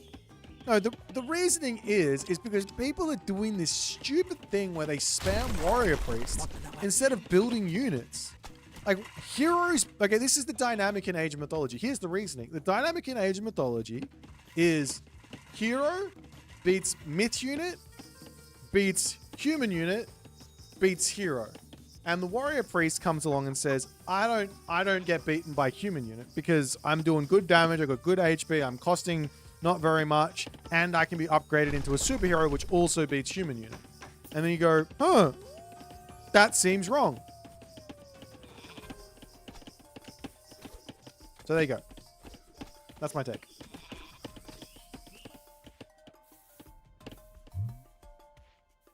Heroes were generalists on Legacy? No, they weren't. What are you talking about? Hersa were infantry that died to counter infantry and died to archers and lost versus cavalry. They died versus everything. They did not beat anything unless they had a very specific god path, in which case they boosted them up to being able to work like that, but otherwise they were shit. Atlantean heroes died to human units to counter them. Egyptian priests died to human units. And the Greek heroes also died to human units at an equal resource diff. What are you talking about? No. Terrible thought. No, you are not even close. The daimyo have the cav tag, sure, but there wasn't a daimyo equivalent in Legacy. If they made Japan in Legacy, it probably would have had some random stat where everyone's got this random bonus damage versus hero cavalry. Because that's what Legacy did. Absolutely random. Nobody understood how it worked. Completely arbitrary. Terrible.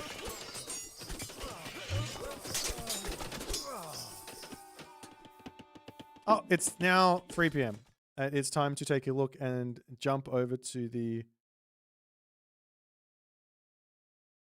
thing. Where is the...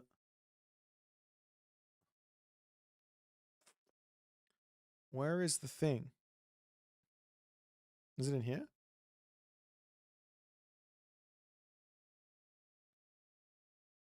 I'll wait for them to post the draft. I don't know. Does the draft get posted over here? Whatever. Eggy Priest also died in myth units. Not really. Not. They kind of do. But they're also they kind of do. Illuminati showing the raw business. What are we talking about? We're talking about oh mama.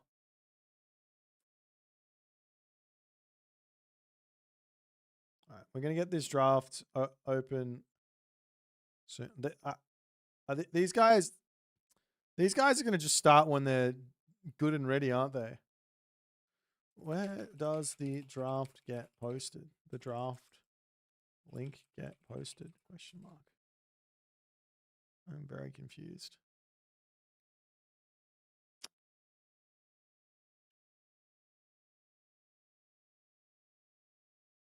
The first time I've ever done this. I should change my title. Mythic Clan League. S tier tournament. Mythic Clan League.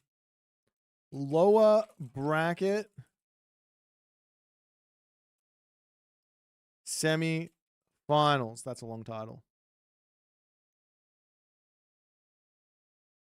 Not much casting, but yeah, we were...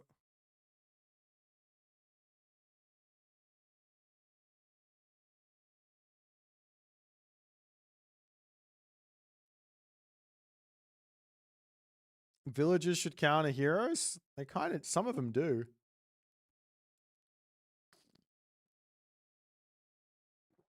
Like, the idea that I should build hero because it kills off an enemy human unit is stupid. I think that's the dumbest thing. Hero kills myth. Period. You don't get to have a hard counter unit that also deals with a different type of unit. Ra villagers counting everything. That's what I learned from watching Boit. Hey man, that's it. That's the secret to Ra. You want to know the secret to Ra? Working attack move and skin of the rhino. That's the secret to Ra. Why was Ra at 40% win rate? It's because it didn't have working attack move. Yeah, exactly. That's my point about the Aztec warrior. This all brings us back to Oppenamo, who said, so there's no reason for this change onto the warrior priest. This all comes back to that. And the point is, yes, there is a good reason and it would work and it would be a good idea and they should do it, but they're not gonna. So rip us. We get left with a unit that is breaking the game. Going TC there was the mistake. The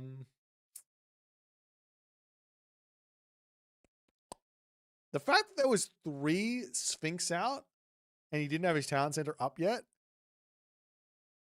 that there is a question mark moment on the build order of one Kavoth the Wise. He did not feel very wise then. Town center can come up much, much faster than that. But he did not go for it. I think it's stupid that specialist humans like Peltas don't have a small bonus for hero units since they are humans. So if you watched my unit tier list, I explained there's 3 main counter circles, right? 3. There's the rock, paper, scissors, lizard, Spock circle, which is infantry, cavalry, archer, myth unit, hero. Then there's the counter unit, the counter unit one, which is counter infantry or whatever. Counter infantry bit. It's not even a circle. It's just counter infantry beat infantry and lose to everything else. Counter archers beat archers and lose to everything else. And counter cavalry beat cavalry and lose to everything else. And then the last one is human unit greater than hero, greater than myth unit, greater than human unit.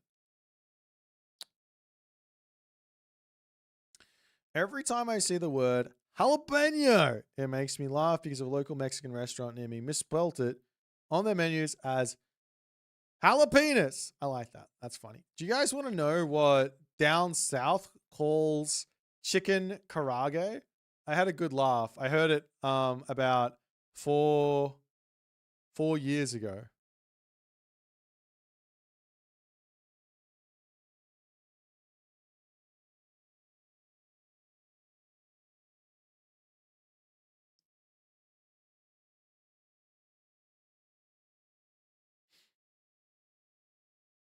Chicken karaji. Chicken karaji. It's like, what the fuck is chicken karaji? What's a karaji? Never heard of that. This must be amazing. Just fried chicken. Doesn't the argument imply heroes should have a tag so counter damage can be applied properly? Nah. So inside of the dynamic, you get units like the Herser, which is an infantry hero. Infantry hero beats cavalry, but dies to archer and counter infantry. So it's like a subcategory where if you give 2 categories to a unit, then it sort of becomes a human unit as well, and it works.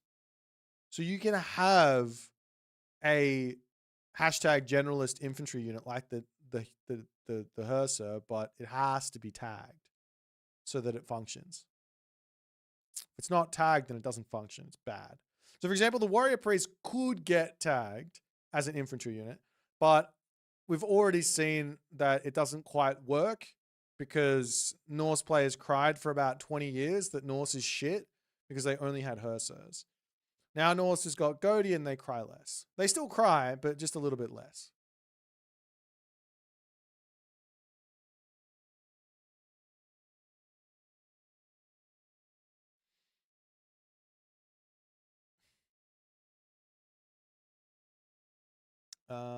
I would like, is in English. Lovely.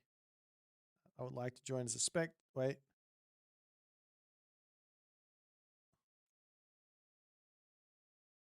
How do I stream a HUD? I got it. Okay, we're getting there. All right, guys, are you getting ready? Are you ready for the draft? Bump it up. Wait, let me do this. Show transition. Luma wipe. Check this out. Schmack! Oh my god. UCA versus Dodd. I think UCA was meant to be on the left side. Oh dear.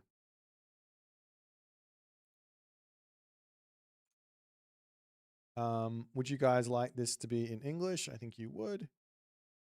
Let's go ahead and change that there.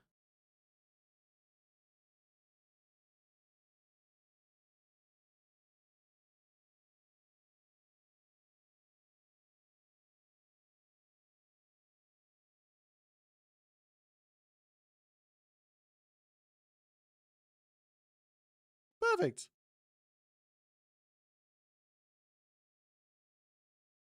So we've got Ragnaroks, and Nyan, apparently, versus Apple, Narcotic, and Apoy.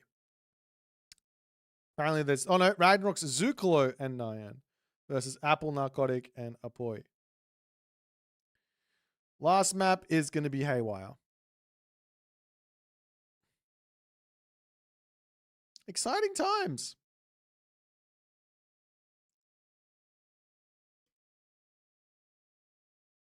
Aztecs have archers and counter archers, which Norse do not. That could make it more viable.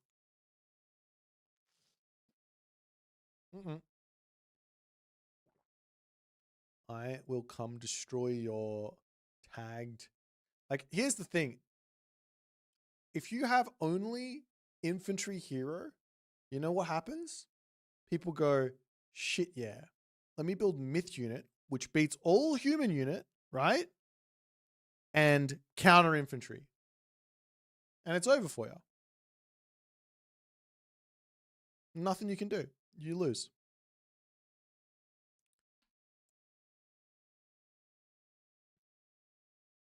It's like the same deal with Japan. Japan actually has got a huge weakness to myth units, but apparently no one gets it. I exposed the Japanese weakness yesterday with my Leto. Or the day before. Can't remember. Tell Boit I can build a Paspis Peltas myth unit with Greek versus Norse. Thanks, Honey Nuts. I know you can.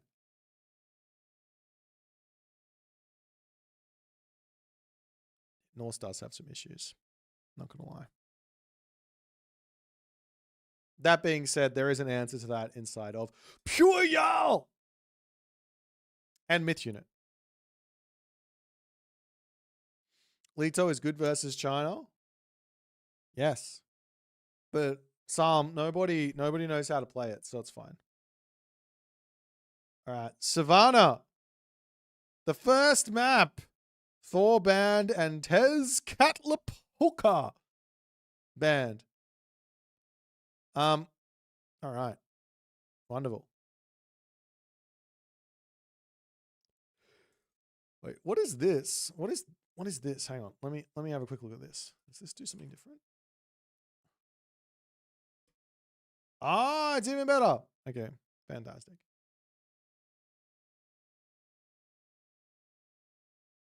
What did I do? Automaton and Kyra Ballista? I'm not telling you my secrets. You have to watch the video.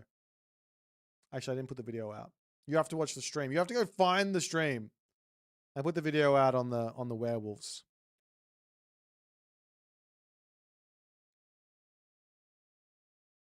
I'm not sure I'm going to get through this series.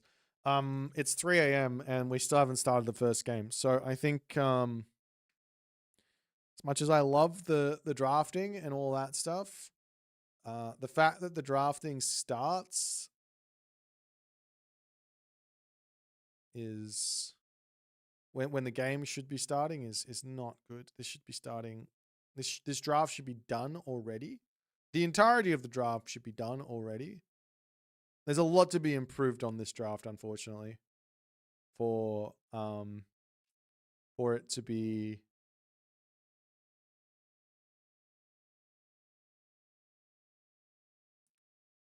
like a how do I put this? For it to be like usable in a serious tournament.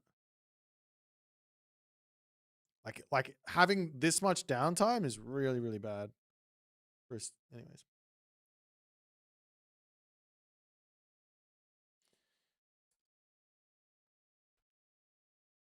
Just thank God Magic and Chemo on this tour. Yeah, Chemo did take forever. It's all good. I know this is like, we're still learning. It's all like growing pains. At some point we're going to figure out a nice team game format that everyone's happy with. And by we, I mean whoever's going to be making this thing happen. I am very appreciative that there is someone else doing tournaments apart from me. That's very nice. I'm never unhappy with someone else running a tournament. That makes me happy.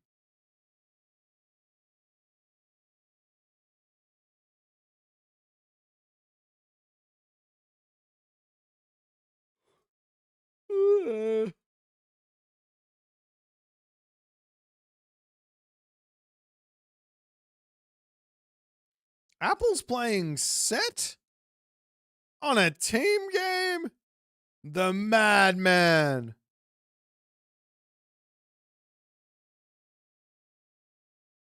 Wait, Zucolo's playing Kronos in a team game? The madman.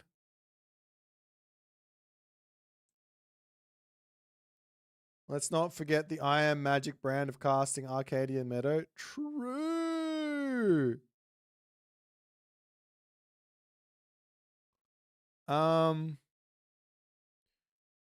Wait, does AOM stats work for the lobbies, the open lobbies? Not sure. I think it does. If it's not, oh, he did put it there. Lovely.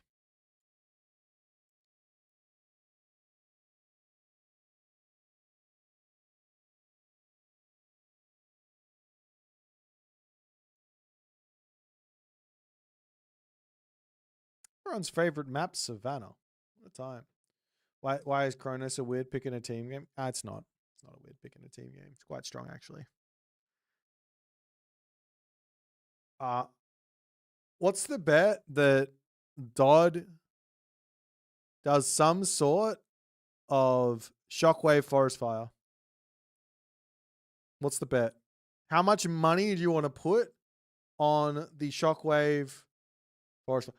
Omo run! Boit, how does these tournaments work? I'm interested in becoming a sponsor.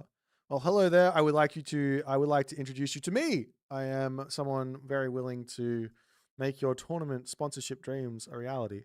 The this tournament is run by DoD. They accepted donations for the prize pool. The previous tournament that I run, which was the Throne of the Titans, was a tournament donation. Was a tournament donation from Mill. He donated 1,500 USD. And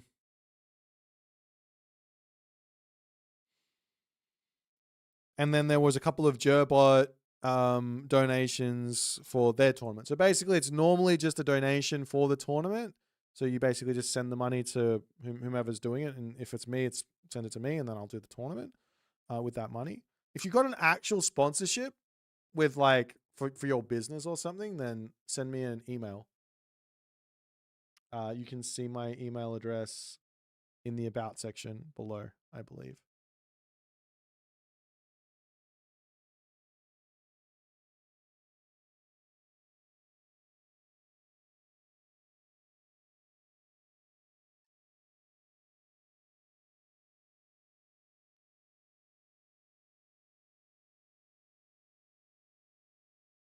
Oh no, I'm really tired.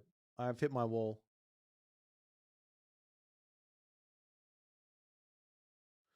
The internet is full of people with money and time. I think we've hit the age where our hobby is like where we can fund our hobby. Like we all grew up with this game, right? When I was playing this game, the majority of people playing this game were like 13 to 25. That was like that's like, or 15 to 25. That's like the age bracket of the average age mythology player when I started playing. So we had zero money. So the tournaments were like 100 euro or 100 USD. Now everyone's working kind of full time. And if you've got a full-time job and you're actually, and you're RTS player, you're obviously very smart. Obviously. You probably got a good job. There's quite a lot of money in this community. Not that I'm asking for it for anything. I already did that. I shouldn't have. I did. I should have. It's fantastic to have 8 people coming to to Athens. Absolutely ridiculous. I still can't believe this is happening. What a ridiculous, absolutely ridiculous thing. Here's a question. How many of you currently watching right now are interested in a IRL live stream of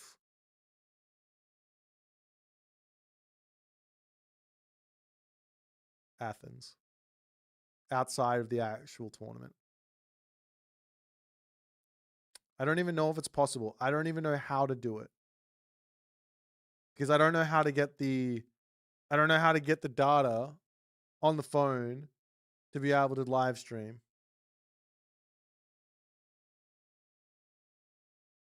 The suspense on the word Athens. Could you just could you believe you could just say Athens? We're going to Athens to play Age of Bloody Mythology? That's ridiculous.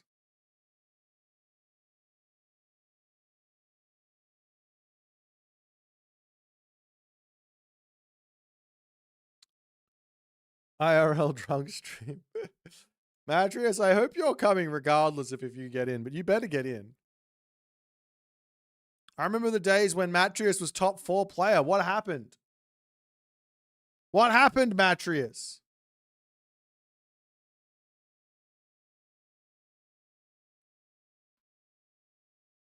Reminds me a bit of the Count's Castle Live. Man, that was fun. I was so tired though. So I was on tour, right? And to put it into perspective what tour life is, imagine every single day you sleep in a different bed at a different hotel, sharing your room most of the time, like 95% of the time sharing your room. And every single day you wake up, you go get breakfast, you jump in a car, and you travel somewhere between 5 to 8 hours on the road to get to the next venue to play a show.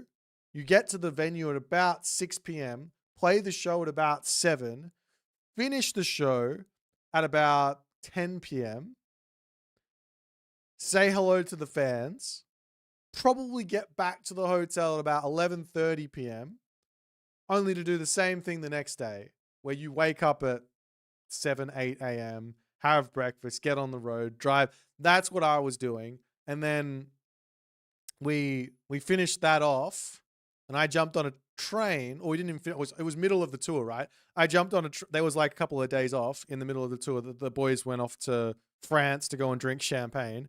Amazing. Kind of wish I went there as well, but obviously dream to go to Count's Castle Cup. Jumped on a train to go over to the Netherlands to get picked up by Zooked, who then drove me to fucking Count's place. That was the story. That's what went on.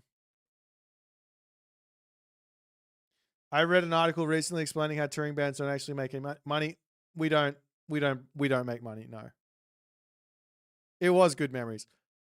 Oh shit! I hit the wrong fucking button. Let me in the game. Let me in the game. Let me in the game. Don't break. Don't break. Let me in.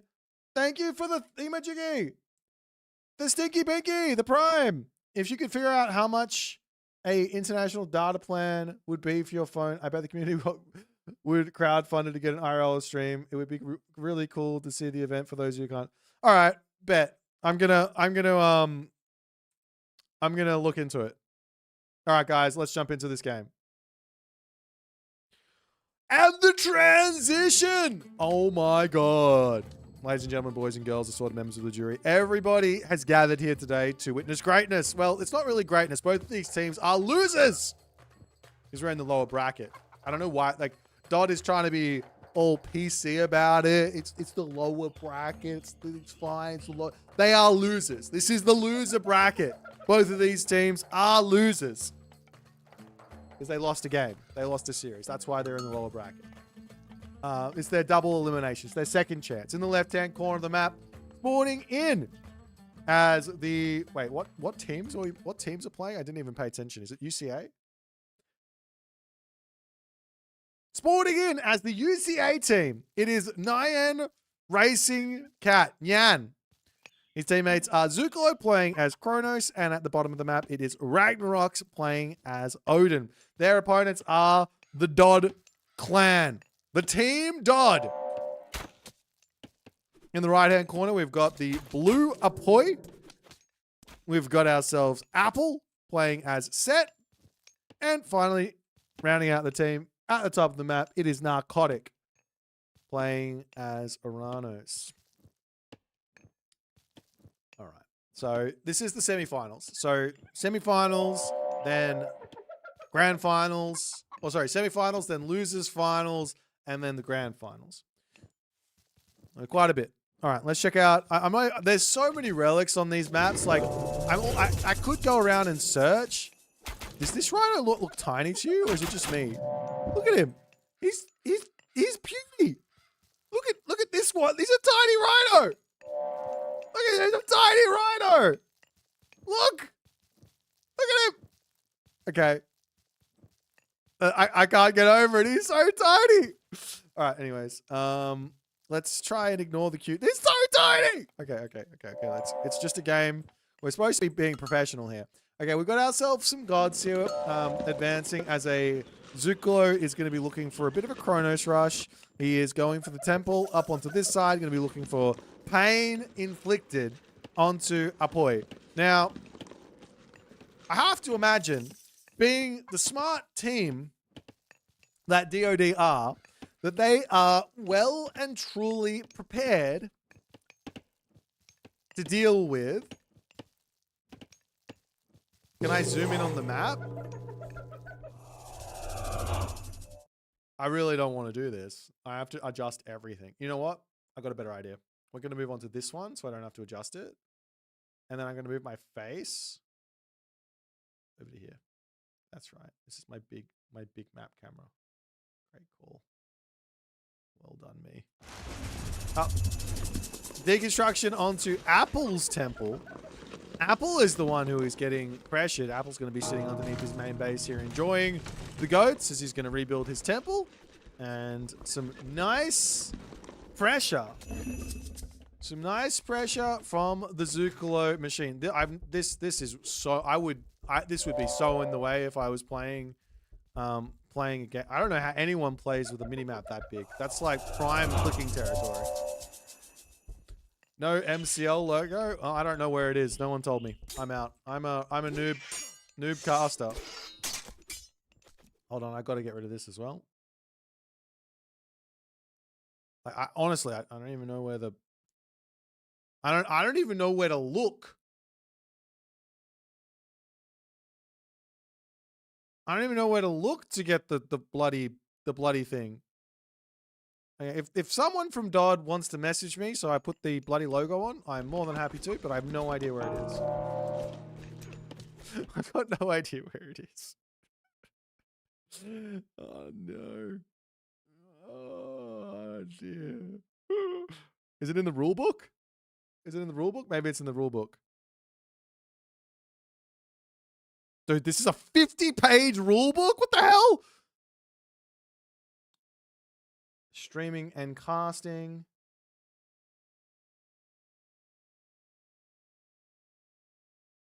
No, I give up.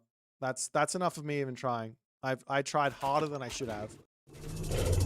I tried harder than I should have to find that. Up onto this side, we're seeing some attacks. Narcotic is going after Zukalo, but Zukalo now has to play some defense. His Kronos Rush was a little bit underwhelming, some might say, as the defense from Apple was on point. Apple is now grabbing himself his second town center, as is always the case in team games. It's always about your town center, but we do have some yellow Nyan Racing Cat Kitsune looking to make their presence felt. You do see a hearse here. They're going after the nibbles on the hearse, so they do get a couple of nibbles before running. Very dangerous there. This guy is holding a hammer, and for all things that I know, hammers do squash Kitsune, or foxes.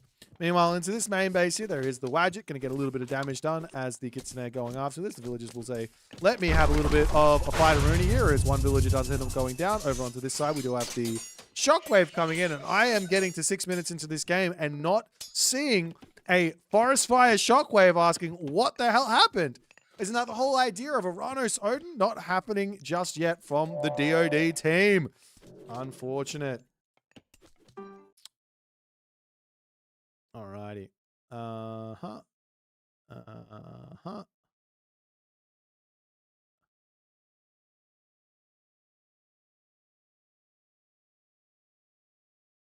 No, there's too much stuff in this folder as well.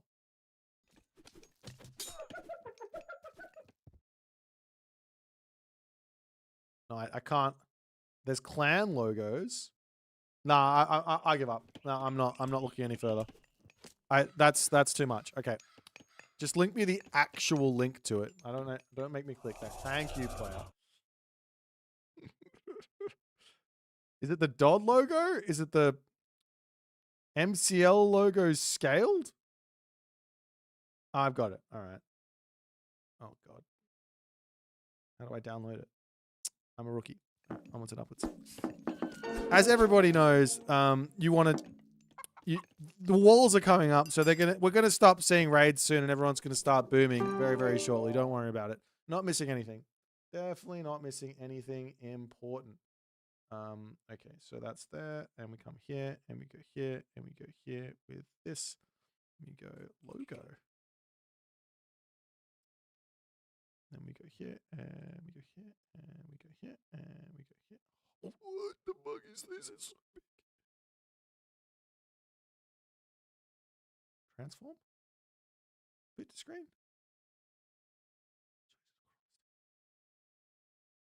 It's so big. All right. Perfect. Professional streamer.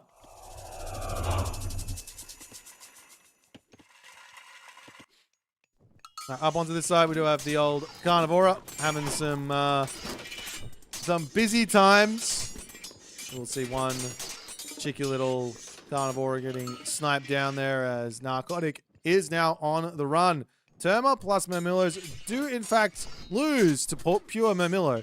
The unit you want to build to beat Murmillo is in fact the Cairo Ballista, but that might be a little bit tricky to do in a team game because it's so slow, unfortunately. As the Narcotic units will pull back up onto this top side. Villagers are no longer able to finish the town centers. They did have to garrison, but Zucolo now can get back to work. As after all is said and done, it is 2 TCs for Apple. He is having a fantastic time playing a very slow, boomy game, getting his houses down. Over onto this side, Apoy is now starting to take full map control by walling everything up. This is a classic Norse sort of idea. In fact, the Norse player is tasked with walling the entirety of his team up because his team is incapable of throwing walls down. So there it is.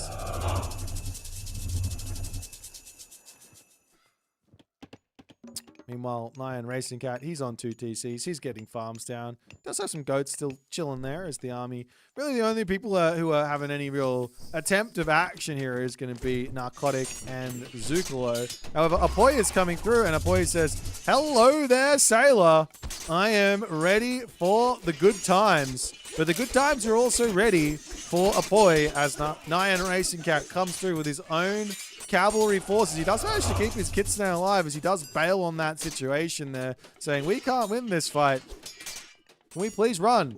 And Zucolo says, all right, but my units travel much slower than yours. And okay, I'm back into my main base. Probably need to get watchtowers. And he should be moving along.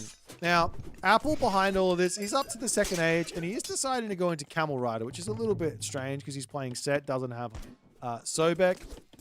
I would have expected Spearman and a Mythic Age pretty quick for like the Horus Spearman being the speedy unit that's very, very strong. However, Vision plus potential Shifting Sands shenanigans are always going to be on the menu.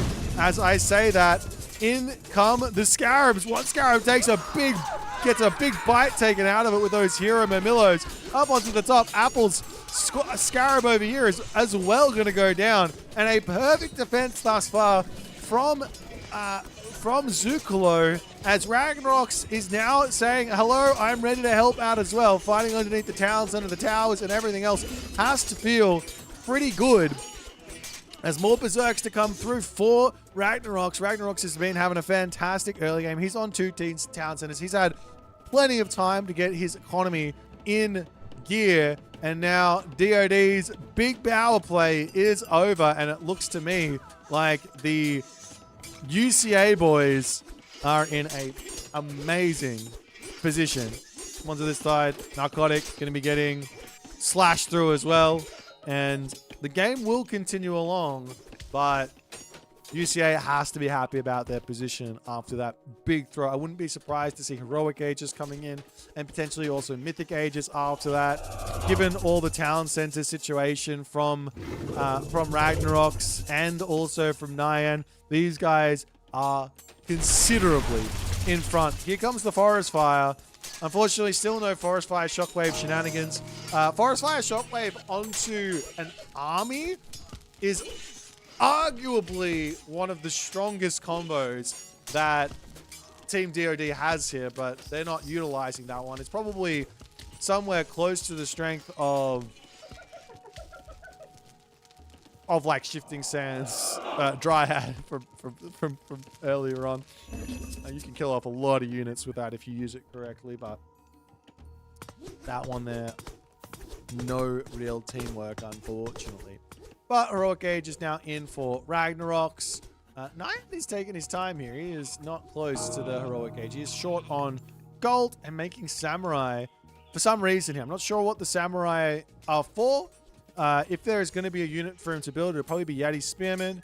The thing about team games, as far as I'm concerned, when you're playing at the higher levels, you kind of want to ignore half of the unit roster because you need to make sure that your teammates are covering your holes and your weaknesses. And basically, you're just ignoring, like I said, you ignore half of your unit roster, you just pick all the units that are fast, and you try and make sure that you cover each other's weaknesses inside of your fast units. So, for example, here from Apple, if he was going for Spearman, that would be covering a pretty large weakness. And you see that Ragnarox goes in for Berserks instead of raiding Cavalry because that's covering a weakness as well. So that's the thing. And then the Chariot Archers are also covering another sort of weakness, and they're also quite quick. So that's the sort of idea at the very least. Anyways, Ragnarok getting himself more buildings up, setting up over here. This back raid slowly getting poked down, but he can turn around and take this fight, though the double Juragumo are in. The web spinner, the Juragumo venom spinner, web spinner, whatever you want to call it. She's in. She wants to get some damage done. Up onto this top side. Still more attacks through here as town centers are coming up as well for Narcotic. Now seeing a little bit of a raid from these units coming through here as well, as Ragnarox did not finish off his walling duties. Very, very poor form from the Norse player. Meanwhile, on the backside as well, we're also seeing a Boit not setting up his walls either.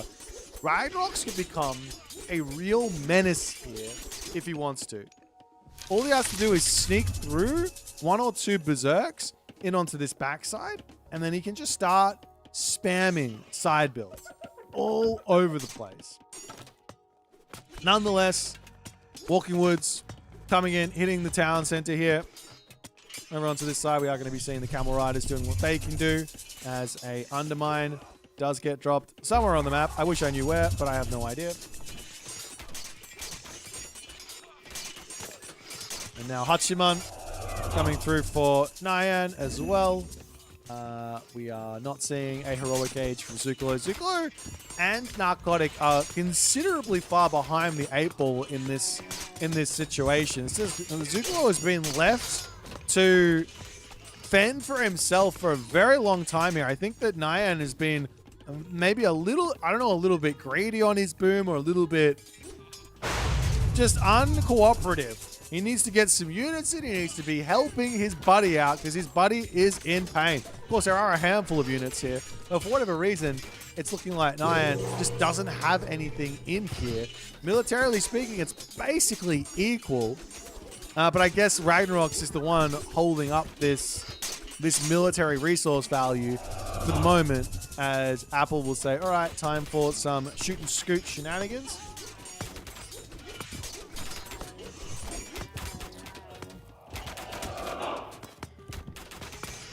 Berserks, these units will charge forward, but the Chariot Ball is strong, and you do need to respect it.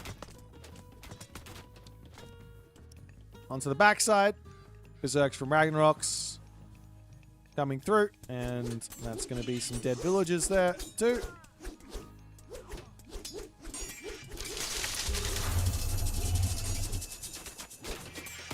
More walking woods because no one likes myth units.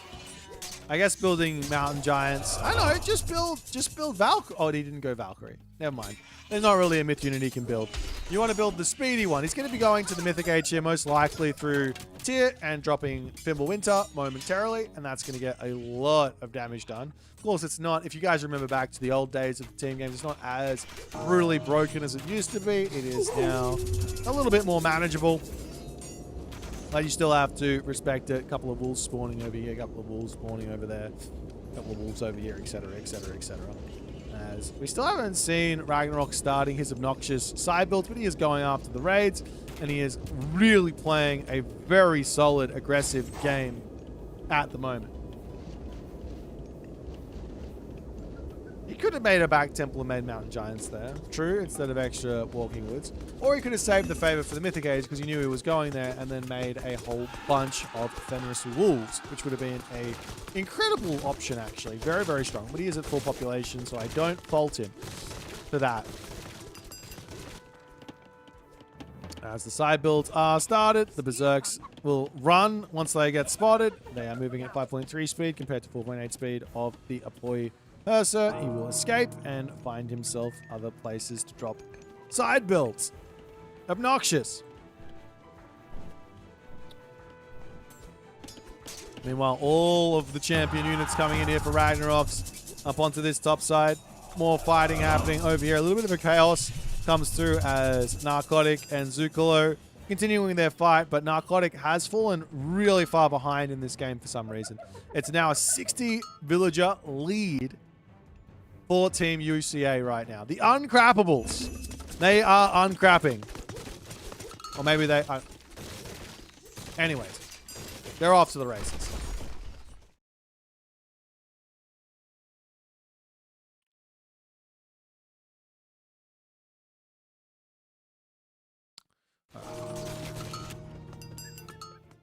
There's more Mythic Ages are on the way. This Mythic Age was actually denied, I think, as Apoy now coming into the Mythic Age over here. He wants his own tier in to give himself just a little bit of help here, as Apple over onto this side doing what he can. But the Berserks are coming in. They're going to deny this town center as well, as Apple going to be losing out there. Up onto this top side as well. Nyan is in full stride to start trying to get as much damage done onto Narcotic as he possibly can. The Tengu Masters, they are out in full force, and they are looking incredibly strong here. As the units coming through, they're going to get dealt with. We also see little traders coming in as well, as Zucolo charging in to try and take out this town center. Apoy falling. Apple is the only one really staying alive at the moment. Apoy falling, Narcotic falling, getting doubled as well while while unable to deal with the double on the top. And in that moment there, DoD does tap out. GG, well played by UCA. A very, very solid kickoff to game number 1.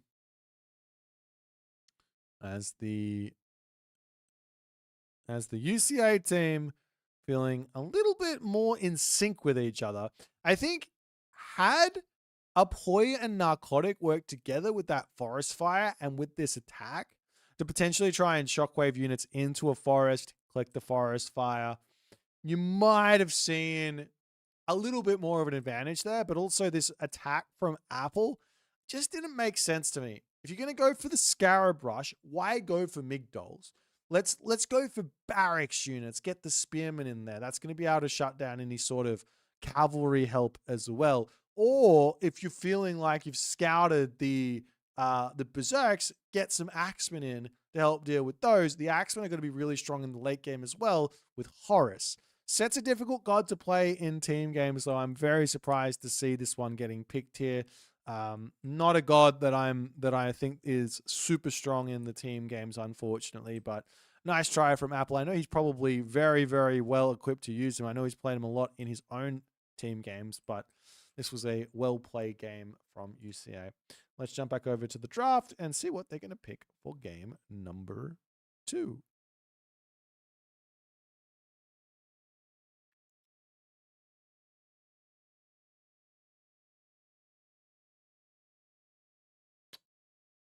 All right. What are the best team game God Power combos? And it was Shifting Sands and the Dryad, the Hammer Dryad, but that got patched out. Feels bad.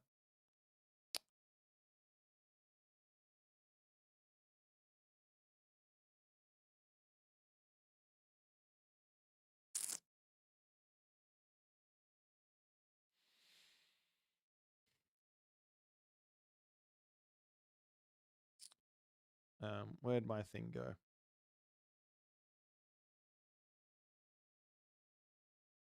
Ah, I closed it. Gosh darn it. Okay, so game 2. Is this going to automatically work? Do I have to do anything?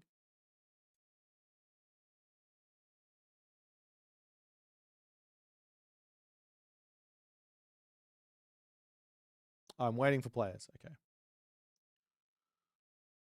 Frost into Purge? Does that work? Jeepers. There's a lot of things to think about. There's a lot of the thing is that the easy way to play a team game is, no offense, the kind of what we're watching right now. This is the easy way to play. Like DoD tried to do some sort of a team game strategy here. It was kind of cool. It almost worked. A nice little all in with all 3 of them hitting a bit of a power spike. But the simple way to play team games is to just pick 3 gods that are very, very quick around the map, that have got very, very good mobility. So the Tsukuyomi and the Odin, and then the Chronos here is a bit of an odd pick for this comp because you'd think that they want to go in with something more mobile, like a Poseidon or like another Norse god or Uranus as well, like the other team did, but it did work out for them. And it's going to be Aslan Oasis, everyone's favorite. Lovely. I think I got time for one more, unfortunately. I got time for one more. I can't cast all of these tonight, unfortunately. I'm gonna have to buzz off. Is there someone else casting these as well? If there is, then I will be sending you guys over to them.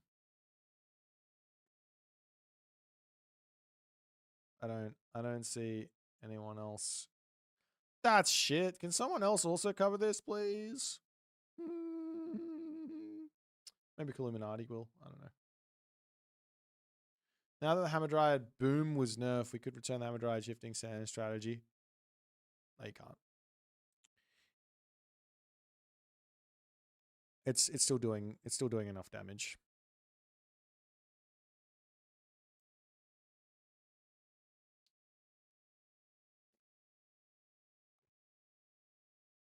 I'm sitting here right now really needing sugar. If I can't have sugar though. I'm gonna have a banana. I'll be right back.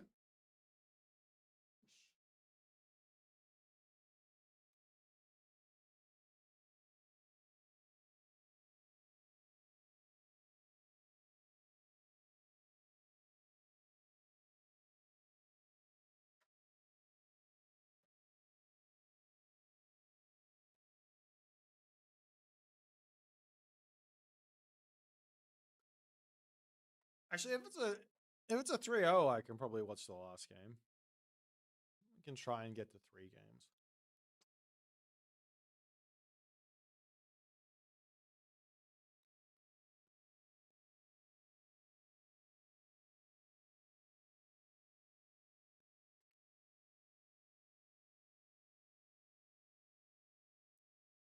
I think Demet is actually like quietly quite good in team games at the moment as well, though.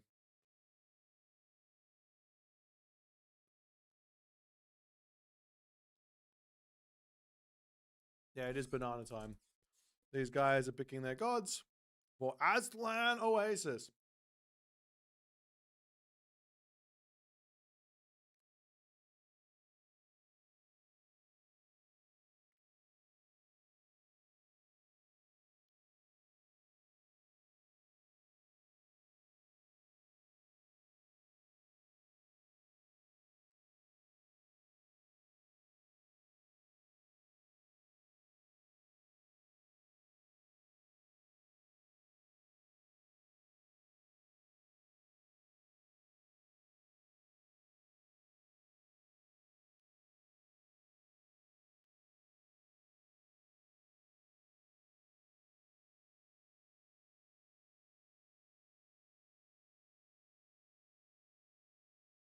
Yeah, Demeter has Alpha Lucaun who can wall for her really quickly, and the rest of the team, and Thorn walls.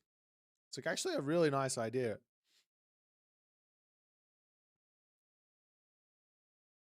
Don't tell anyone. That's my idea.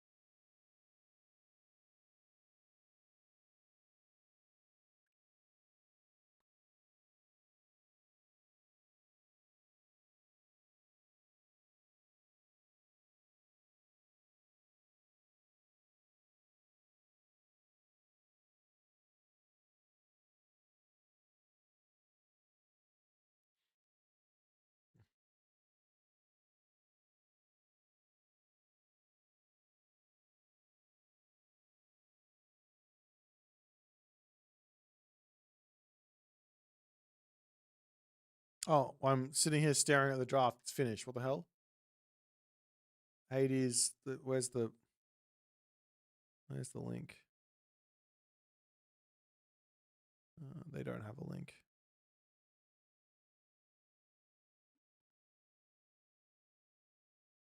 All right.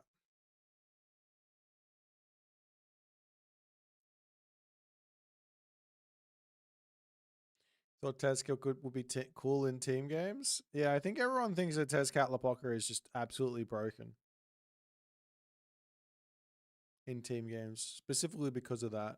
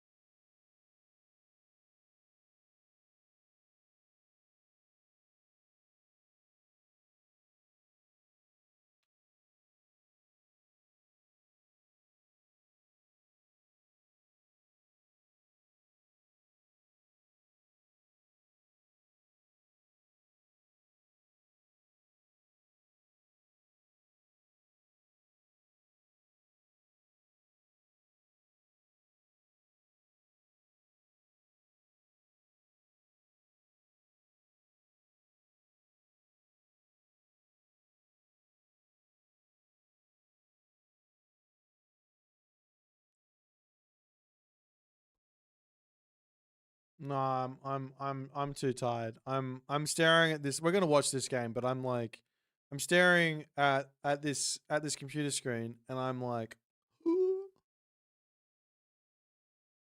Tomorrow I got to be up later than this, most likely. Sheesh.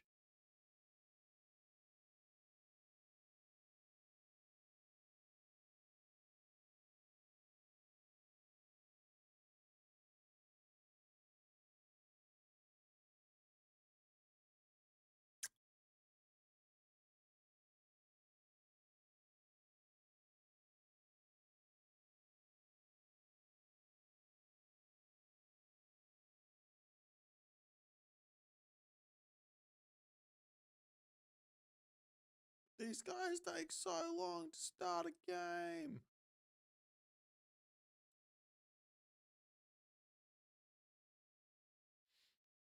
You like your TNT song, don't you, Mr. Jesus Christ Poser? Sheesh. That's one game played in 1 hour. Oh my god. God, and it went for 20 minutes. There's more time in the bloody draft than there is in the game. Come on, guys. Get this shit together.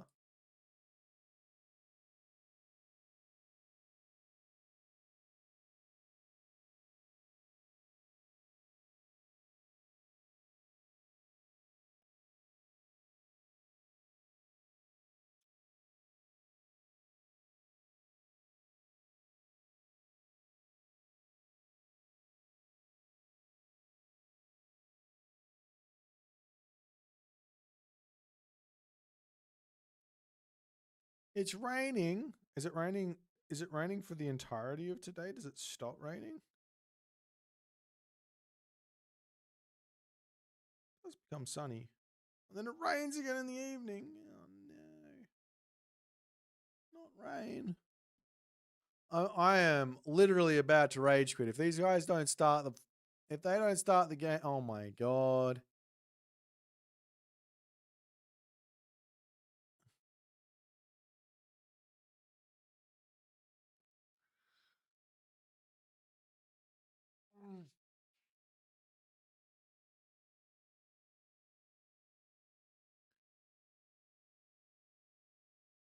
I wish I had something to talk about, but it's Hades Thor Uranus versus Uranus Hades Set. Basically the same gods. I think we saw these picks as well. These literal same picks as well the last time I watched this map.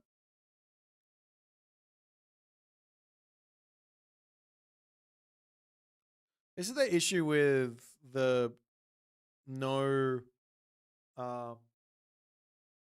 repeat gods thing. Oh, sorry, the you're allowed to pick the same gods as your opponent.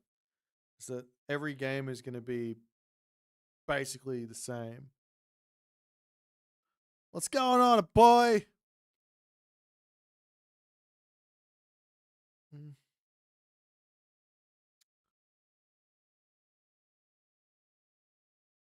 Oh my god.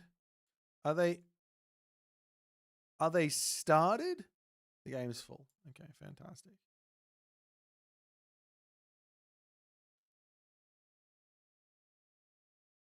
They already picked it should be pick the gods and then the game should start. They should be in the lobby, ready to go. And as soon as that final god is locked in, and they should be in the lobby sorting out all the colors as they go. And it literally should be go as soon as that final god is locked. No discussion, no nothing. You had your time in the champ select to have a chat about everything. If it's going to take this long, I'm putting my foot down. Okay, now the game's gone. The game's literally deleted. Do we have a new game? I can't see it. Are we dead? Did they put?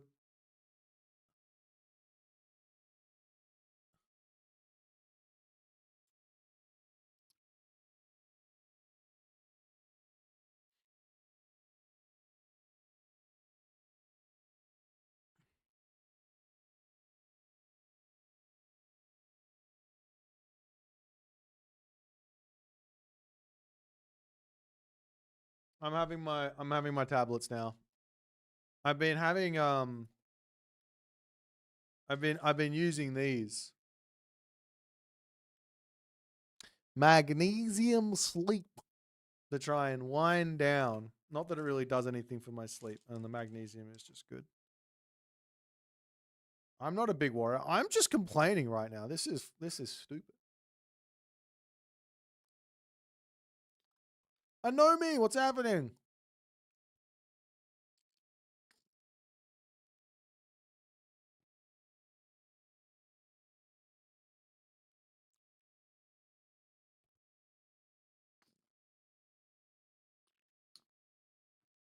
Old man Anomi? Yeah.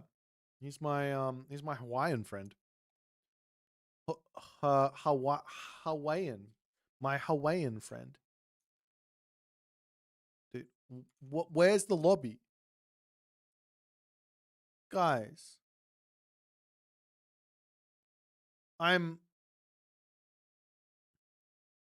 Oh god.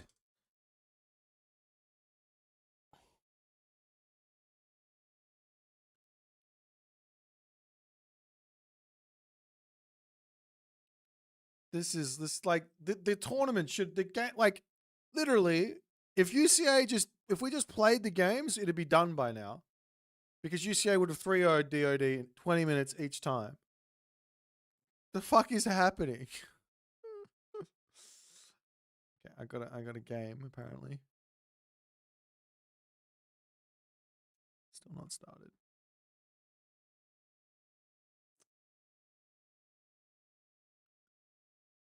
No, what's happening, man? It's part of the tradition. It's not. We're all trying to work together to become better than we once were. RTSL also took forever, even without Strauss. Probably because the players were constantly changing gods in the lobby. Because they were like, oh, they're picking that god. We better pick this one then. Oh, well, they changed to that god. We better change to our god then. Oh, well, what will we change? Oh, well, it looks like we got to a mirror matchup. I guess we're playing a mirror matchup, right? Is that what happened? Did I nail it? I remember that's what happened in the Age of Mythology thing. Blind pick saved it. Ah. I guess I should say it right now, but you do know that the blind pick mod was, people were cheating with that, right? I don't want to say any names, but there was definitely a cheat going around. Should allow you to see your opponent's god pick.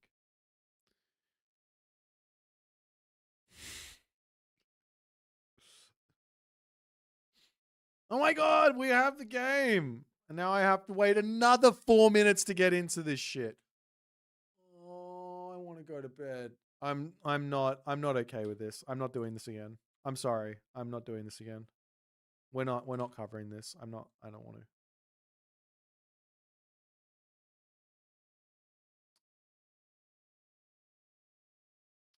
Not naming names, but one was French and the other was the Canadian goat. No, those guys were legit. You can tell they were legit. All the French guy kept on picking Ra, and the Canadian goat kept picking Isis. So, and then the Greek goat kept picking Zeus. So, or Odin. So those guys were clean.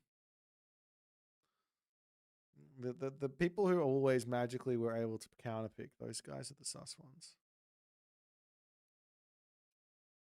Magic at his power shower break. Oh, that's funny.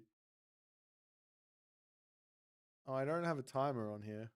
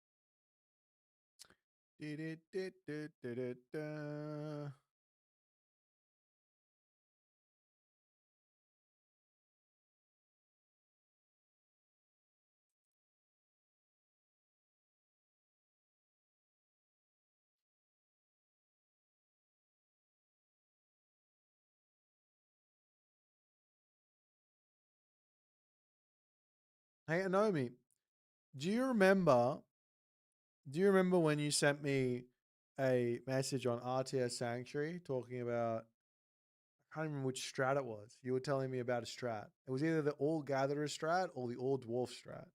Can't remember which one. It already had dinner and the game not started. Yep. This is like the movie theater. You go in there, you're so hyped because you're like, yeah, I'm gonna get some movie snacks. I'm gonna have a chalk top, gonna have that cinema popcorn. Ugh. Gonna get myself a large Coke. It's gonna be fantastic. You sit down in the cinema and then you're like, all right, just gonna start eating. It's the commercials anyways. And then you're eating and you go, oh, better, it's a bit salt, better have the ice cream. So you start eating the ice cream. And then you go, oh, I need a bit of a drink here. And then by the time you've done that a few times, the commercials are over. You look down, you're like, I got no ice cream left. I got no soda left. My popcorn's half empty and I need a pee.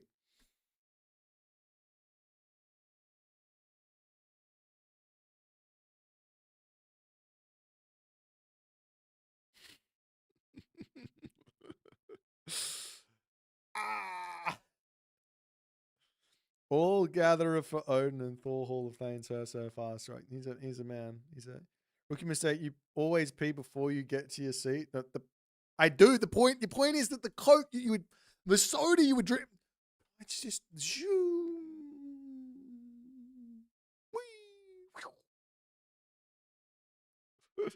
Oh, we're in. Wait. Now the game is going to take about 10 years to start because of someone's potato.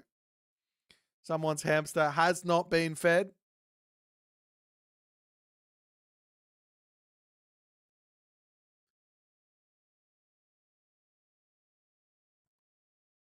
Okay, we're off to the races. Let's go.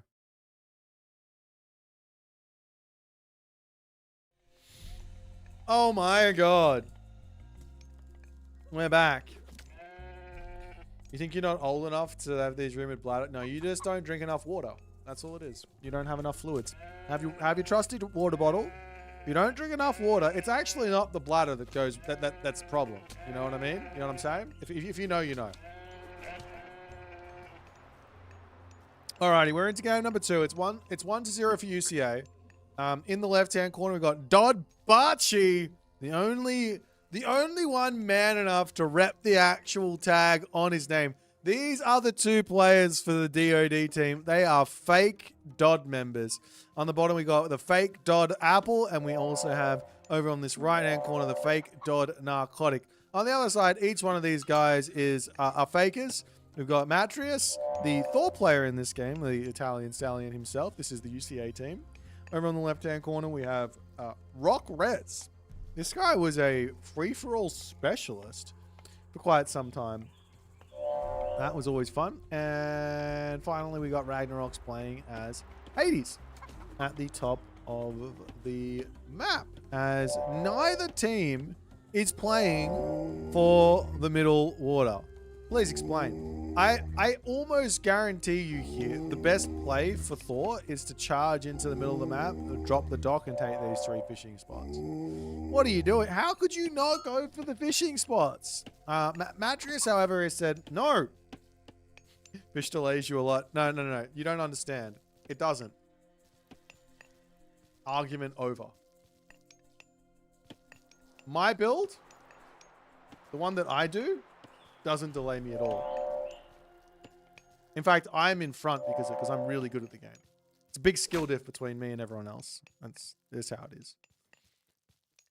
Just make sure you don't do it with anyone but Norse. Norse is the only one that can do that. Just got to get some build orders in there. All right. That being said, Matrius is wanting to advance as fast as he possibly can. I do have a build order for Norse, which I don't think Matrius is using here, which results in a... Wait, hang on. Where is it?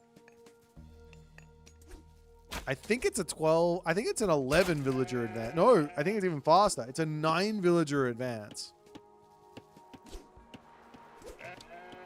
Now, that's a fast advance. It's the right way to play Norse. Or Thor. This advance here, I can get this advance with 3 fish. No problems. No problems. Alright, anyways, Apple over here is going to be doing some of his own shenanigans. He's got himself his pickaxe, he's got himself his monument, he's doing all the fun things. Over on this side, we have Narcotic playing with his Oceanus. Still no advance from our main man, Bachi, just yet. As the Freya is coming through, we have the Dar coming in from Apple next. Athena now on the way for Ragnarok's.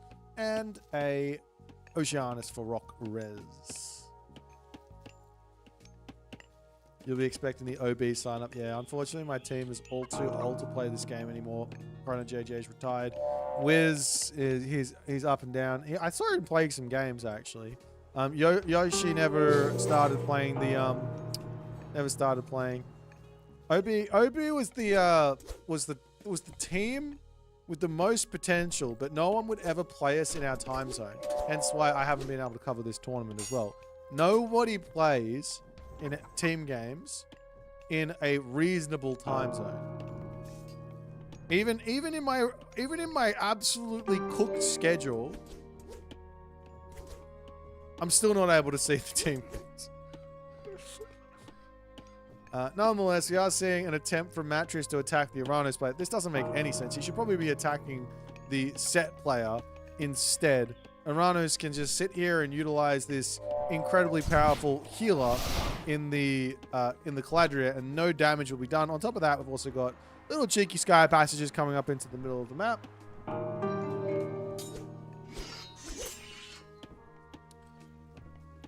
Nyan misses Voobly team games. That's just a code for I miss everyone else sucking. That's what that reads to me.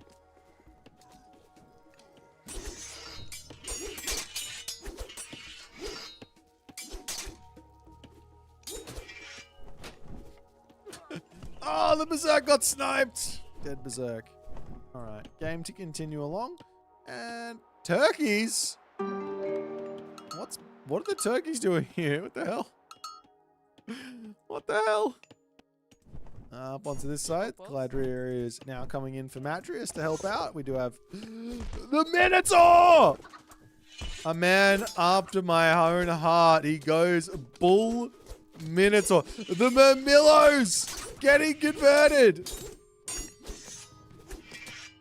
One does get turned into a hero, and the Bull Minotaur will have to run. But guess what? The Caladria can come over here and heal them up. This strat here is genius from UCA. I love this strat. This is so fun. Zom does come down. Hades is the ruiner of all things fun. Hades says, no, you're not allowed to attack. Please leave the area. And UCA will oblige. What a smart play from UCA. I give them 6.5 out of 10 for creativity in this strat. I hope we see more Bull Minotaurs. In fact, I want to see more Caladrias. Caladrias did get... Oh! Is it dock time? It's never too late to get 3 fishing ships. Smarter play would be to get the sky passages. You could go after those, but they don't know that it exists, right? Yeah, they don't see the sky passage. So you have to build a Pegasus for that, and that's hard to do. You have to get to the temple, have the favor, the queue. It's a tough life. Apple coming in, the watchtowers are up, so the infantry army is not going to be all too effective here.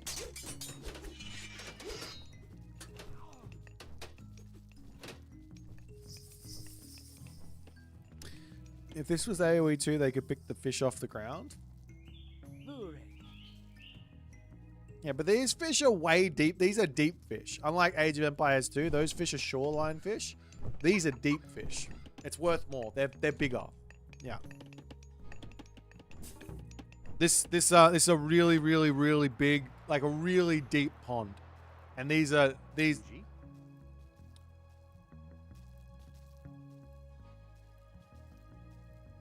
Never mind. Over onto this side, we do see a little bit of an attack from Rockgrass as Apple, a little bit out of position. He's going to drop his Pharaoh here. We see a restoration coming through from Ragnaroks as well as Matrius is coming in to join up. We've also got the Minotaurs in onto this spot.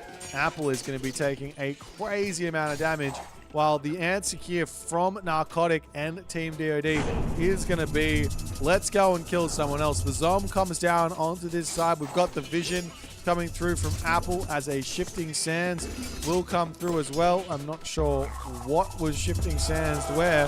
Over onto this side, this is the idea. Your opponent has got a couple of units that are really powerful, but they're so slow. But a certain someone does have a Shifting Sands as, well, Matrius's base is going to be getting demolished as the Dwarves, they run for the tower. The Spearmen going to be taking out a couple of these. There are already 10 units inside of that as the Matrius economy is going to be blown to smithereens. The team game strats are on for all to see. Right, Matrius' tower at the top. Almost going down as the more Cyclops coming over onto this side. The Dwarves trying to run, but the Spearmen are going to be spearing. And as for the red units, there are 32 currently on the map for Matria still. So he's still got plenty of villagers. I don't know where they all are. Really? Am I on the right player? Nope, he's at 13. There we go.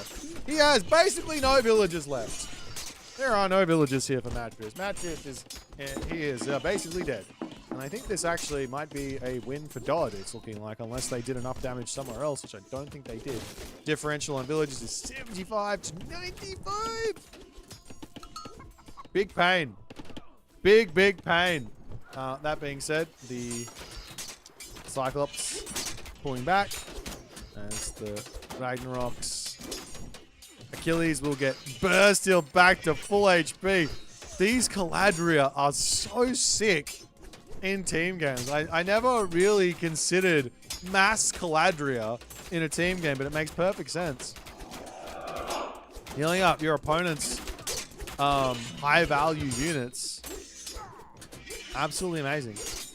Nonetheless, the units there do die. Narcotic, Bachi, and Apple look like they come out of that one with a bit of an advantage. Onto the top here, Ragnaroks does have some units. He's looking to get some raids somewhere. But, I mean, they basically killed Matrius. Matrius is basically dead, but he can come back in this game, no problems.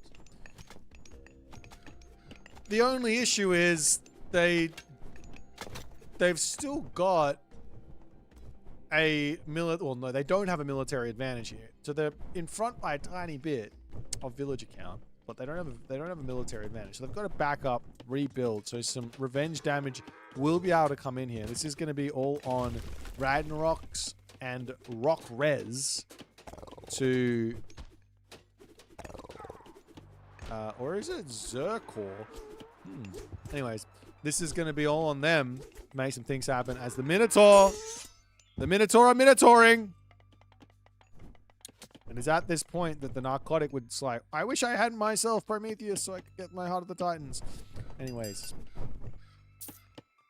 A little bit of gold getting sent around.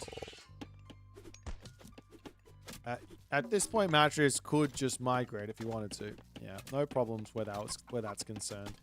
He could come up here and grab this town center. But he is rebuilding his main town center, and Bachi does see that. Now, the question is here, is Bachi going for a second all-in here? Oh, he's going after Rockrez. Rockrez is going to have some issues. I was going to say, is Bachi going to wait for another Shifting Sands from our main man, Apple? Shifting Sands plus Elder Cyclops, wherever you want, however you want, whyever you want. Sounds fantastic. Why are people so afraid of the bull half bull man? Well, it's because if you mess with the bull, you get the horns.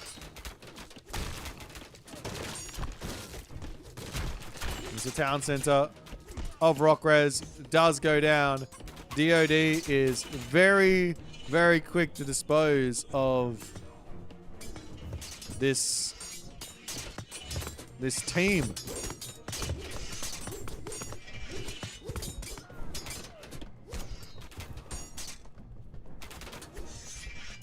The Elder Cyclops are a menace. They're incredibly strong. This is like the first time I think anyone would ever really find mad value out of them in a team game. Normally they're pretty average in a team game, but they are showing up here for sure. As Matrius is currently on a catch up. He's at 19 villages, plugging along. Apple hits the heroic age though through Sekhmet, and the Citadel Center does come through. Rockrez is getting obliterated here as his citizens are attempting to bail out as this one Elder Cyclops is like, hello there, I would like to kill you all. Please pay attention, Bachi. Please don't.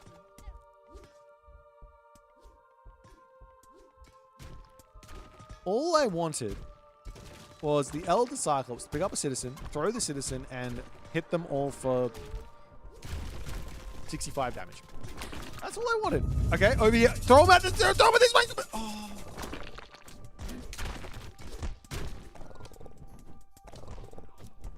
It's the small things in life, you know what I mean? like small things. That's all I want. Ragnarok's coming in. Minotaur versus Cyclops versus Toxotes versus Hippias versus however many Caladria that are here. These are invincible units on the side of Ragnarok's is what you would think. The Minotaur are actually going down here. These Cyclops are a menace to society. Meanwhile, back over onto this side, Matrius is getting demolished again, but he does manage to get his Scarabs working out. Oh, Matrius is just like, oh, God. And now Ragnarok comes over here. He's dropping his Underworld Passage. He's getting in, trying to keep his buddy alive as Apple's Scarab will go down. Ragnarok's units will deal with all of this. And now there is a little bit of an entrance from... Where is the other part of this Underworld Passage is the question. Up here, there is an entrance into the back of Ragnarok's base if Matrius needs it. Matrius has yet again lost a bunch of villages. He's at 26. But he survives another day. Well, the chaos is still chaosing along, which is lovely. I love the good chaos. We are seeing Narcotic starting to get up to an extra town center. Archie is on 2 town centers himself. He's got himself basically all walled in. Though there is some openings here that that Ragnarok can take advantage of. As the Toxotes don't really have that much of a movement that they can do here.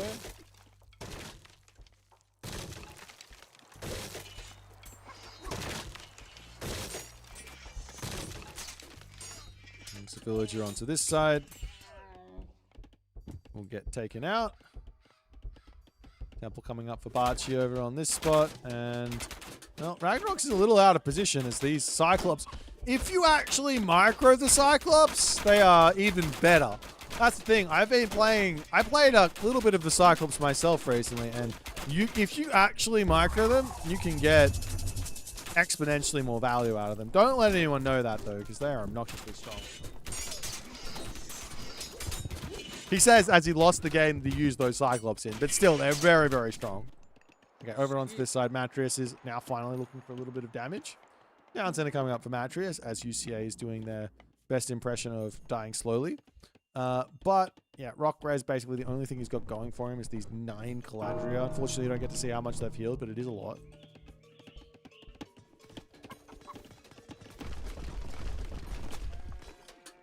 And Ragnarok's has got his carry shoes on at the moment as the Camel Riders come through. They're here to defend. Manticore, look at the myth donuts from Ragnarok's. That's what I'm talking about. It's myth. Age of Myth.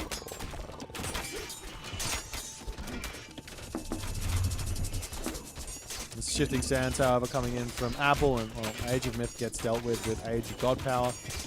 So the priest will go down here relatively quickly, but there just seems to be too much stuff, and one Ragnarok's is not going to be enough to beat both Barchi, Narcotic, and Apple, as the priests do get a couple of shots of damage off against those Caladria.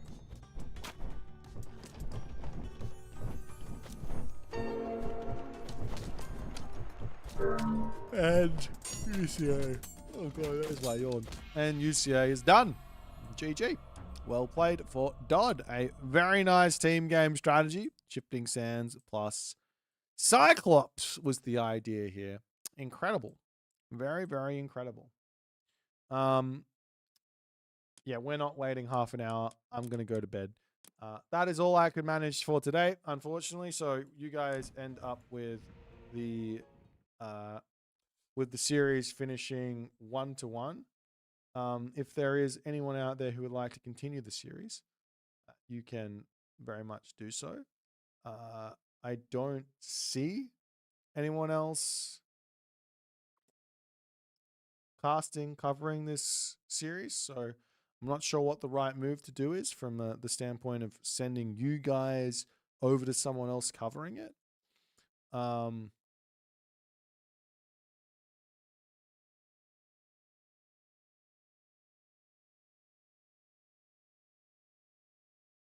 yeah, I think I'm gonna be done there. I'm gonna have to write over here in the streamer. Unfortunately, that's all I had time for. Thanks for the games, guys. Good luck. All right, so they know that I'm done. Not that it really matters. I'm going to send you guys over to Killuminati, who is never redline a cold engine. And I'll see you all later.